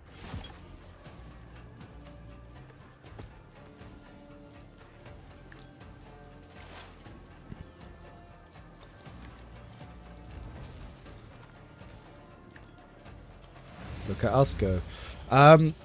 So yeah, they failed the check, but if I did it now, sorry, they passed check, I might actually be able to do it. So I'll have to see if it comes back to his turn.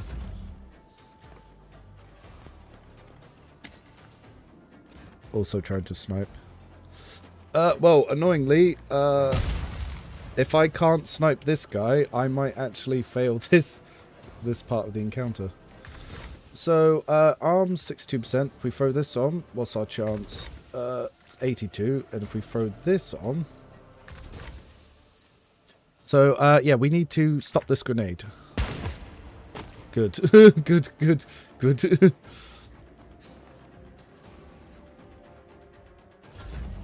Now, the fun really begins here. So I've upgraded this to demoralize. And it won't hurt allies. So I could also try to assail here. But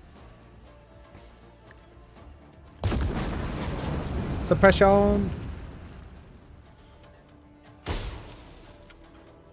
Alright. He's still going for his precision attack in the arms. If it fucks him up, it's going to cause issues. Cool.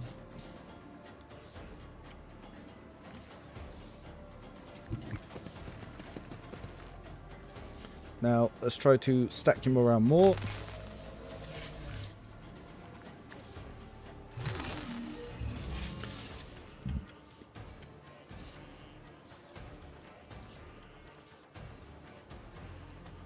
Ah, we can't do that. So we need to hit his arms to stop his precision attack, which we got. And, oh, we triggered a heroic. So he now has no armor, so he's going to be the one that we want to use this on. So this is where it comes into play for what Operative does. Because now we'll do 118. If you extend the field, does it hurt your buddies above? Yes, it will one-shot them. It happened before when they grenaded. The field extended and just killed them up there. Now...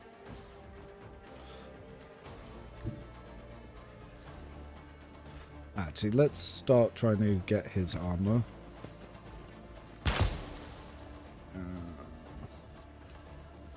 We will demoralize you as well.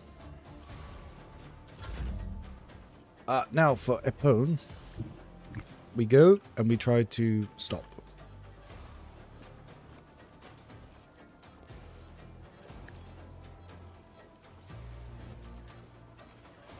Oh, actually, let's see what this does. So we have a single shot and an area shot. That's cool.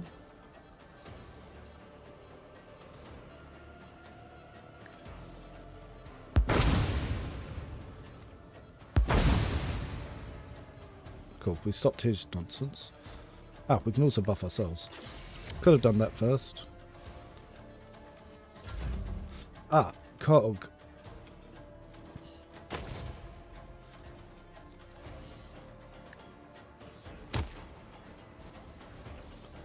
And extra smash. Sundered.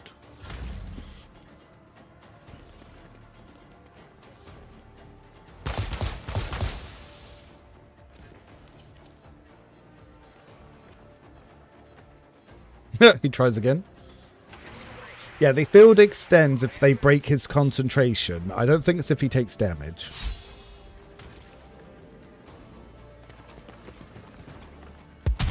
A pitch. Alright, this time, because when I give powers, it sort of extends it. Let's give... oh, wait, no. It's barrier you. Barrier me. Then barrier you as well. Now that should have extended our checks enough to then try and grasp you. Staggered. Groovy. Probably should have staggered this one, but whatever.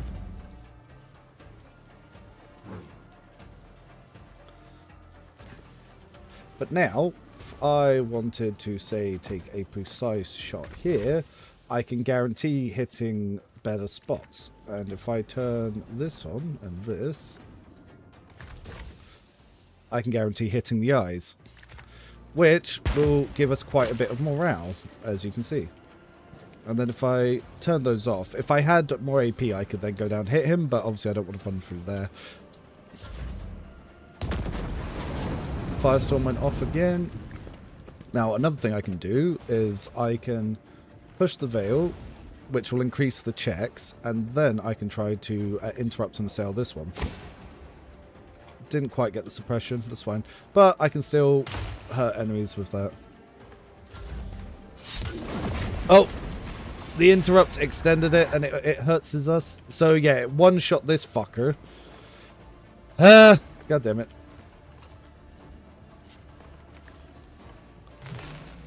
This asshole.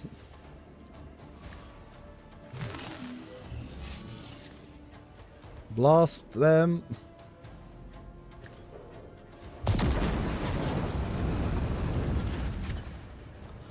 Are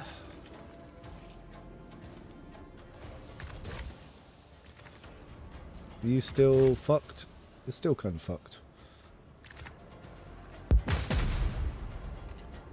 There's no way I'm going to be able to get out of the zone. We die. Yep, crew always doing nothing. So if I can buff myself again. So the double shot here will do 8 to 9, and if I swap to the fire, it'll do less. But actually, fire would also be good.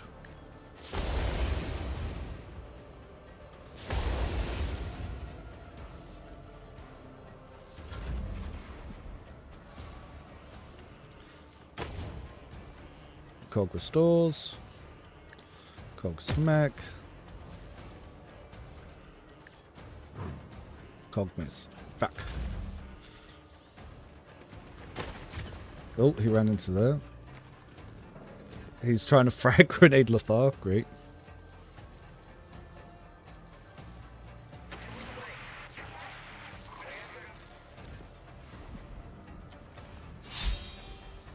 So he's trying precision attack again. So what I'll do, telekinetic barrier.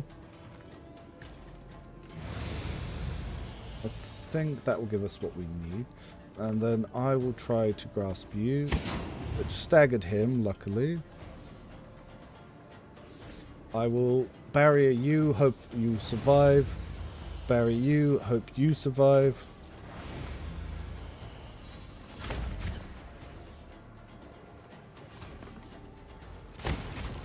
Oh, barely. So, grenade boy.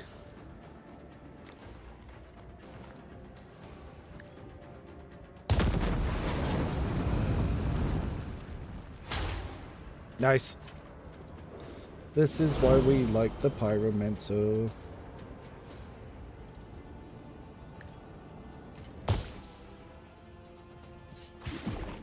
Pyromancer. Pyromancer. Did you manage to learn anything? Beep, beep, beep.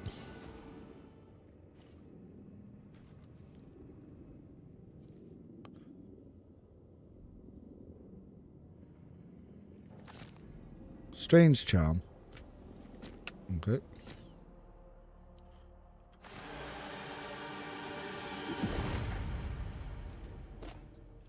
What do we get? Precise sword. Okay. Reliable lasgun. Yep, brutal shotgun. Some brute armor. I wonder if this guy will stay pyromancer. If it was a placeholder build. I think it is intending to be a pyromancer, but they might always swap him to biomancer. I prefer they kept him pyro. I really like his pyro build.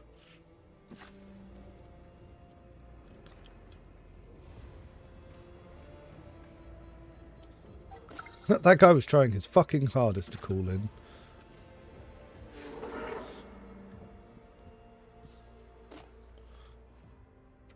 Torture tools. Now, let's go see if that's resolved the issue of the Inquisitor being bugged.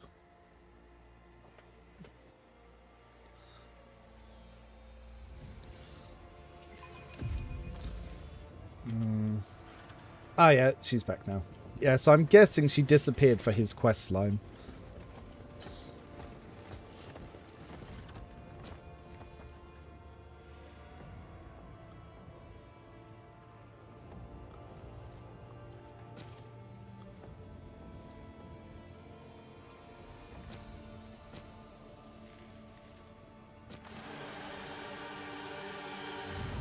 Alright.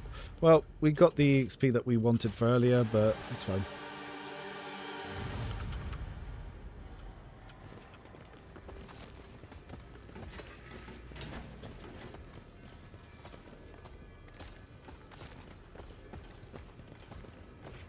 Isn't the pyromancer your acolyte? No. The pyromancer is the companion Saros. The officer is my acolyte. This guy. That's your acolyte, the officer.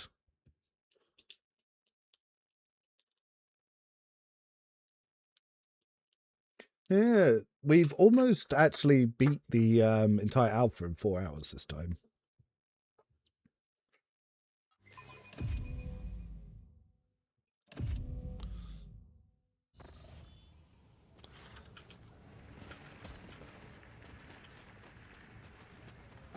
But yeah, it looks like you can't get the plasma weapon in World State 1, which is annoying because I did want to test that.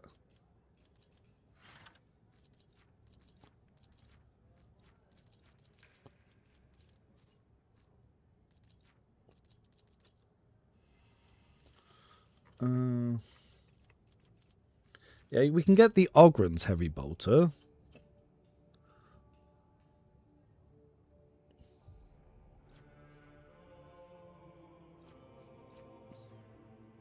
What's there? The Heavy Stubber or the Heavy Bolter? 7 to 9, rate of fire 6. Max range 10, max range 12. Overwhelm ignores target's defense if the only enemy in cohesion ignores...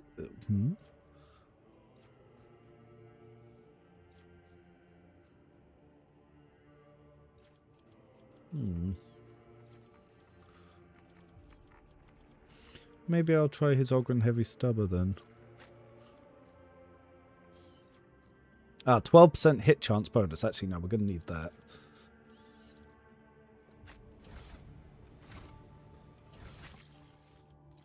Yeah, he's going to need bonus hit chance for sure. Alright, so... Nice. We'll be able to try that. But, yeah, so on World State 2, you can hand him the arm, and it gives you another 10, and for some reason I can't hand him the arm on this World State, so I'm short of the XP I need.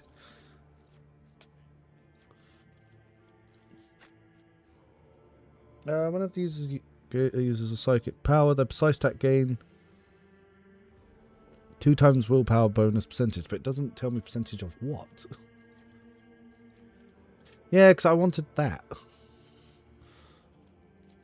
well.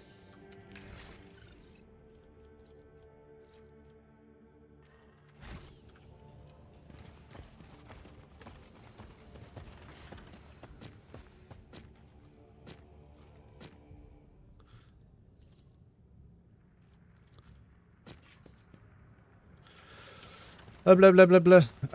Well.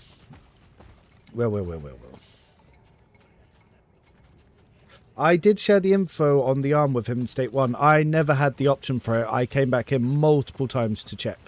So, don't know.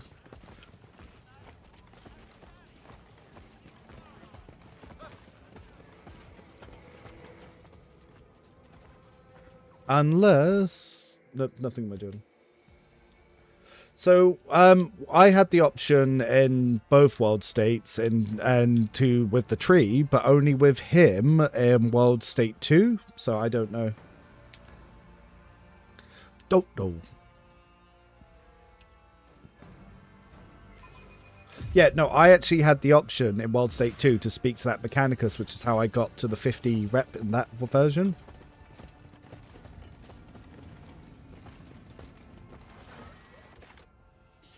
Do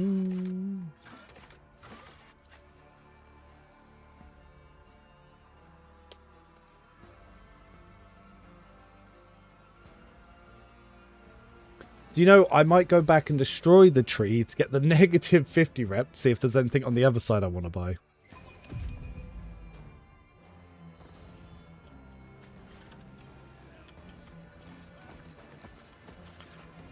Because he sends me to go talk to the tree, so I might destroy the tree just for the extra bonus.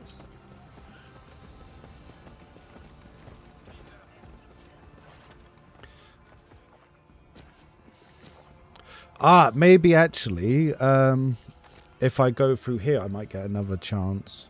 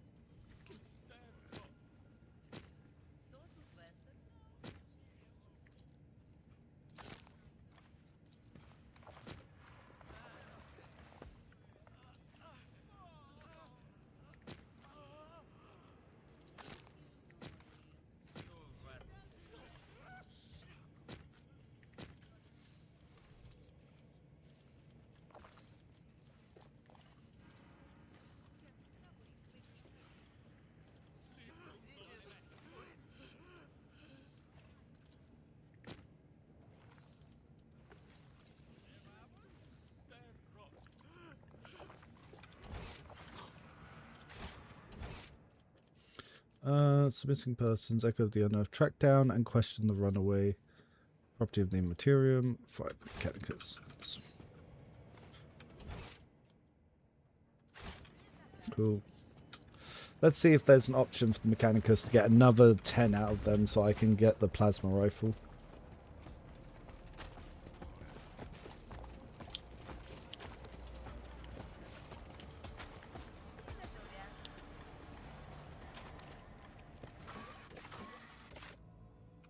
And then we can do the runaway, and then we can go do the final bits. But yeah, God, we've got through this much quicker, much quicker. So 4 hours, we've almost finished the alpha.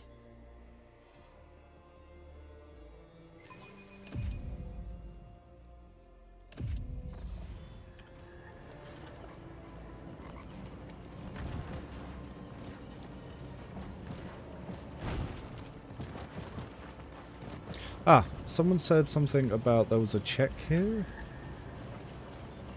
Don't know. So we quick save.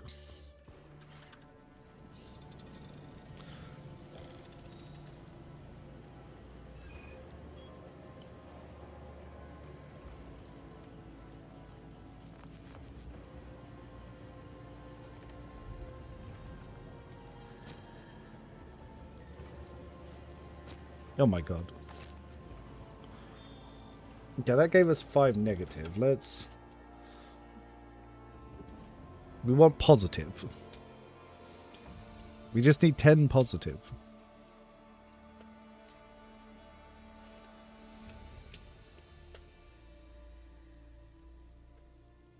You want Crute Ring.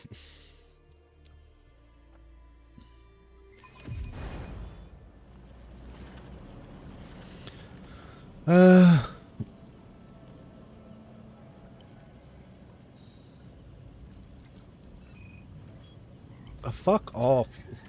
Fuck off. Failing 75% twice in a row, really now.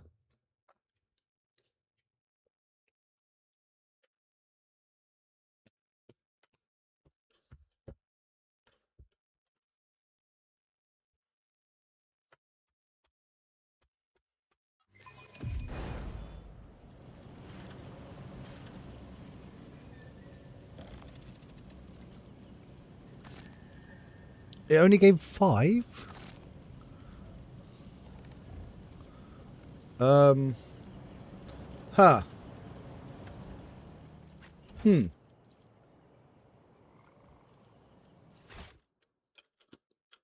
that mean it's not possible to get the amount of rep you need? Huh.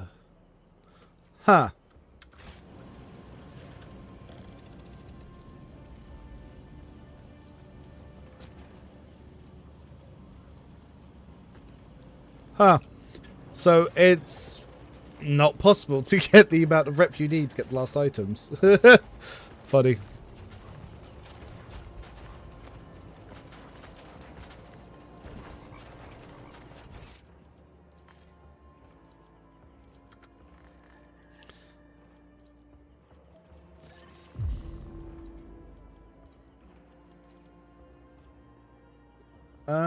No. The bad rep I already had. I didn't do anything to gain the bad rep.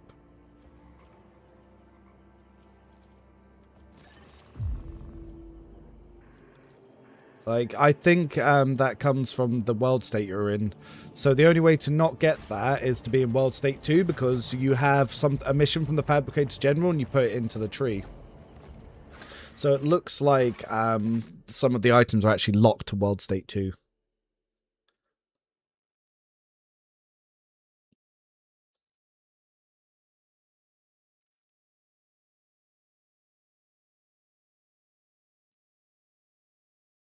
So yeah, it means choices don't matter, because you're just literally locked out. The only choice that matters is if you pick World State 1 or 2. And World State 2 has all the stronger items as well, because you start with a more equipped character.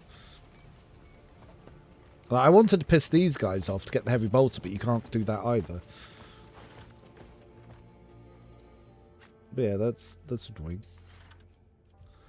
And I don't think that there was anything else. Auto-aim gloves, which does that do?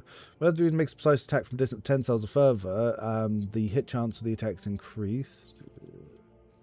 Oh, it's requirements crude, huh? But the wearer deals additional number of exploit stacks vitals damage. No, that's kind of better.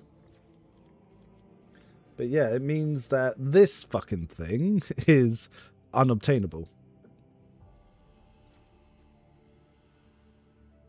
Yep, same with this one. And this, like, wanted to test this, but unobtainable.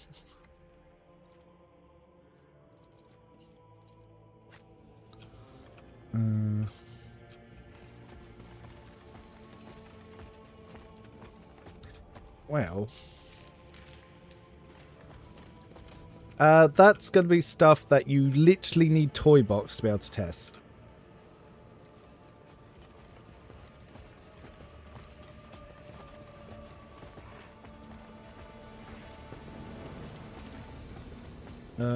Okay, I need to... Actually, I can go in here.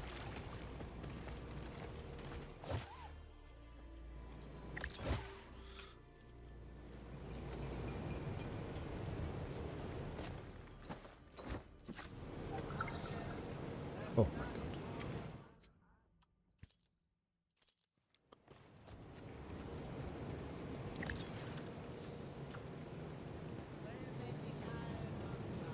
Skip.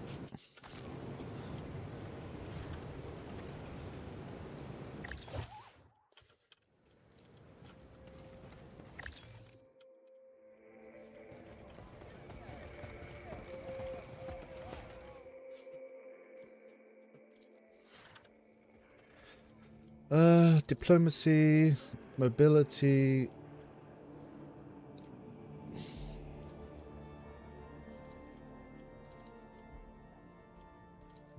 Cool. Then we can go do the heretic fight afterwards. We'll turn this quest in, then we'll go to the dude.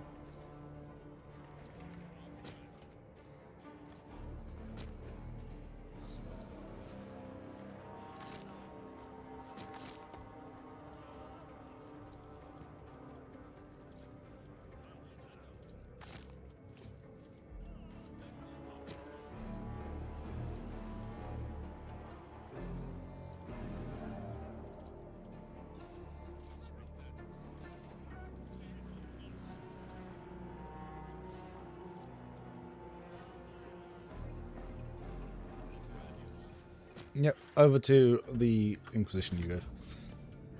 Which order are we a part of? Don't know. Didn't play the prologue. Oh, why am I injured?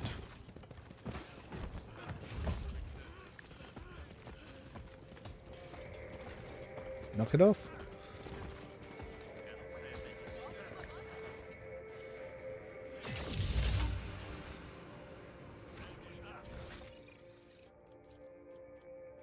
Oh, dude, I have not been using this. I need to stand next to allies to give them armor.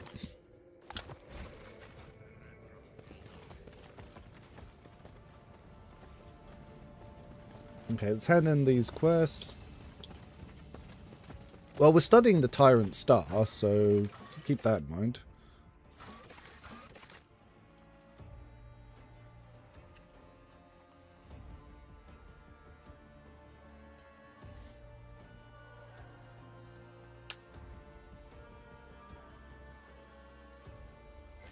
Well, funny enough, the one who's with Ordo Xenos is the one that's hiring the Xenos, so that's also fucking interesting.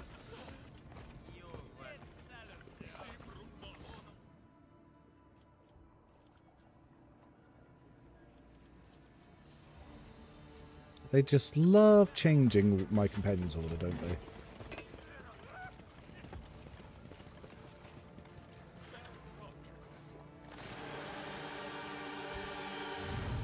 Hey, look, useless one.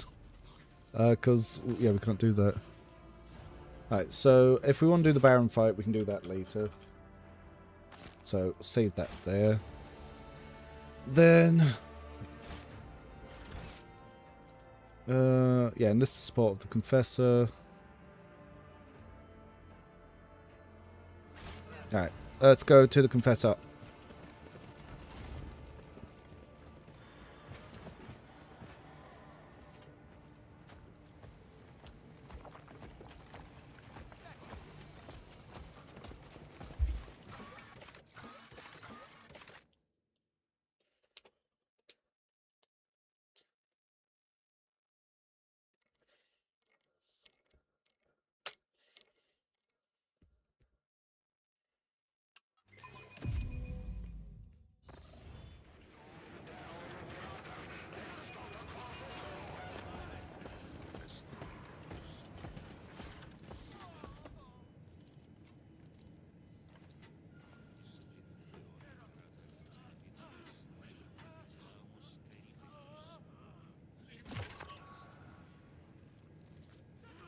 Okay, let's go get his sacrifice.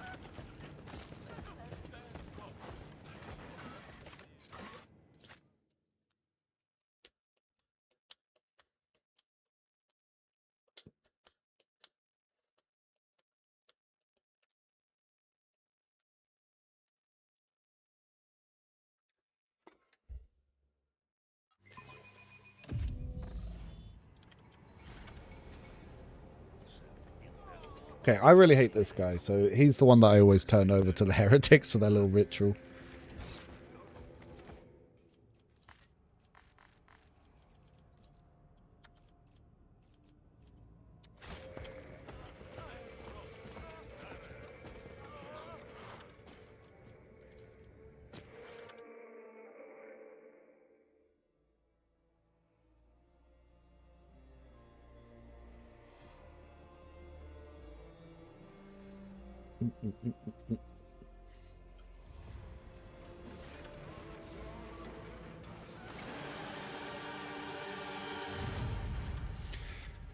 Okay, so he's going to open the secret path. We can follow him down, or we can go the other way to get, like, one singular item for our pyromancer. So if you go on the other way, you get some gloves that give you morale bonus. So I might actually go that way.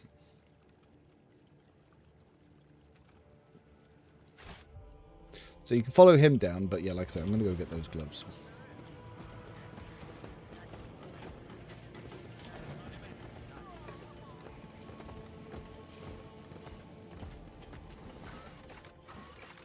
So we want to go to the Brown Marshes.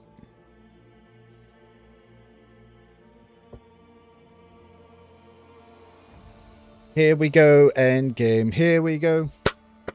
So I've seen some people in this next fight take up to an hour to actually beat this next fight. So let's see how long it takes us.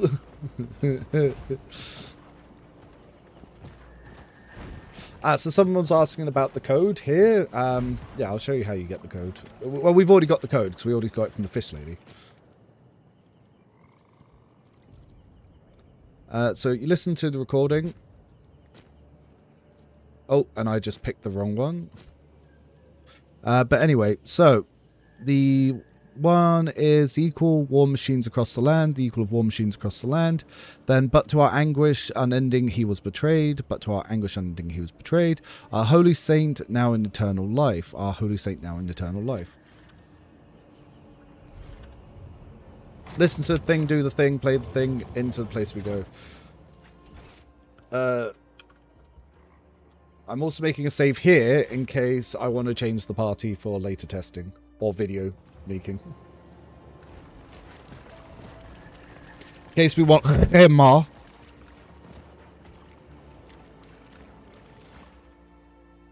But yeah, I still think Hamar's better than the Crew. The Crew is doing virtually nothing, and all of its damage is tied behind items that I got locked out for story reasons, which was the necklace and the ring.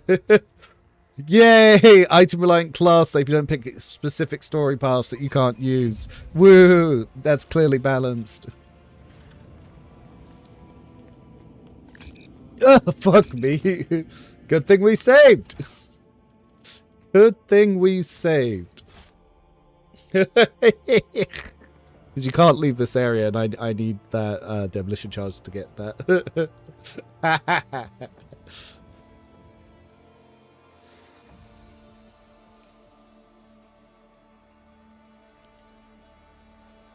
To be fair, I feel like they want you to hate the crew. That's why they limited all of the items behind things that you can't obtain in World State 1, and you can only obtain in World State 2.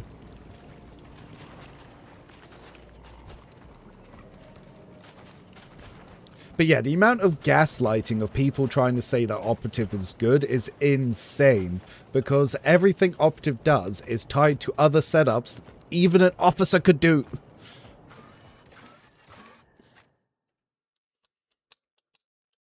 Yeah, the gaslighting is insane. Because they're like, oh, Optive's great, it's the best, it's the best. It's like, no, it's not. It does less than every other archetype. And so, oh, but if you do this one hyper-specific thing, the officer does the same. The officer can use the same vital items. Like, what are you talking about? You just put the same shit on the officer and he does the same damage.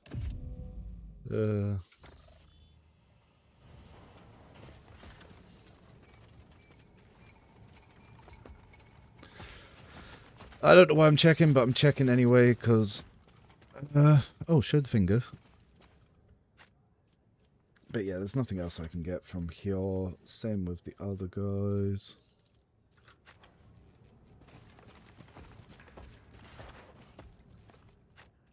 Yes. Stupid need this item to do any damage with the fucking...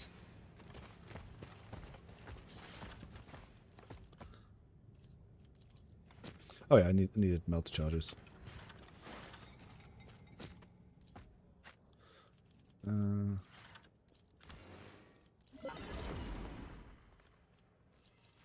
Let's just take all of them, because it's not like we're coming back.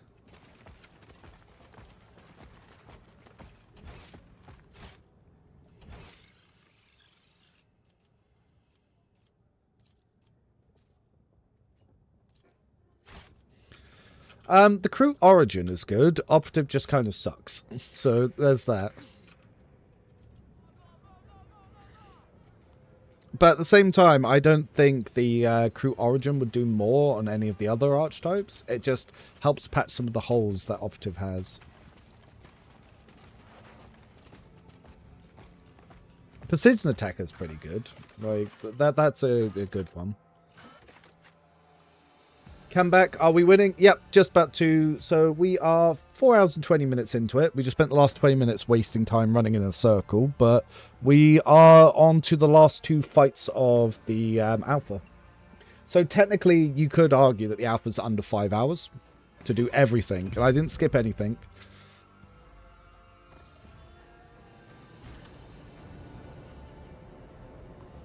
I saw that the crew continued until morale... Yeah, so the crew companion isn't really adding all that much, in all honesty.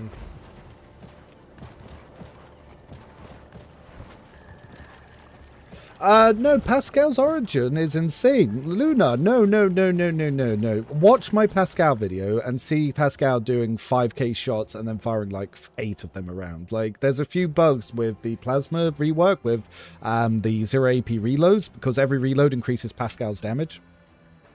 Like, you have severely misunderstood Pascal's origin.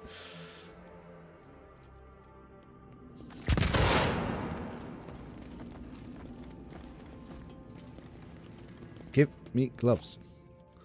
Yes.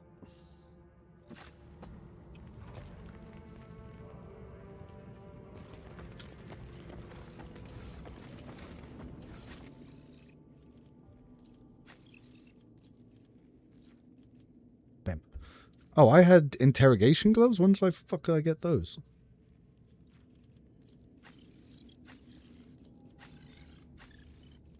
You know what? I'm going to give him the silly little hat. I'm going to quick save it just in case it bugs. So let's go check.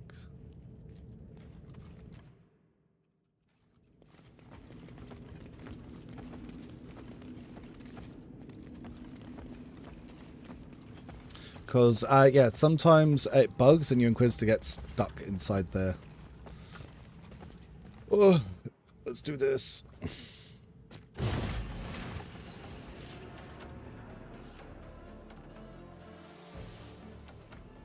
Now let's find out. Yep, we bugged. We bugged. Okay, we can't do this encounter that way. It's bugged. Good job. Good job, Owlcat. Start me inside a wall so I can't move or engage in combat. How did that pass quality control?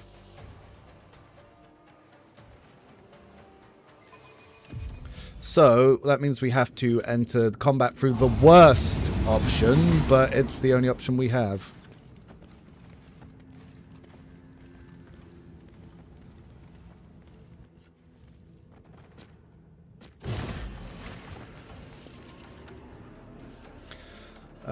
Blah, blah, blah.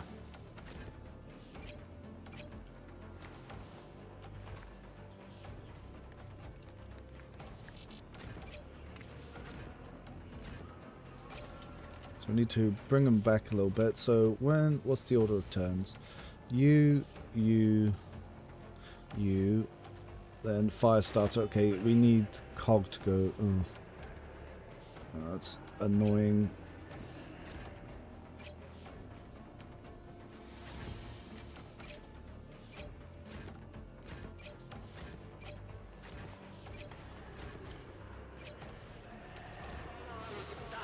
Maybe most of them went through the door. Since the paper, it looks better since... Yeah.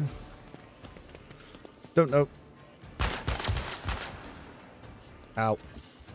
Oh my god, my morale starts so low in this encounter.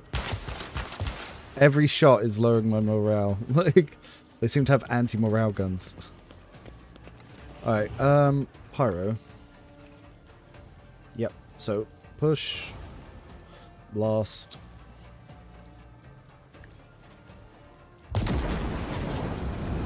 Trigger. So that should have given me 2 morale. Yep. Alright, this guy, we needed him not to flame cog, which is good.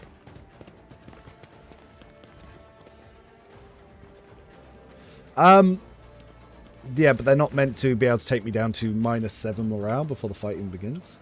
It's a bit much. Alright, so this has the chance to lower their morale.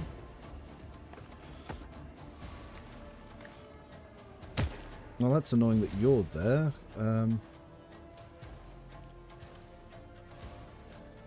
Go, Cog, go. Wow, didn't kill you.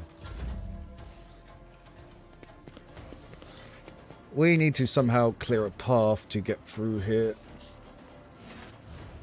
Okay, I think we might want to do our movement specialist to try and get to the machine. But, yeah, morale manipulation is very important. Very, very important. Okay, so first you. Alright, so let's move up first. Now, the good thing is we can... Alright, let's bury a cog first. Now, Flamer Boy. Nice. He got assailed. Unfortunately, though, we are out of movement. But we can get into the combat.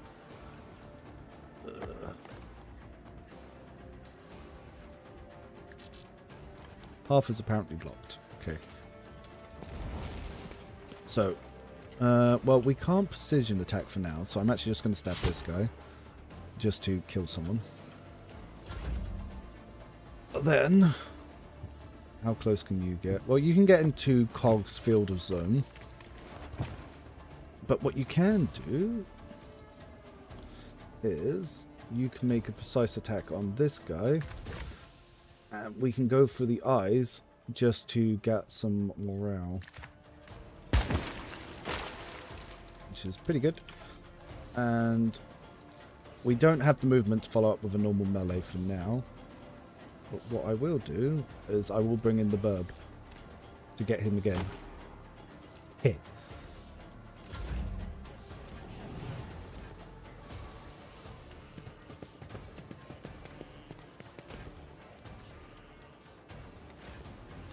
So, movement specialist. We want to get her to here first. We will buff you. Then we will not provoke any attacks of opportunity. And then we move her over here. And we fix that. Then we dash. Oh. Back to here. We turn off this for now. And... well, do we go for Flamer? Yeah, let's go for Flamer. That'll help with the Pyro. Oh, she could heal herself. Neo. Pyro. Well, not Pyro. Alright, let's buff the Operative, because the Operative needs morale to be able to do anything. Then we will give you an opportunity to snipe. Now, we probably want to try and do as much damage as possible here. Oh, we'll need to turn that off. Alright, let's try to get more morale. Okay, let's guarantee going for the head for now. Yep. Now, he's going to be out of range. If we could get him, that would have been good, but we don't have the range for that.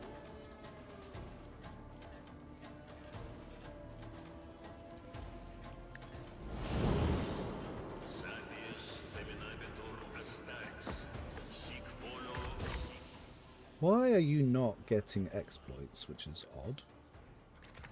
What if we go here? Will we do more damage? Yes. Ah, 140. There we go. Good burb. Officer doing good things. Then let's hit your armor. Then let's debuff morale. Yep. And then we will get a morale buff from this. Litany's going. He wants to get a fire grenade out. We do want to stop that. They both want to get fire grenades. Goddamn. Now, we could try to get them with this, but obviously that's not going to stop their fire grenades. Let's push. Screw them. So we hurt their morale, and then we hurt their burning. That should open them up. Cog can won't be able to do what I want to. Cog probably should have tried to assail. Could have stopped one of them. Oh no, this one moved in front of Cog, so now he can't get in to stop them firing the fucking grenades. Dang.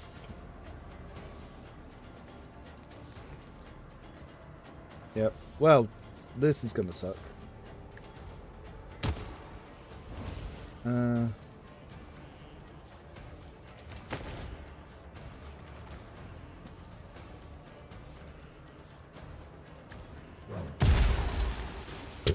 Unfortunately, because of his low weapon skill, he often misses.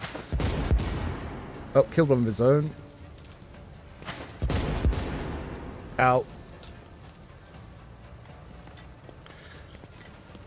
I've got only one character that can remove burning.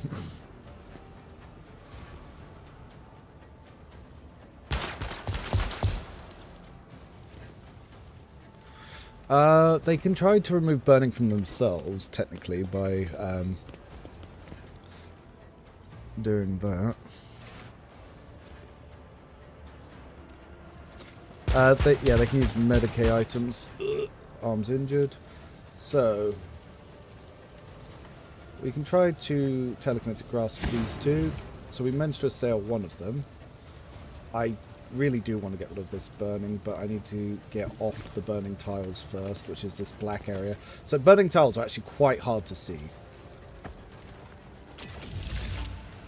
Look, we can just stab.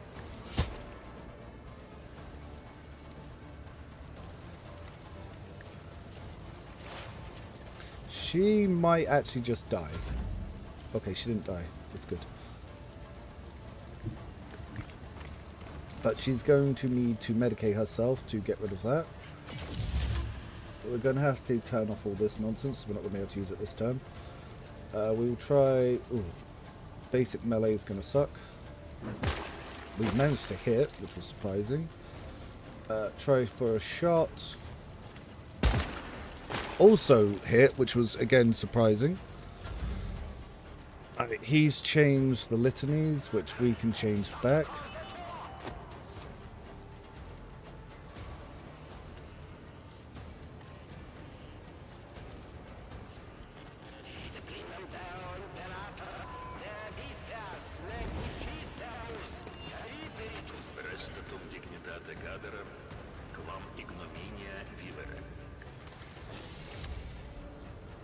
Alright, no point trying to move for that from now.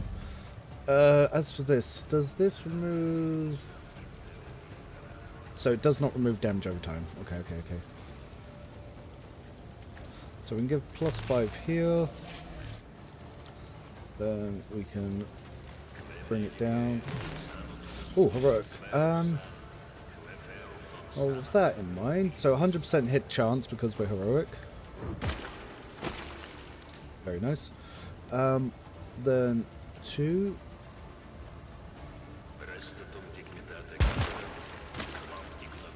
Then because these guys are all stunned,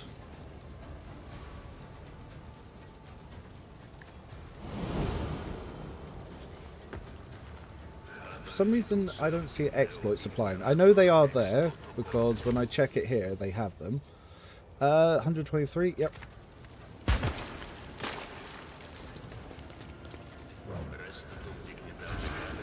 So a lot of them just panicked. Now, I need to try and get him up to snipe this guy. What is the range? Can I hit the Confessor? No. What about from here? Can we hit the Confessor from here? We can. Let's try to hit his arms.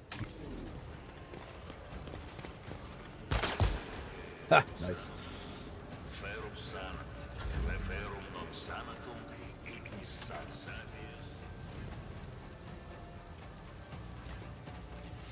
Ah, Pyromancer.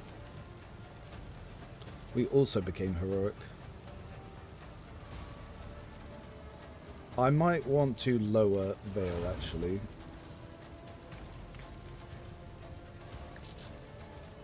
It's starting to get a bit silly. We hit them. Ooh, we don't want to push that because of Cog's in trouble. Okay, we go heroic. Set you on fire. Once we get the fire off Cog, we'll be able to use this a little bit more as well. We don't. He's got 20 burning on him, so we don't want to up that too high. How's the crew? It's one of my friends who's big 40k, hates the crew and the Elder. The crew's okay. It's not the best, but it's okay. Alright, now we take off the burn, hopefully.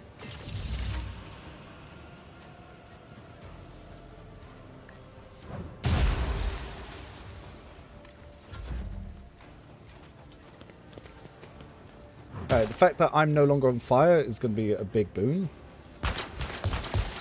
Ooh, that's not a good place to be.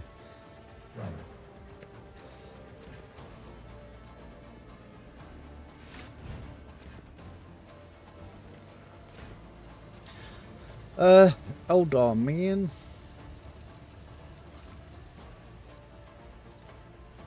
Yeah, let's try to stun him. Alright, first of all, we will give telekinetic shield here because he took some damage. And then because our will checks are higher, let's see if we can stun. Sail failed, and it's failed on this one too. We will guidance you. You're going to need to start sneaking down there. Then we'll move next to Cog, which will give him some stuff. We kill you. We kill you. We get morale, which is great. Then is Kroot's turn. For now, let's bring her over here. Hello. Alright, so if we bop, we get some exploits, and then let's try a precise shot to see if we can build up some stuff. So if we hit the head, we will also get some stuff. We can guarantee it here though. Let's try. Okay, yep, so we got some morale, which is what we like to see.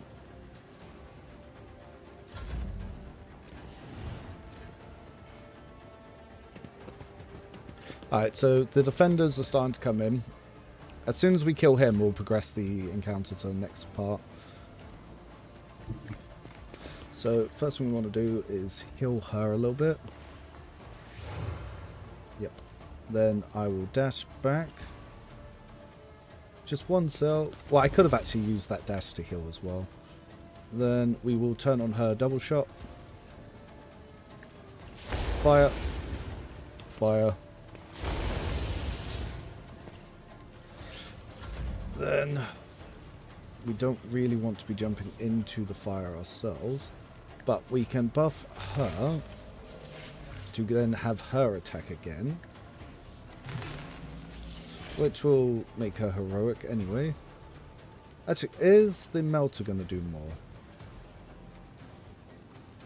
I think the melter will do more. Yep. Alright, one less asshole in the world. Then, as for my guy, well, we can technically take another shot at the Confessor. Oh, but at the same time, that fucker's shooting at us. We probably want to get in cover. 96.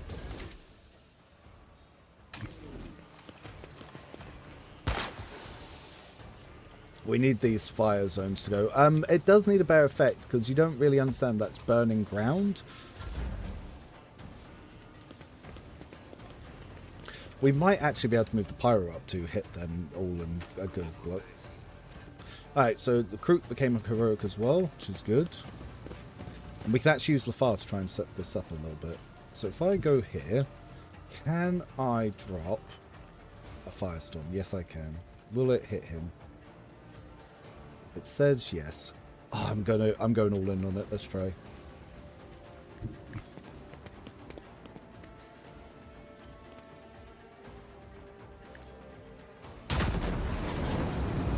Suppression. We set up all their burnings.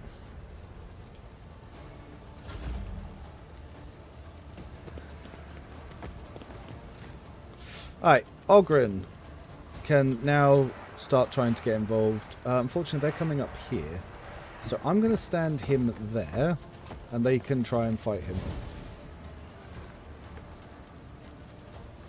We'll get his armor up whilst we're waiting for them to come up and say hi. Yeah, I know I'm going to end up summoning a demon. It's going to happen.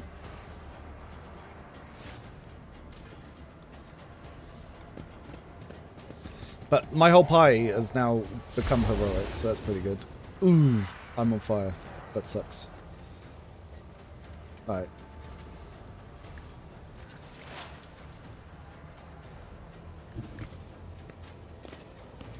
We move. We're schmoving. Alright, then we're going to activate Guiding Light.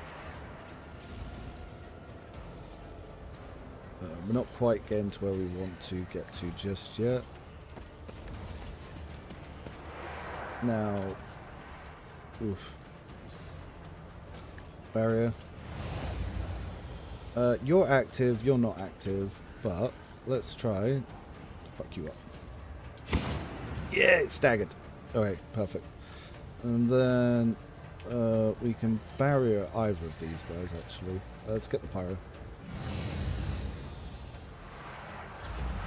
Now, as for the Kroot, so because he's now become stunned, I think we're going to be able to have a good opportunity to go in for double shot here.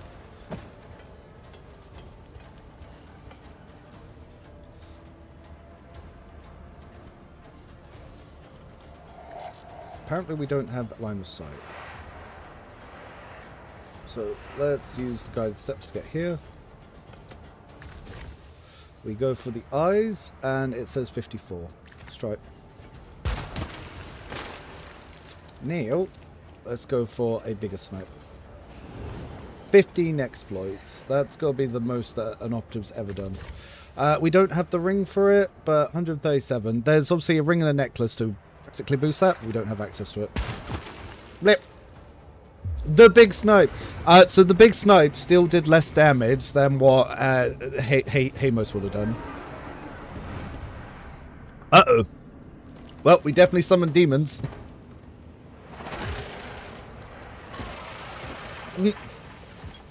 Uh-oh, SpaghettiOs. Now what? Oh no, the demons are going to take turns before us. What a summon.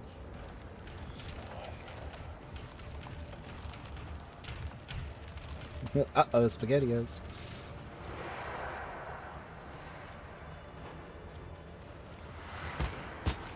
Oh, the demons are killing people. Ow. Help. Well, she should be able to get into range to heal him. Or her. Ah, 4 cells. There we go. Beautiful. Buff. Buff then gives us movement. And then we can start shooting this.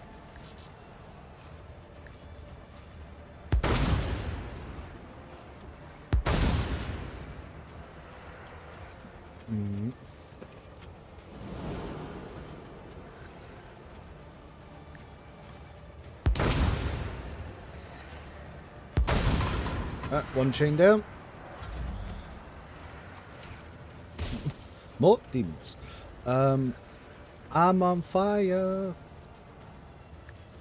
Let's not be on fire. Well, we can take one shot at a chain. Then we can give the pyro a turn. We will then try to lower the veil. And then can I pyro that? I can't, but I can pyro them.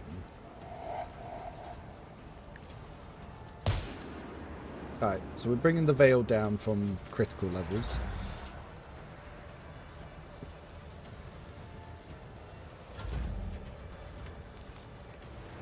They're trying to attack the demons.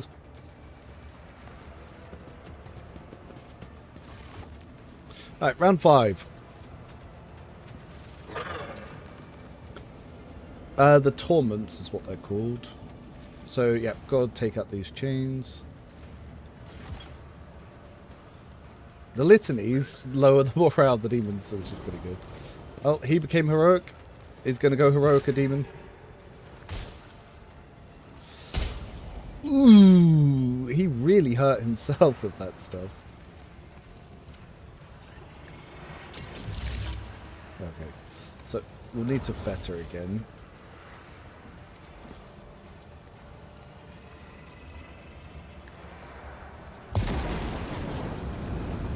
Then let's try some more stuff. More firestorm.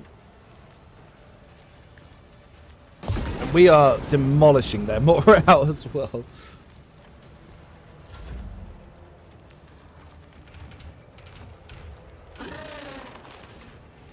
So Cog actually can't get down there at the moment, so I'm actually going to need to go this way. He'll probably then come up that ladder, which is going to be annoying. Yeah, we can't use that to charge either. Oh well.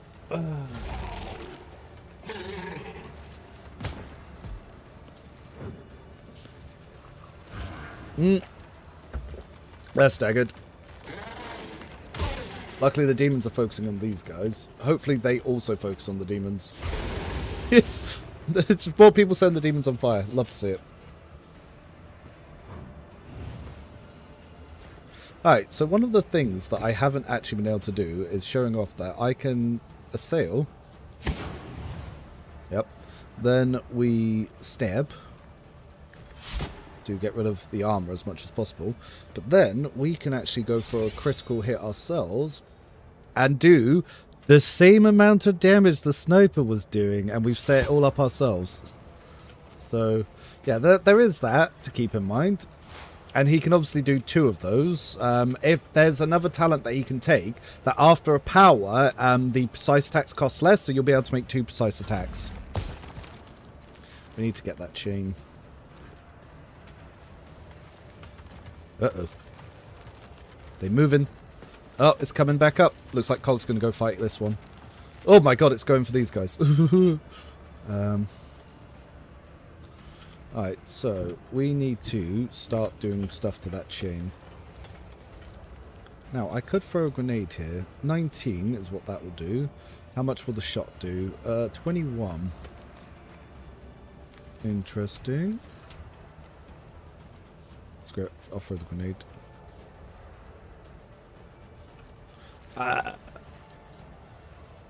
Well, actually, I wonder if I do that, will it apply the exploits to these guys? Don't know. Yuka, attack!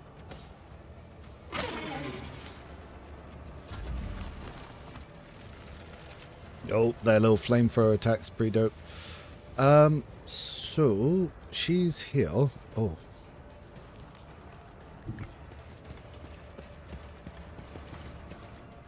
We buff.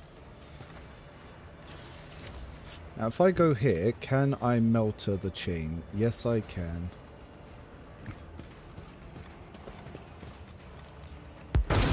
God, Epone's so good. I love her. Load morale as well. So that causes him to freak out and attack. And then, to even get away from the fire stuff, I can then dash out and heal her. So, we can then shoot a bit of chain myself. Can I hit a voice of command from there? Too far, shame. I could do that there, or we can hit you.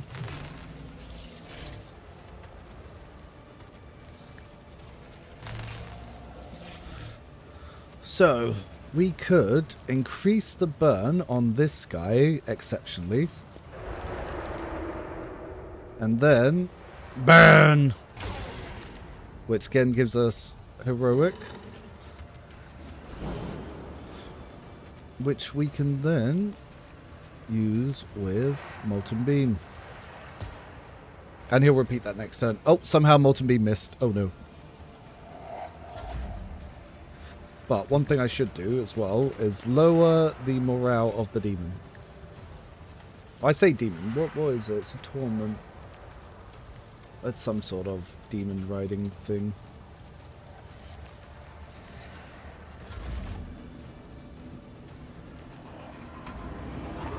Ah, we did enough damage to change them to break anyway. GG. Easy.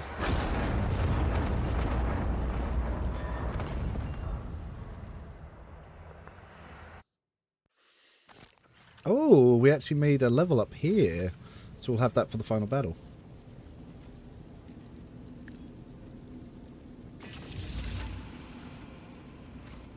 That's pretty dope. I didn't do that last time.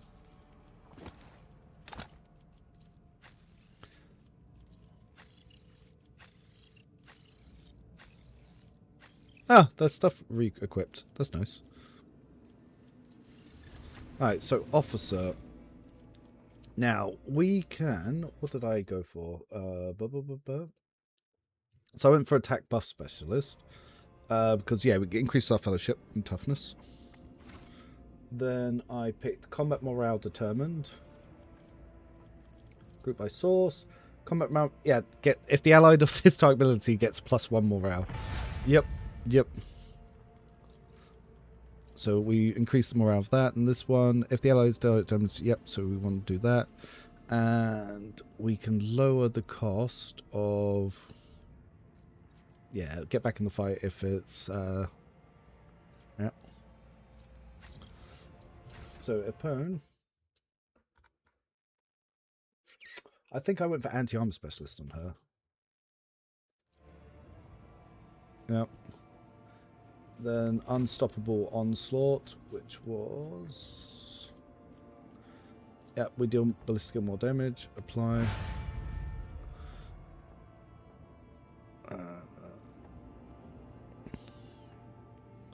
Now, can we apply neurotoxin to this and then this to this?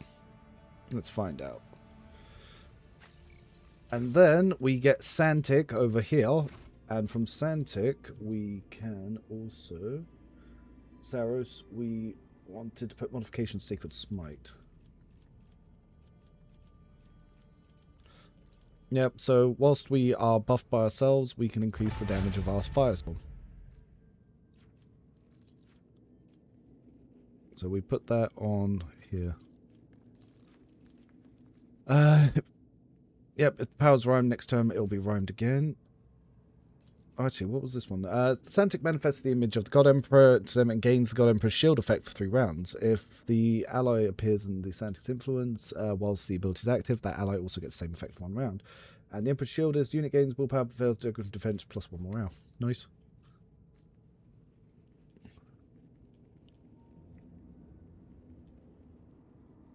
Yep. Yeah, so this one is, yeah, having that one here gains fail book. Yeah, so that means it just randomly can trigger, which is really good. So tactical movement specialist is why I went with Cog, just so he can move better. And warrior stability, because, yeah, you get extra armor durability on Endure. So if we go over here and we put that on Endure, he now gets more. Now, Burb Lady, I actually didn't pick one for her. So, we... what specialization do we want? So do we want anti-armor specialist? Because that means that we can get rid of armor quicker to use our stuff. Or we could even take movement specialist.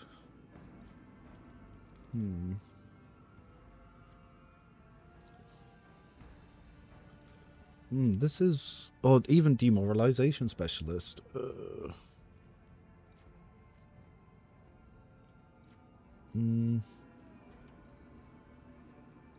So people close to it. Whenever an enemy's morale is broken... maybe. So let's see what does this one do. Attacks deal 40% of its target's armor equal to 40% missing durability. Oh, that one's actually pretty good. Let's try anti-armor specialist. Because it seems like a really good one. Obviously, you could also take tactical movement one, but... And then, so let's have a look at what we have options. So Operative, we have access. Target's damage is reduced by 9 for 2 rounds. Attack gains 12% hit chance. Maybe. Elimination. Vitals damage from this attack is increased by 100% if the target suffers from 2 or more critical effects. Each stage is considered an additional critical effect. Interesting. Gather strength. Operative regains 3 MP. This attack deals plus 10 vitals damage. What is that connected to? 4 plus perception. Huh. I might take measured destruction because that's just one that can be always on.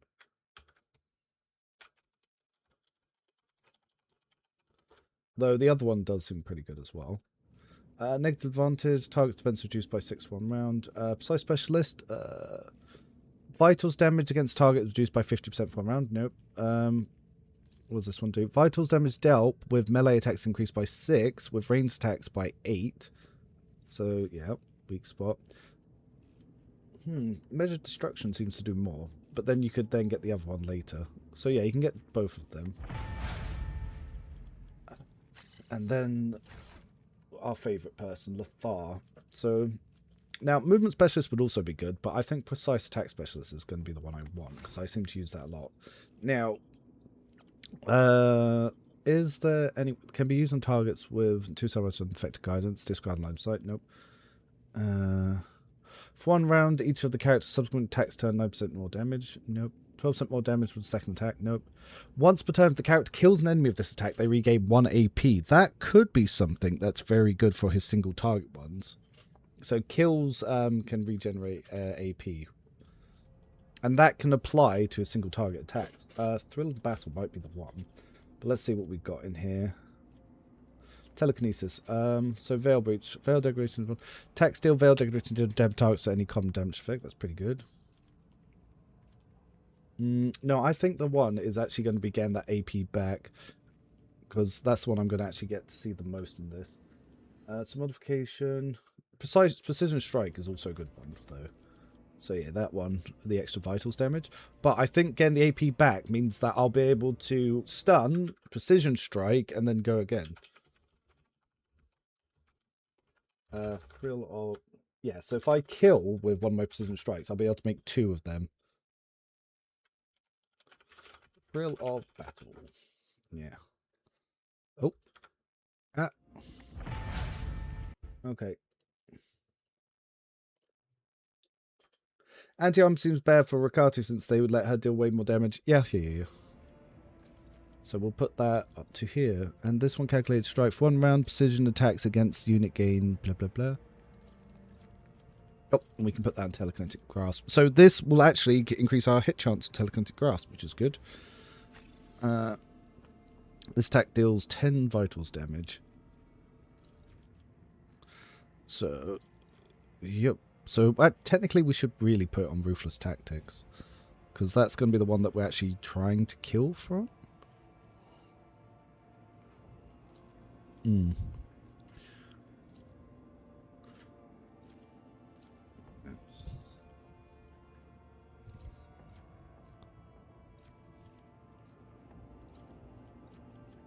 Yep.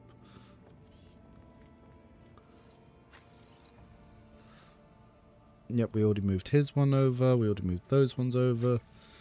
Yeah. That's looking good. Ah, this one, by the way, is very good for Hamar. So if you have a look at this thing, overwhelming autogun. Oh, it's not the one I thought it was. There was a different one that allows you to shoot it in melee range. But distracting las gun, yeah, this one's also pretty nice. How's it compared to Rogue Trader? Different, interesting and different.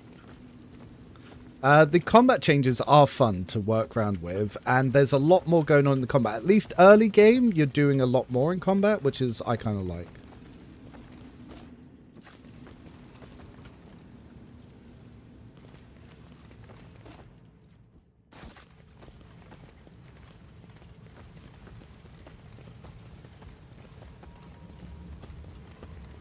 Oh, guardsman.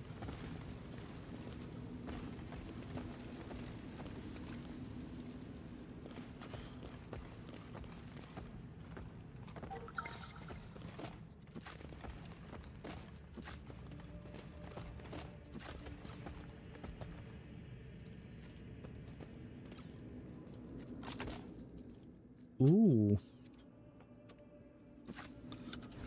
We've got a good ring.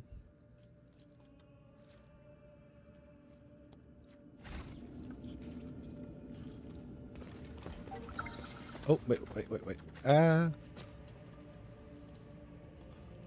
Wasn't it skeleton?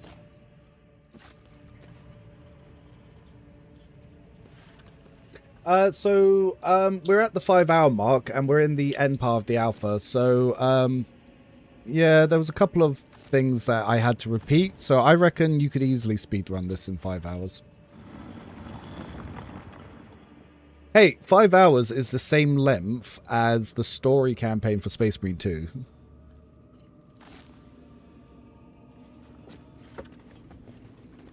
So, keep that in mind. But also, for new people coming in, thank you for the follow. And for anyone... Oh, yes, if you're on the YouTube side, do make sure to like the YouTube video. It always helps.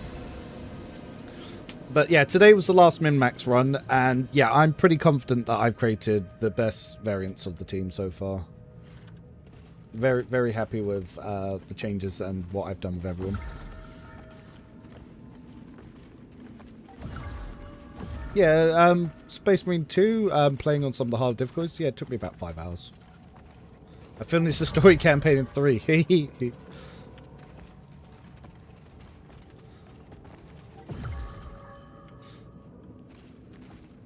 Look at you go.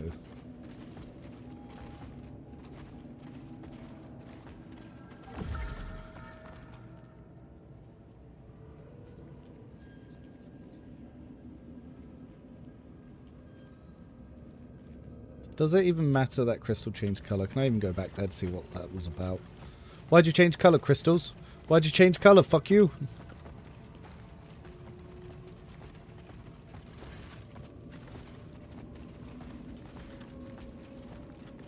Do you have an approximate date for beta? Probably like 5 to 6 months.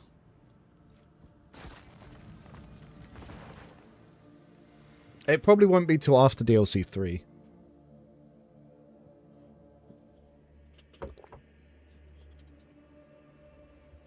Yeah, the end section is pretty cool.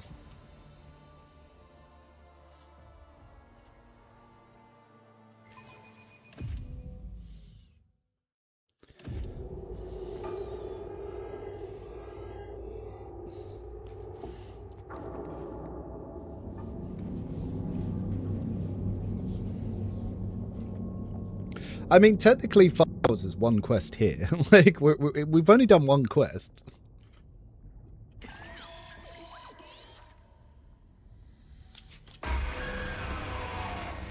Ah, warp fuckery.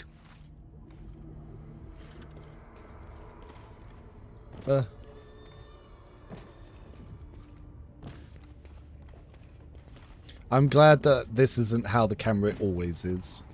Like, it's very cool for this section. I wouldn't change it, but it's very annoying. Companion. Hello.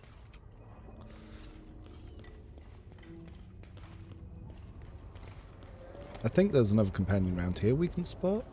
No.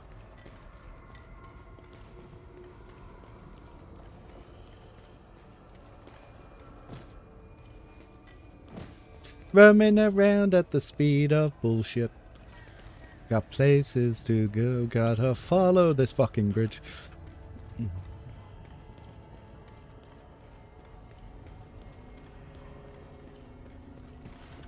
Hey look, you're about to guilt me for killing someone that I never met, so I don't care. So, yeah, these are probably other companion options maybe, or just people we met in town.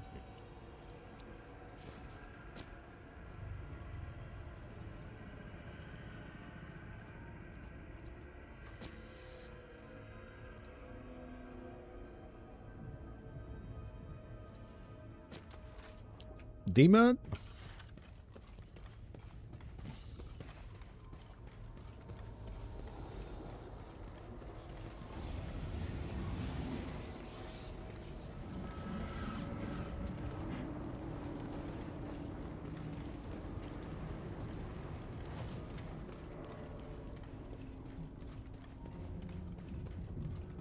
Oh, wait, it's the door here.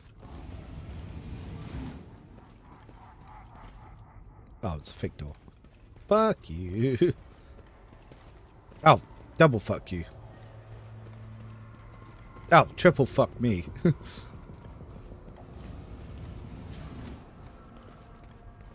I'm surprised they coded that so well.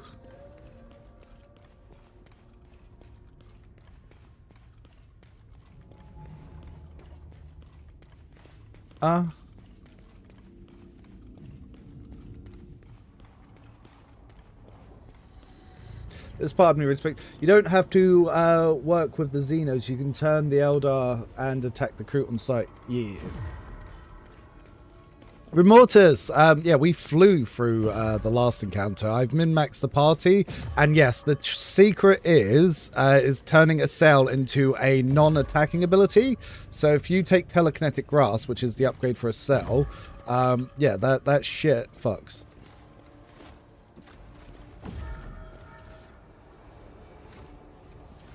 And it just means that you can guarantee doing like 100+ damage, like with any precision-based attacks. And you can also take an upgrade for Lothar that after they do a precision-based attack, no, sorry, after they use a power, precision-based attacks cost 1 less. So essentially, your precision attacks cost 1 AP, and you can still use your ability. What's this? When the wearer uses push, they gain veil degradation defense against melee attack. Ooh.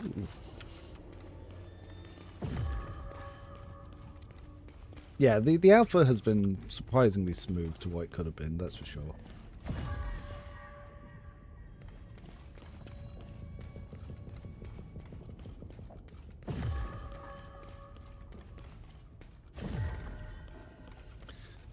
But yeah, throwing out those are cells. And it also completely enables the crew, which is something. Oh my god. Our last.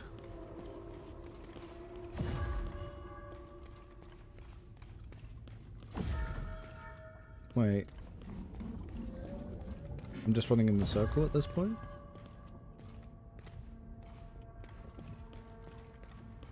Fuck. Yeah, I'm definitely running in the circle now. So is there a way I can get over here instead? Okay.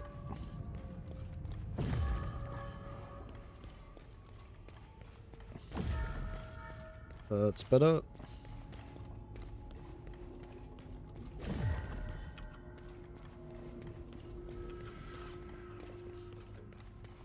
Oh, there's the other half of the Mechanicus.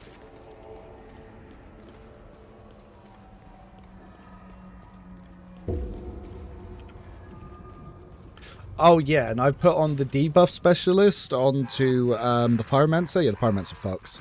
When it comes to if you want to use the crew, literally the option that you consider, do you want to trade out Haymar or the crew? Because now that Burst fires a single target attack, the only option to trade him out is actually Haymar, because you're trading a single fire specialist for a single fire specialist.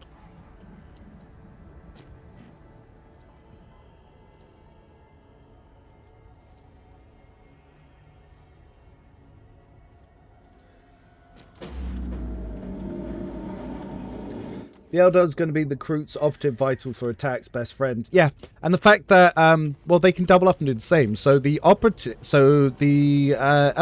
will be able to set up the crew and also do the same insane damage, because the Eldar will be able to do 2 100 plus damage attacks if they have gear like 130, and then the Kroot will follow up with another 130. So together they'll do like 300 to 400 health by a single combo.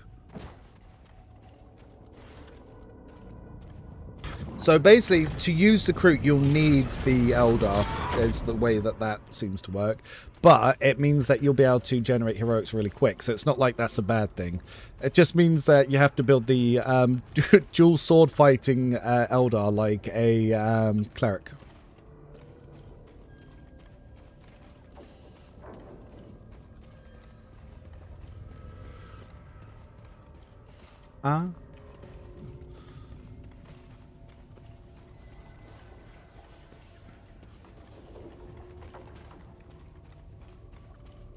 Yeah, a couple of people have reported that they've beaten the final encounter in a single turn.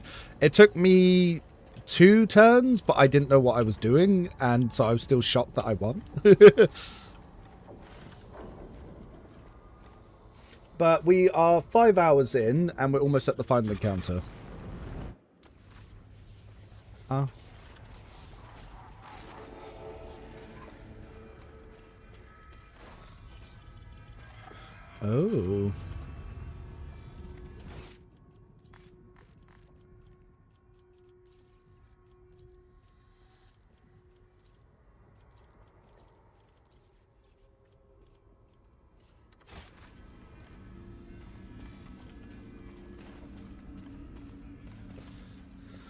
Ba ba ba ba ba ba ba ba ba.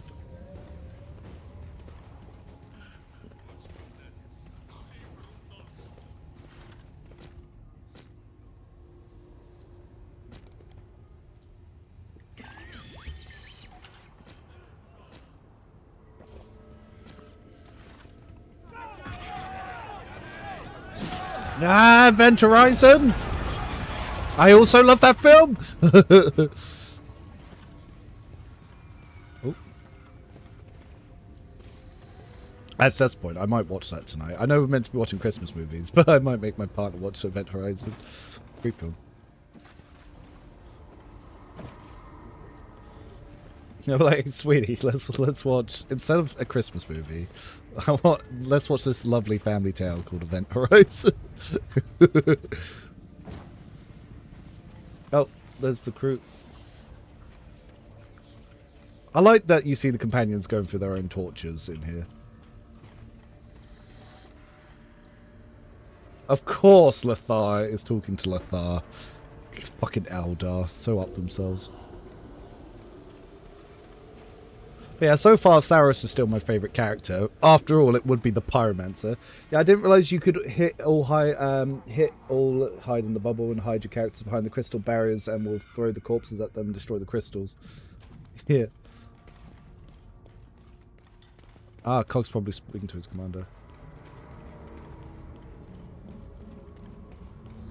And Epone is speaking to someone else as well.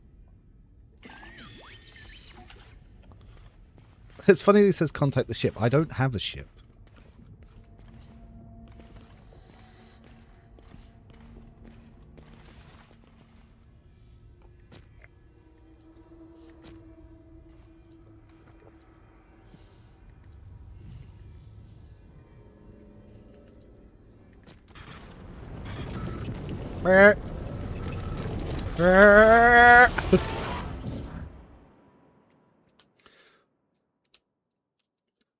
Well, hopefully, with the Henry Cavill show coming, that we will see it into a massive franchise. Like, I know they've done a lot of animations recently, but their mistake was paywalling that behind their own little streaming service. Ooh. It's the final showdown. Biddy-dee-dee.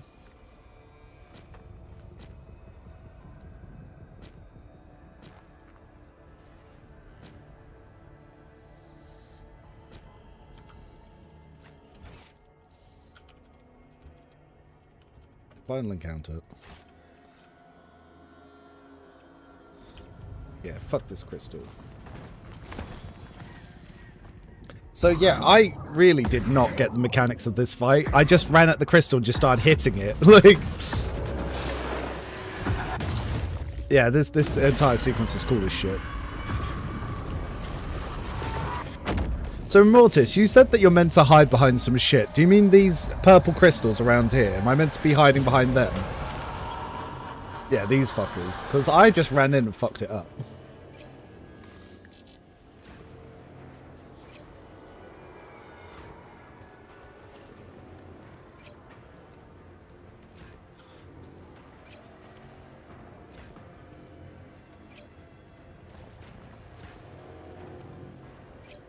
Also, Lafarge basically one-shot them.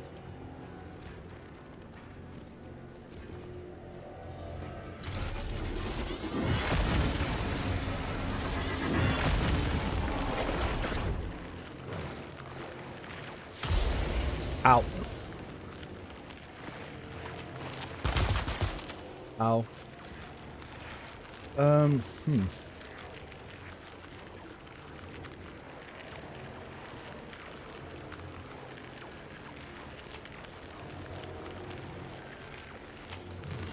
Pyro.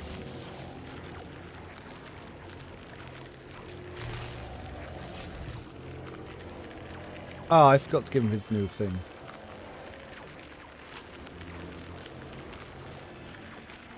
Okay, let's try to get some suppression going. You do take damage when you run inside the thing as well, though. Because, yeah, nothing to hide behind. So that's what I was saying. I wasn't sure what I was really meant to be doing here.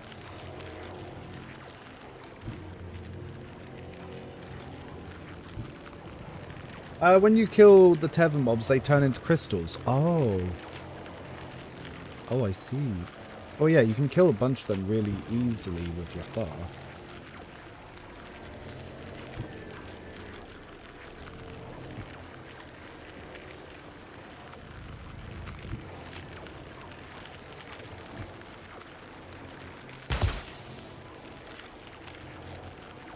Can I debuff this? I could, it doesn't matter,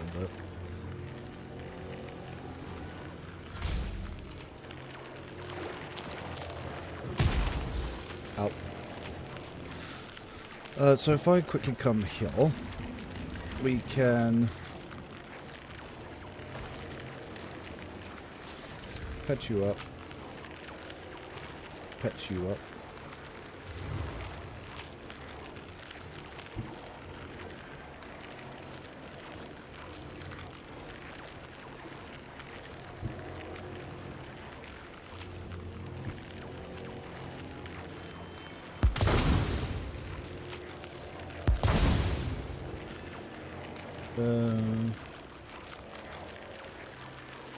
Well, we didn't kill anyone yet.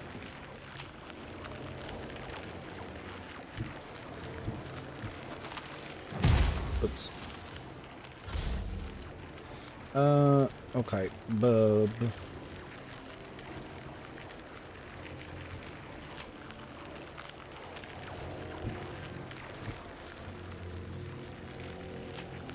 $78, and if I turn this on, 99. Ah.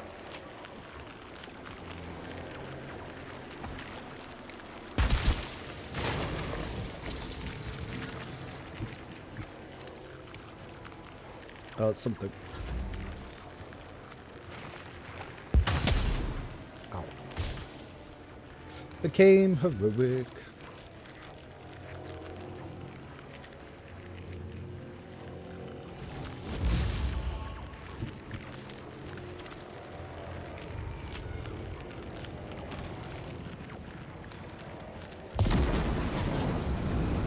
That's nice.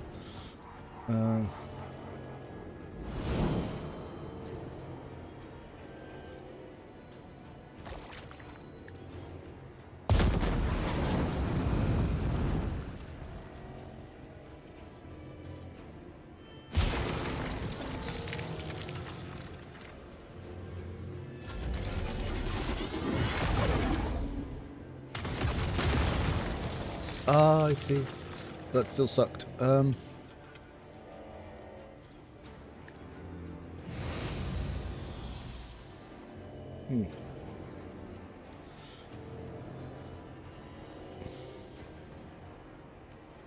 we can try to stun some things. Sail. So, right now, Lothar would not be able to run in there. It would just die.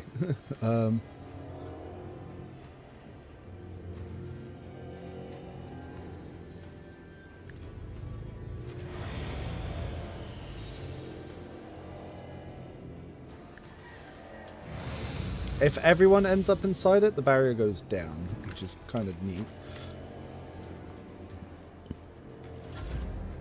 Might have to just send Cog in there for now.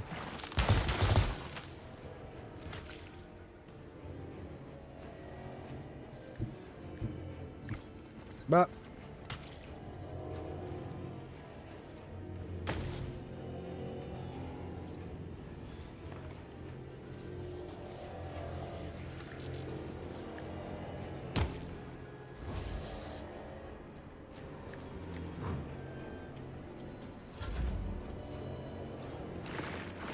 the altering crystals hide behind if you want to hide behind the crystal because the boss turns any leftover crystals into more mobs.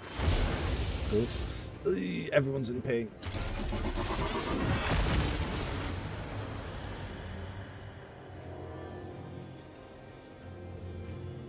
Yeah. So where is Medic? Well, let's give you a big old shield power boost. So, fun thing, we go to her, and then dash her here. Yep. Then, we can turn off burning on you. Yep. Now is it going to be bad to heal? Or what? For now, I might actually just heal Lothar. Because he's going to be important to keep up, just to be able to finish this. And then she can actually remove burning from him.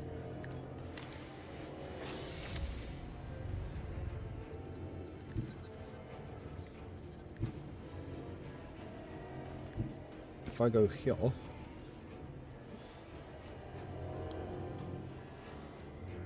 Yep, start trying to armor strip. Ah!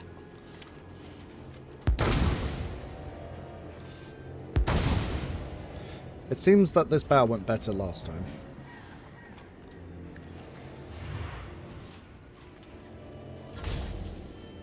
Ooh. Well, gotta try and get in there anyway.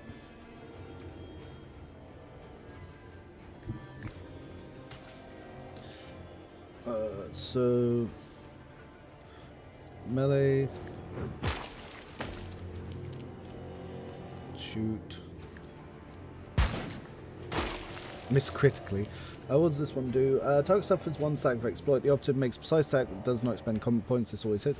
Then the opposite turn, they make a precise attack. The broken effects remove afterwards. Their single attack still 5 less damage until the end of combat. Ooh. Well, she's going to die anyway, so we kind of want to set this up anyway.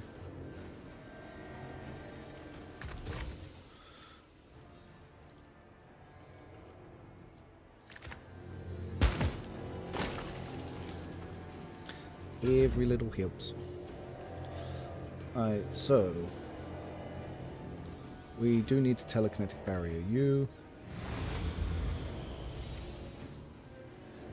Put guidance on you. Don't know if you'll survive though.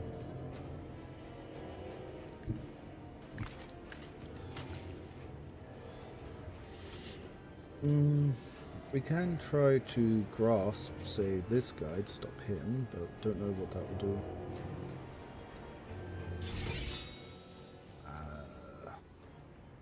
19.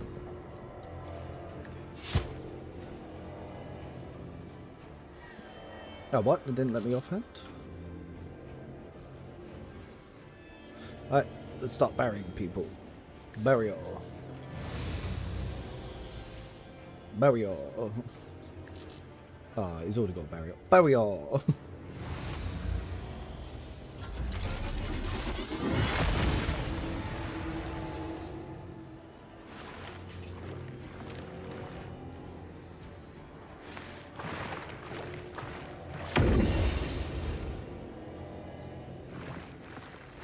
Ah, the Pyro Dome is defending us! Hilarious!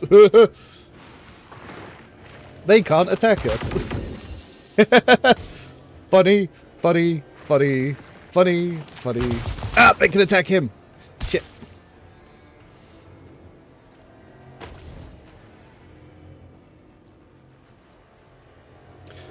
I might need to get someone out to heal him. Oh, he's going to go down. That's going to suck.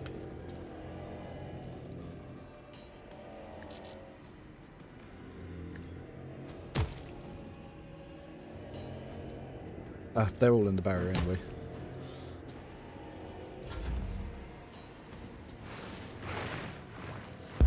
Yeah, unfortunately the turn order is going to be why he dies. If the Cherugian would go first, I could save him. Oh my god! Wet cat with claws just got thrown to the bed. Oh, pain. Oh wait, no, he doesn't have burning on him. But he still won't be able to run into that spot. Ah, but he can potentially give her a turn to have her move to him. So actually, no, I might still be able to save me.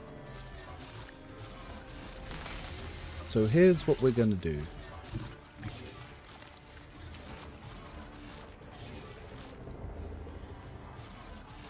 You're going to dash. Then you're going to heal.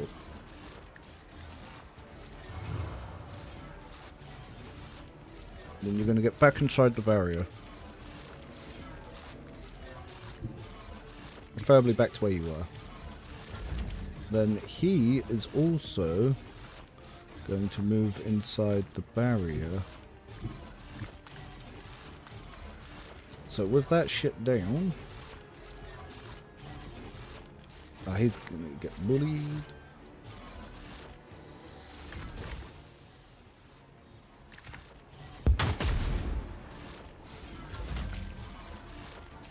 Alright, now one thing I can do is if I start by healing him some more. Stop the croup from burning.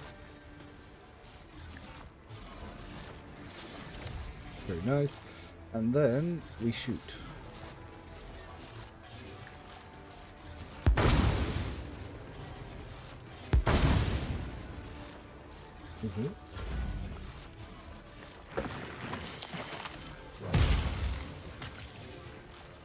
And then the croup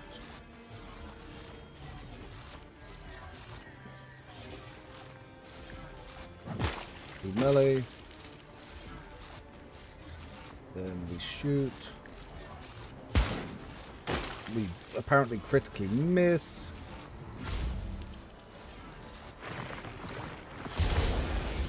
The Kroot dies because Kroots suck!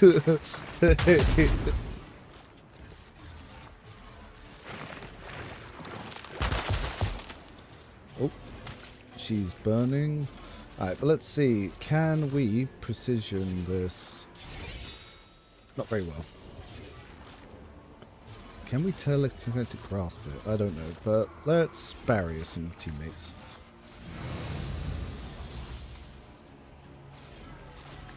Oh, the Pyromancer died ages ago. I didn't even see that happen. It's not allowing me to make 2 attacks. Weird. Guess we barrier ourselves? I'm also morale broken. Whatever. It's time to start doing some big attacks here.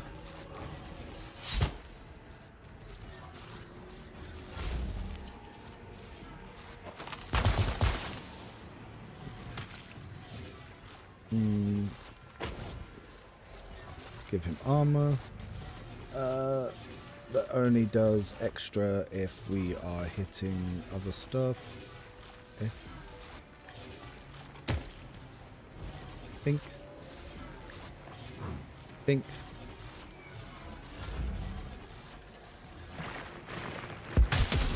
Ooh. Get sniped.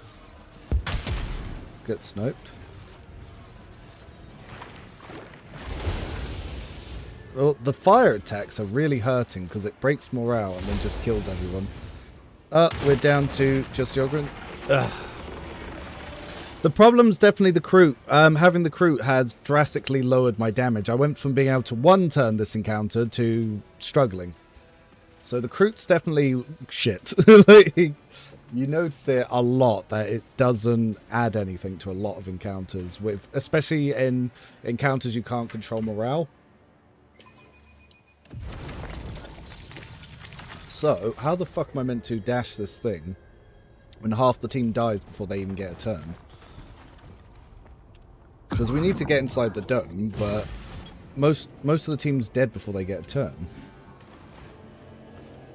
So I guess we just need to put people up as far as possible. But even then, there's some people that are going to be body blocked.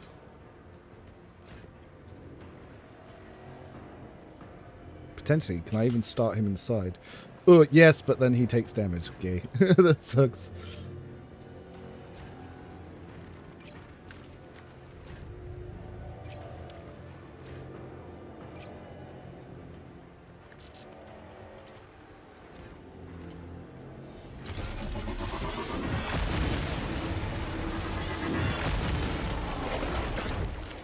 Right, this time... Well, funny enough, he can actually kill these ones pretty easily. Because he does extra damage. Because he does direct. So we can sort of clear a path for the team. Actually, he's already inside the dome. Let's barrier the people that don't have armor.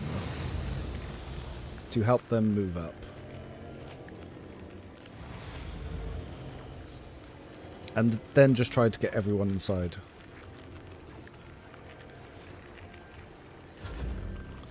So, we'll bring the pyro in as well. Oh, that hurt so bad.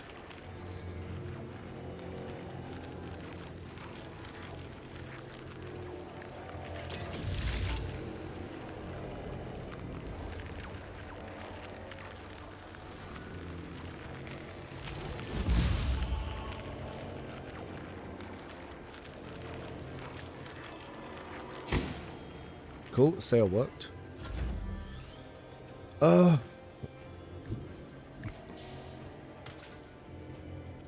also sucks.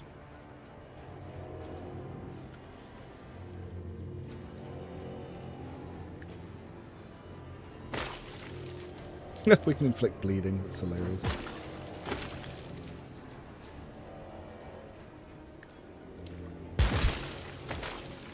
Ah! Ah, Cog is going to have a bit of a problem. Unless, is there a way that I can sort of charge to get around this nonsense? Alright, I'm going to have to use an extra turn from an ally to move him.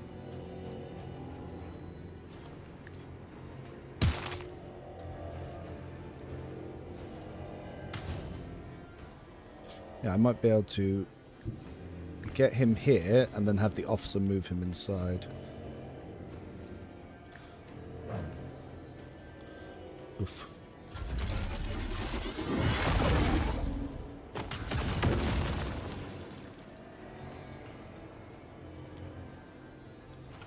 So,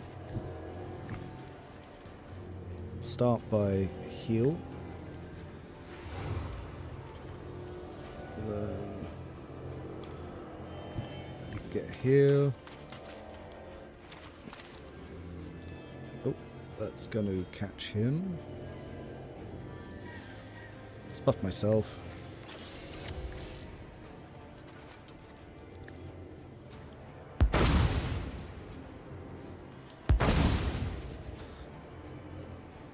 Yep.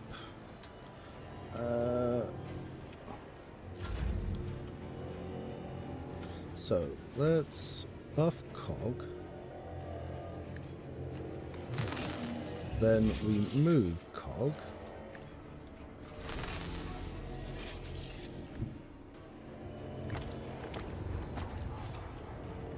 I'm still struggling to move properly because of this guy. Dang. Oh, I think it counts as him being in the dome. Yeah. Yay. Now, we also... Oh, the Kroot's dead again. Why is the Kroot so fucking shit? Alright, so everyone's in the dome now. But once again, the Kroot is dead because the Kroot fucking sucks.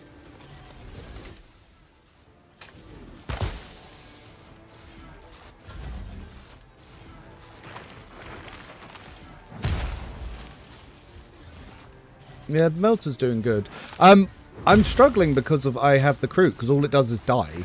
Whereas before I had Hamar, and Hamar was able to gun down this crystal in like one turn.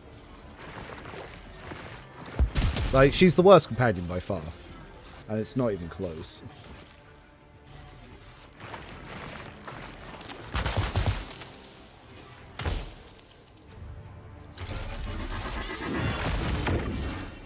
Ugh. And everyone's going down.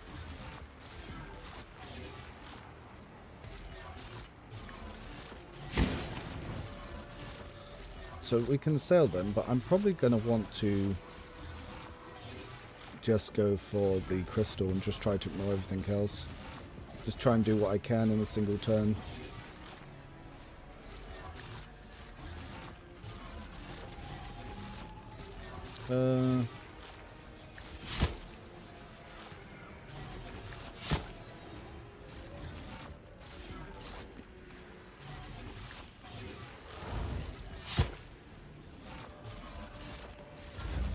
Use the aspects of my broken round to just really try to get in there.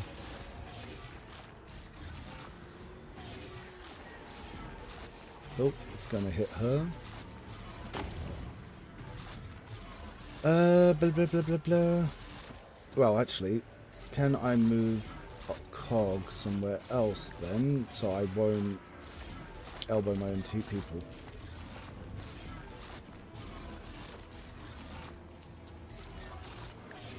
That's better.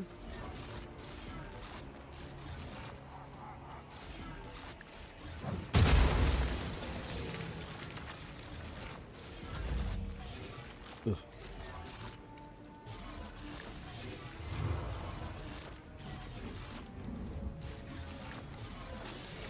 Right, now, how am I going to aim the melter?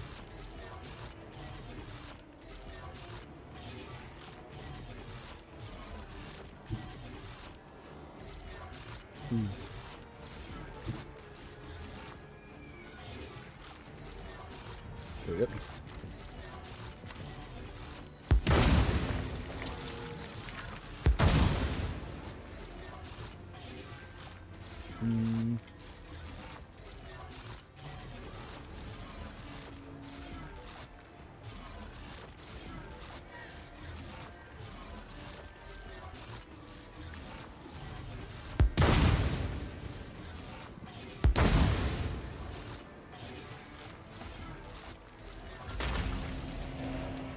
well, that one of them got staggered.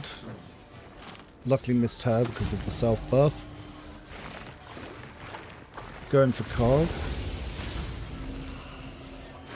Tie stacks on the mobs can target the crystal and one-shot them. I know some of Lathar's direct stuff can actually ignore shit and just do a lot of damage. But yeah. That's how I beat it last time as well. Just ignore the mobs and just run in and attack the crystal. But yeah, I'm still not a fan of the crew. The operative class is not very good. You must complete your case report in the Inquisitor Journal. I don't want to do that right now. I wanted to see what was there.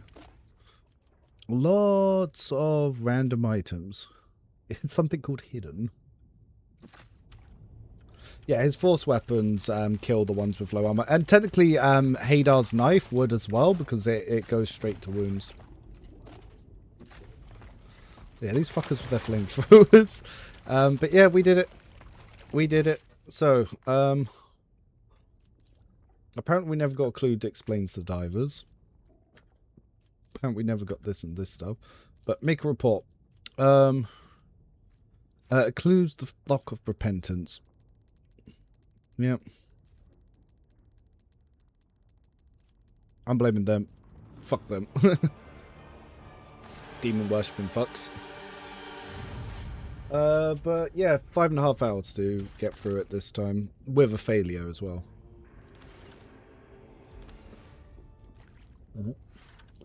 We've already done the survey once. I'm pretty sure on hard difficulties, I think we'll have to start on the outer ring and that high. Yeah, you'll probably actually have to do the mechanics. I started level 3, so I could min-max. So I was level 6 for this encounter. I didn't do the higher level one. Because I don't like their builds. Their builds were bad. Like, you get worse items, so you actually get locked out some of the best items because you can only get it in World State 2. But, yeah, thanks for stopping by, everyone. So, yeah, well, that was the full thing in a single stream. And, yeah, I think we've definitely got the min-max happy. So, all the builds that I was working on is, of course, anyone that's on the Tier 2 membership or Inquisitor membership, you'll have that spreadsheet. But yeah, I'm going to start working on videos releasing for next week on first impressions, the sort of roles and feedback on all the characters. And it'll be interesting to see what people have to say about that themselves. Remortis as well, thanks for stopping by. It's good seeing you there. And for everyone else, yep, on the YouTube side, do make sure to like over there. But as far as I'm concerned, I think Operative's bad. It's just trash. Everything Operative can do, it's just precision weapons. It's just precision weapons are strong. Yeah, that's mostly it. You can just assail with Lothar himself and do the same damage with his precision attacks, or you can have him assail and then do the same damage with the precision attacks on your officer, because he's also got a sniper. Obviously the crew is very item dependent, so people were showing off screenshots of them doing like 250 to 300 damage, but they took the necklace and the ring for vitals damage that you can only get in state 2, so you can't do that in state 1 because you can't get access to that ring, but in state 2 you can. So yeah, Operative is just mediocre because the same ring you can put on the officer as well. So I think they're going to have to do some reworks for Operative, because if it goes like that in the full game, I don't see the point of using them over, say, another soldier with a burst fire. Or even just like 2 officers, because the officers will do the same amount of damage, but they'll also generate more heroics by giving their stuff to allies. And because you can generate 6 morale a turn on the officer, even without kills, and then you can do it so that they generate morale with kills. So if they get like 1 or 2 kills, that's another 2 there. But we'll have to see. I'm very keen on the alpha. I think the alpha's been very good. Obviously there's a couple of quest flow issues, but it's alpha, so I can't really complain. I would like to see shotguns buffed. Fire weapons very strong as the flame builds up, but the initial damage is a bit meh, but it does ignore cover. So later game flame is probably very good. Melters felt very good. Precision swords felt good. Snipers, like all precision weapons, were very, very good. But yeah, shotguns could use a buff. And as for the burst fire changes, I like it. It does obviously, I wish that if you killed the primary target and you had that second burst, it would switch to a second target that's in the cone of field. But essentially, you're just saying you've got a high damage single target shot that there's a small chance you're going to hit other allies in that area, which I'm okay with, because it means area weapons actually have an identity if you want to guarantee hitting everyone. But, yeah. Yeah, shotgun damage, they do more damage to flesh, but I think, it, like you said, Remorse, it should be the closer you are, the more they do. But obviously, shotguns punch holes through armor as well, so it's going to be hard to balance around that. I didn't get to test plasma, because again, it's locked behind checks you couldn't get. Didn't get to test heavy bolts, because again, it's locked behind stuff you can't test. Didn't find any bolt rifles. Didn't try the bolt pistols because, again, direct damage to flesh isn't very good. I'm hoping they bring armor pen in. So if you have armor pen in your weapons, that you do a slight bit of damage to wounds be through the armor. And then you could, that would make stuff like bolters really good if they do extra flesh damage. But we'll have to see what they do. But yeah, we'll make sure if you are doing it to get your feedback to the devs. If you're looking to get an alpha key, do join the Discord and enter the competition. You can maybe win that key because the competition ends tomorrow. And yeah, we'll send that key out then. But till next time, thank you all for stopping by. Probably back with some Rogue Trader next.